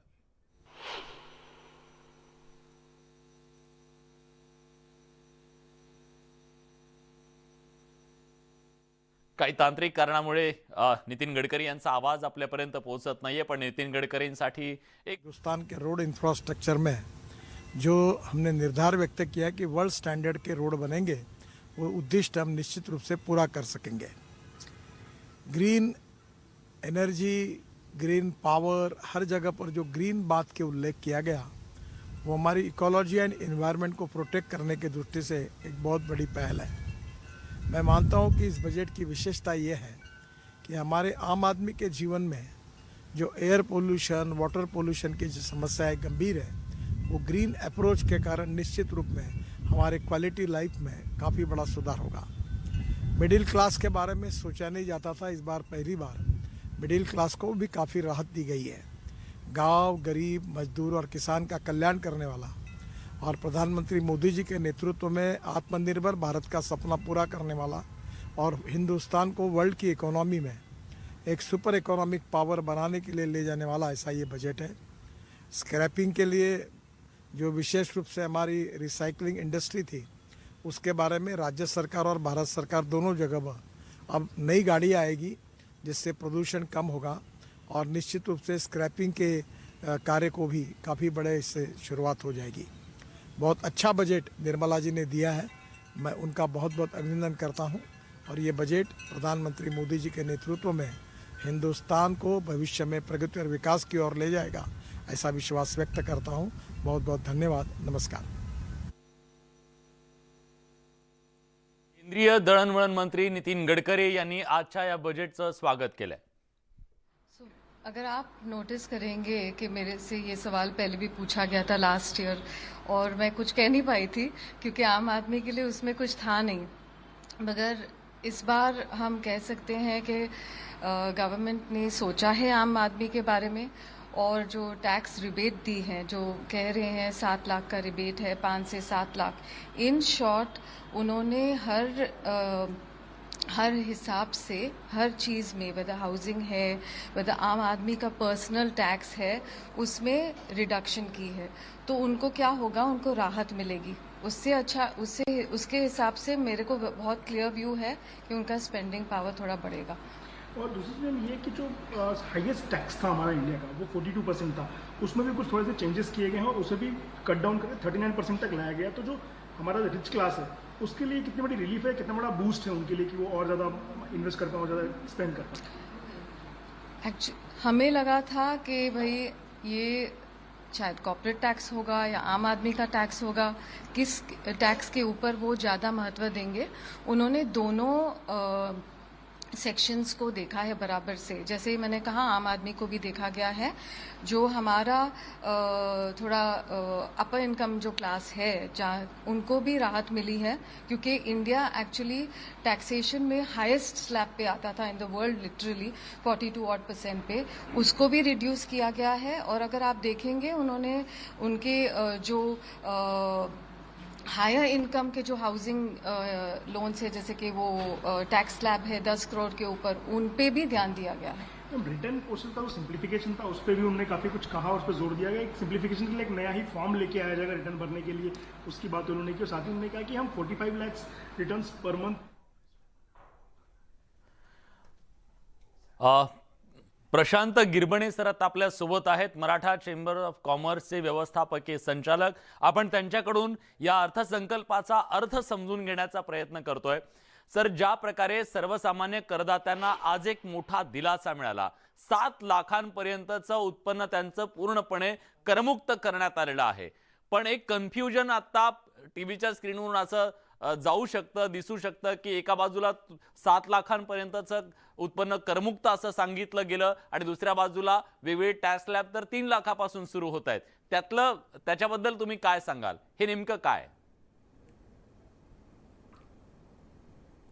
हे काय की सरकारचा एक उद्देश आहे जो त्यांनी मागच्या वर्षी जाहीर केला होता की जास्तीत जास्त लोक हे नवीन कर प्रणालीकडे जावेत। जुने कर प्रणालीमध्ये बरेच वजावटी आहेत, बरेच टॅक्स एक्झम्पशन्स आहेत, नवीन कर प्रणालीमध्ये कमी टॅक्स एक्झम्पशन आहेत। मात्र मागच्या वर्षी आपण जर पाहिलं तर 90% लोक हे जुन्या कर प्रणालीशीच निगडीत राहिले। का? कारण त्यांना नवीन कर प्रणाली ही चांगली वाटली नाही, कारण त्यात जास्त फायदा नव्हता। त्यामुळं नवीन कर प्रणालीमध्ये वजावट जास्त दिली गेलेली आहे, आता सूट जास्त दिली गेलेली आहे आणखी, जेणेकरून सरकारचा उद्देश आहे की जास्तीत जास्त लोक हे नवीन कर प्रणालीकडे वळावेत, ज्यामध्ये टॅक्स एक्झम्पशन्स वेगवेगळे नसतील, कॉन्सॉलिडेटेड टॅक्स एक्झम्पशन असेल त्यामध्ये। बरं, पण आता यापुढे वैयक्तिकरित्या समजा माझं उत्पन्न जर 7 लाख असेल तर मला कुठल्याही प्रकारचा टॅक्स द्यावा लागणार नाहीये, इन्कम टॅक्स भरावा लागणार नाहीये? होय होय होय नाही नाही नाही नाही। बरं, आणि त्याच्या पुढचे कसे टप्पे असणार आहेत? तर त्याचं मोठं असा टेबल मांडायला लागेल, तुम्ही जुन्या प्रक्रियेतनं घेता की नवीन। मात्र सोप्या भाषेत जर सांगायचं असेल तर मागच्या वर्षी जो टॅक्स लागला त्यापेक्षा यावर्षी नोकरदाराला कमी टॅक्स लागेल। सोपी गोष्ट, कुठल्याही प्रणालीतनं तुम्ही जर भरत असाल तर त्यापेक्षा कमी टॅक्स लागेल। बरं, पण या टॅक्स स्लॅब मध्ये जो बदल केलेला आहे त्यामुळे मला एक व्यक्ती म्हणून काय फायदा होणार आहे आणि सरकारला त्याचा काय फायदा होणार आहे? एक दोन गोष्टी आहेत ना। नवीन कर प्रणालीकडे जर जास्त लोक जातील तर जितके जास्त टॅक्स एक्झम्पशन आहेत, 10, 15, 20 वेगवेगळे, तितकं प्रत्येकाला ते मॅनेज करणं अवघड जाईल। प्रगत देशामध्ये कमी टॅक्स एक्झम्पशन्स असतात, कमी प्रकारचे टॅक्स एक्झम्पशन असतात, त्यामुळे आपण हे प्रगतीचं लक्षण आहे जर आपण नंबर ऑफ टॅक्स एक्झम्पशन कमी केले तर। दुसरी गोष्ट, टॅक्सेस हे नेहमी कमी असावेत, कर दर हा कमी असावा, कर देणाऱ्या लोकांची संख्या जास्त असावी, जेणेकरून कर संकलन वाढेल आणि ते जास्त शाश्वत पद्धतीनं कर संकलन होईल. तर ही त्या दिशेने वाटचाल हे मी समजतो. सर, आज जेव्हा हा अर्थसंकल्प सादर केला जात होता, सकाळपासून आपण बोलत होतो की देशातल्या महागाईच्या संदर्भात काहीतरी पावलं उचलली जातील या अर्थसंकल्पातून, अशी आशा होती. तुम्हाला काय दिसतंय? महागाईच्या दर कमी करण्यासाठी म्हणून कुठली पावलं आज सरकारनं उचललेली आहेत या अर्थसंकल्पात? कसं आहे, महागाई जर पाहायचं असेल ना, तर महागाईवरती दोन गोष्टींचा जास्तीत जास्त इन्फ्लुएन्स असतो, प्रभाव असतो. एक, आरबीआय काय निर्णय घेते मॉनिटरी पॉलिसीमध्ये, आणि दुसरा विश्वभरामध्ये काय चालू आहे. मागच्या वर्षामध्ये आपला महागाई दर सरासरी 6.8% इतका होता. 6.8% तो खूप जास्त होता. बरीच झळ बसली आपल्याला. सुदैवानं मागच्या 3 महिन्यामध्ये तो कमी होत आलेला आहे आणि पुढल्या 12 महिन्यामध्ये तो आणखी कमी होईल, 5 ते 5.5% इतकाच असेल असं सर्व अर्थतज्ञांचं भाकीत आहे. कारण रशिया युक्रेन मधलं युद्ध आहे, जसं ते शिथिल होत जाईल त्यामुळे फ्युएल प्राइसेस कमी होतील. कारण डिसरप्टेड सप्लाय चेन ज्या होत्या कोविडमुळे, त्या सुद्धा आता सुधारात आलेल्या आहेत. या गोष्टींमुळे आपला इंटरेस्ट रेट हा कमी असेल, त्यामुळं आपला इन्फ्लेशन सुद्धा हे कमी होईल. तर पुढल्या वर्षभरामध्ये महागाई दर मागच्या वर्षापेक्षा कमी असेल हे निश्चित. अर्थातच जर काही वेगळ्या घटना घडल्या जगभरामध्ये तर हे बदलू शकतं चित्र, पण सद्यस्थितीला असं लक्षात येतं. अर्थसंकल्पामध्ये फार जास्त काही केलं जाऊ शकतं असं नाहीये. फार वाईट काहीच केलं गेलं नाही इतकं नक्कीच. नवीन अपेक्षा ही होती ना सर, EMI खूप वाढले गेल्या काही दिवसामध्ये आपण बघितलं, कारण रेट ऑफ इंटरेस्ट खूप वाढलेला आहे. तिथं काहीतरी दिलासा मिळेल अशी आशा होती. कोविडच्या नंतर लोक आता घरं खरेदी करण्याच्या दृष्टीनं वळतायत, तिकडे इन्व्हेस्टमेंट करण्यासाठी वळतायत, पण त्यातला जो EMI आहे, म्हणजे कर जो आहे तो वाढलेला आहे, त्याच्या दृष्टीनं काही पावलं उचलणं गरजेचं होतं असं तुम्हाला वाटतं? EMI जो वाढलेला आहे तो कमी करता येऊ शकला असता की ती आरबीआय करेल? नाही, कसं आहे, आरबीआय ही स्वायत्त संस्था आहे ना आपल्या देशामध्ये, त्यामुळं त्यामध्ये अर्थसंकल्प हस्तक्षेप करू शकत नाहीये. ते आरबीआयलाच ठरवायला लागेल. काही प्रमाणामध्ये वजावट दिली जाऊ शकते, जसं की महिलांसाठी किंवा सूक्ष्म लघु मध्यम उद्योगांसाठी तिचं प्रयोजन ऑलरेडी केलेलं आहे. त्यामुळं त्यापेक्षा जास्त जर काय करायचं असेल तर सरकार फक्त एक करू शकतं, आपली वित्तीय तूट कमी ठेवू शकतं. जे ते ठेवतायत 5.9% आहे आता 6.4%च्या तुलनेत. सरकारने जर वित्तीय तूट कमी ठेवली तर आरबीआयला व्याजदर कमी करणं सोपं जातं. तर पुढल्या काही महिन्यांमध्ये तो कमी होईल अशी अपेक्षा करायला काहीच हरकत नाही. ज्ञानेश्वर रक्षक आता आपल्या सोबत आहेत, चिल्लर किरकोळ व्यापारी संघटनेचे ते अध्यक्ष आहेत.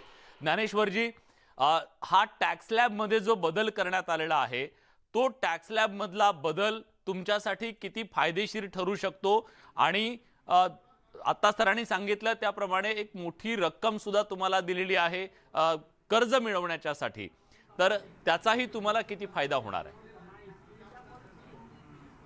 नाही, कर्ज मिळवण्याच्या बाबतीतला जर तुम्ही फायदा म्हणाल तर तो, कारण आमचे जे लहान लहान व्यापारी असतात त्यांच्याकडे पुरेसे कागद किंवा पुरेसा जो बँकेला हवा असलेल्या कागदांचा ते हे करू शकत नाही, त्यांना पुरवठा करू शकत नाही. पण ज्या 7 लाखाचं जे काही त्यांनी सांगितलं व्यक्तिगत याच्यावर, तर त्याच्यामध्ये आम्हाला फायदा होईल. आणि कारण आम्ही छोटे व्यापारी हे फार लिमिटेडमध्ये व्यवसाय करणारे असतो, तर त्याच्यामुळे जो व्यक्तिगत आमचा बेनिफिट वाढेल किंवा आमच्यावर जो टॅक्सेसचा बोजा होता इन्कम टॅक्सच्या बाबतीतला तो कमी होईल. पण GST आणि इतर बाबतीतला जो टॅक्स बोजा आहे त्या बाबतीत आम्ही लोक अजूनही फसलेलो आहोत. त्याच्यामुळे तिथे आम्हाला राहत मिळावी अशी आम्हाला अपेक्षा होती. बरं, पण ती अपेक्षा तुमची ती अपेक्षा पूर्ण झाली नाही. विनायक राऊत बोलतायत, आपण थेट हा नवीन एक शब्द आणलेला आहे. ह्या अर्थसंकल्पाचं वैशिष्ट्य काय तर नवीन नवीन शब्द आणलेले गेलेले आहेत. 7 प्रायोरिटीज, मिष्टी, श्री अण्णा. आता श्री अण्णा ह्या शब्दाचा अर्थ शेवटपर्यंत आम्हाला कोणालाच कळला नाही. नेमकं अर्थमंत्र्यांना तरी नेमकं त्याचा काय उद्देश आहे तो सांगण्याची आवश्यकता होती की श्री अण्णा 4-5 वेळा शब्द वापरला, पण श्री अण्णा योजनेच्या माध्यमातून देशवासियांना नेमकं काय तुम्ही देणार आहात हे सांगण्याची आवश्यकता होती. त्याचबरोबर खास करून 7 प्रायोरिटीजमध्ये त्यांनी BC OBC वगैरे अशा पद्धतीच्या शब्दाचा वापर केला, पण ह्या देशामध्ये मायनॉरिटी हा खूप मोठा वर्ग आहे की त्या मायनॉरिटीमध्ये बौद्ध समाज करोडोच्या संख्येने असलेला बौद्ध समाज येतो, ख्रिश्चन समाज आहे, मुस्लिम समाज आहे, जैन समाज आहे. ह्या मायनॉरिटी शब्दाचा अंतर्भाव. तर या अर्थसंकल्पावर विरोधकांनी मात्र टीका केलेली आहे. एक छोटासा ब्रेक घेतोय, पण न्यूज 18 लोकमतवर आजच्या या अर्थसंकल्पाचा अर्थ या मान्यवरांकडून आपण समजून घेत राहणार आहोत. अपेक्षांची पूर्तता झाली का हे सामान्यांकडून जाणून घेणार आहोत. एक छोटासा ब्रेक घेऊया, कुठे जाऊ नका, पहा फक्त न्यूज 18 लोकमत.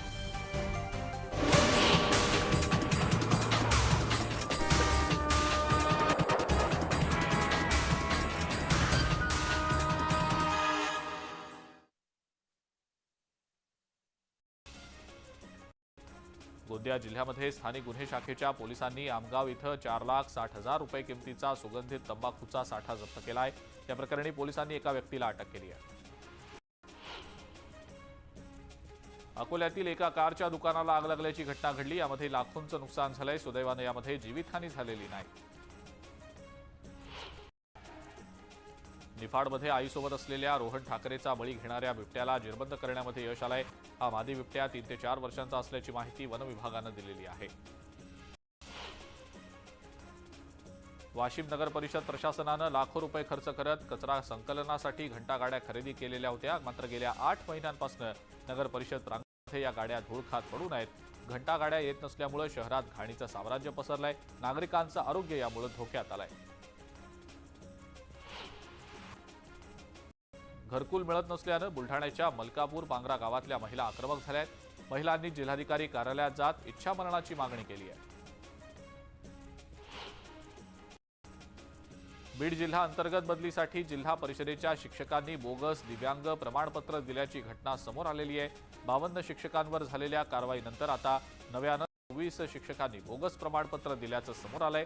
संबंधितांवर कारवाई करणार असल्याचं जिल्हा परिषदेच्या मुख्य कार्यकारी अधिकाऱ्यांनी सांगितलेलं आहे. नांदेडच्या बिलोली बस स्थानकातील स्वच्छतागृह बंद आहे. पाण्याअभावी स्वच्छतागृह बंद ठेवलं गेलंय. या बस स्थानकात प्रवाशांची मोठी वर्दळ असते. स्वच्छतागृह बंद असल्याने प्रवाशांची मोठी गैरसोय होतीये. नांदेडच्या सीमावर्ती भागातील समस्या जाणून घेण्याचे निर्देश जिल्हाधिकाऱ्यांनी दिले आहेत. राजकीय लोकप्रतिनिधी, नागरिक आणि सामाजिक संघटनांच्या सोबत बैठक घेत समस्या जाणून घेण्याचे आदेश देण्यात आलेत. नंतर तत्काळ उपाययोजना करून अहवालही सादर करण्याचे निर्देश जिल्हाधिकाऱ्यांनी दिलेले आहेत. आमदार वैभव नाईक यांची लाचलुचपत प्रतिबंधक विभागाकडून चौकशी सुरू असतानाच मालवण मतदारसंघातील 200हून अधिक कार्यकर्त्यांना लाचलुचपत प्रतिबंधक विभागाकडून चौकशीच्या नोटिसा पाठवण्यात आलेल्या आहेत. तालुक्यामध्ये बिबट्याचा धुमाकूळ सुरूच असून बिबट्यानं पाळीव कुत्र्यावर हल्ला करत त्याची शिकार केली. शिकारीचा हा सगळा थरार इथल्या एका सीसीटीव्ही कॅमेऱ्यामध्ये चित्रित झालाय. या बिबट्याला वनविभाग का जेरबंद करणार असा प्रश्न नागरिक विचारतायत.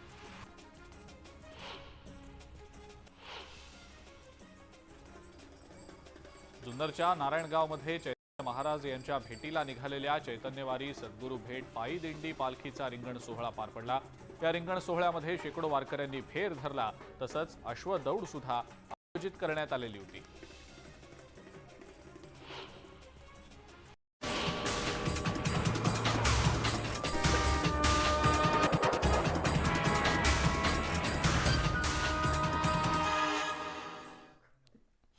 ब्रेक नंतर तुमचं पुन्हा एकदा स्वागत. तुम्ही न्यूज 18 लोकमतवर पाहताय. आज जो अर्थसंकल्प देशाचा सादर झाला त्या अर्थसंकल्पाचा नेमका अर्थ समजून घेतोय आपण आणि सरकारचा नेमका संकल्प काय तो सुद्धा आपण समजून घेतोय. याच्यासाठी मान्यवर सगळे आपले विश्लेषक आपल्या सोबत आहेत.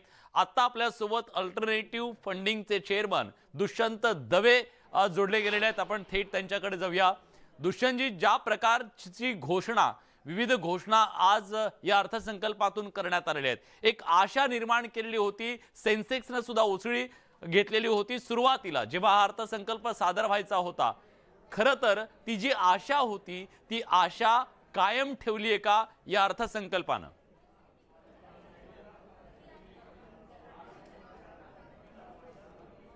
तुम्ही क्वेश्चन रिपीट करू शकता काय जरा काहीतरी? हा अर्थसंकल्प सादर करण्याच्या पूर्वी शेअर मार्केटमध्ये मोठी उसळी आलेली होती, एक आशा निर्माण झालेली होती. हा अर्थसंकल्प सादर झाल्याच्या नंतर ती आशा कायम आहे का? ते आहेत. आता दोन टॅक्स प्रपोजल आम्ही नंतर घेऊन फर्स्ट ऑफ ऑल ते काय ॲग्रिकल्चर, टुरिझम आणि नॅशनल एज्युकेशनमध्ये काहीतरी जे प्रस्ताव केला आहे आणि ॲग्रिकल्चरमध्ये 20 लाख करोडचा क्रेडिट देणार, ते फार मोठा स्टेप आहे. ते जॉब क्रिएट करणार, जबरदस्त जॉब क्रिएट करणार. और त्याच्यापर्यंत इफेक्टिव्ह जो टॅक्स रेट जे कमी केलेला आहे. आता टॅक्समध्ये 7 लाखपर्यंत नो टॅक्स, 7 लाखपर्यंत जो नो टॅक्स आहेत, 5 लाखमधून इन्क्रीज करून 7 लाख केला, तरी 40% टॅक्स लिमिटचे इन्क्रीज केलं आहे. ते काही एकदम मोठा टॅक्सचा रिबेट आणि स्टँडर्ड डिडक्शनमध्ये 52,500 जो केला आहे ते फार मोठा आहे. मला एकच भीती वाटतो इकडे त्यात इन्फ्लेशन रेट इन्फ्लेशन रेटमध्ये अति इन्क्रीज झाला आहे. इन्फ्लेशन रेट बढून 6% to 7% आहेत. ते इफेक्ट या टॅक्समध्ये सगळ्या मिडल क्लासला मिळेल. तो ते पासून स्टॉक मार्केटची जो आशा निर्माण झाली आहे ते करेक्ट झाली आहे. आता स्टॉक मार्केट बी आज 1,000 पॉईंट वाढलेली आहे. म्हणजे आय थिंक आशा निर्माण झाली आहे. ते फार मोठा सॅटिस्फाय होणार आता. नक्कीच धन्यवाद सर, तुम्ही न्यूज 18 लोकमतशी बोललात त्याबद्दल. याचसोबत बुलेटिनमध्ये आपण इथेच थांबतोय, पण न्यूज 18 लोकमत वरती आजच्या या अर्थसंकल्पाचा अर्थ समजून घेण्याचा आपण प्रयत्न करणार आहोत. हो, तुमच्या खिशावरती याचा किती परिणाम होणार आहे, आपल्या पॉकेटमध्ये किती भर पडणार आहे, या सगळ्या प्रश्नांची उत्तरं आज आपण दिवसभर शोधत राहणार आहोत. या अर्थसंकल्पाचा अर्थ समजून घेणार आहोत. बुलेटिनमध्ये आपण इथेच थांबतोय, पण कुठेही जाऊ नका. हे महा कव्हरेज असं सुरू राहणार आहे. पहा फक्त न्यूज 18 लोकमत.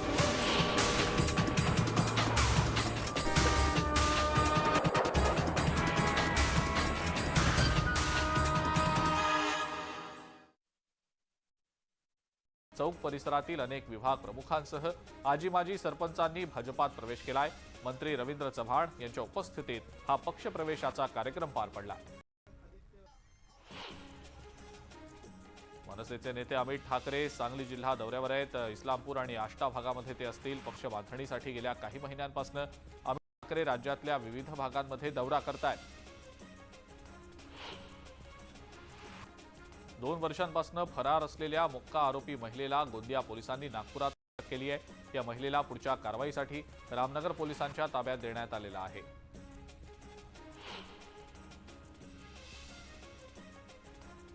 चेन्नईमध्ये आयोजित बॉल बॅडमिंटन स्पर्धेसाठी गोंडवाना विद्यापीठातर्फे गेलेल्या खेळाडू विद्यार्थिनींसोबत प्रशिक्षक आणि व्यवस्थापकानं मद्यधुंद अवस्थेत गैरवर्तन केल्याचा धक्कादायक प्रकार समोर आला. या प्रकरणी पीडित विद्यार्थिनींनी तक्रार दाखल करत कारवाई करण्याची मागणी केली आहे. लघुशंकेसाठी गेलेला एक जण विहिरीत पडल्याचा प्रकार मोताळ्यामध्ये घडलाय. स्थानिक आणि पोलिसांनी 4 तासांच्या प्रयत्नानंतर विहिरीत अडकलेल्या व्यक्तीला बाहेर काढलं. गोंदिया जिल्ह्यामध्ये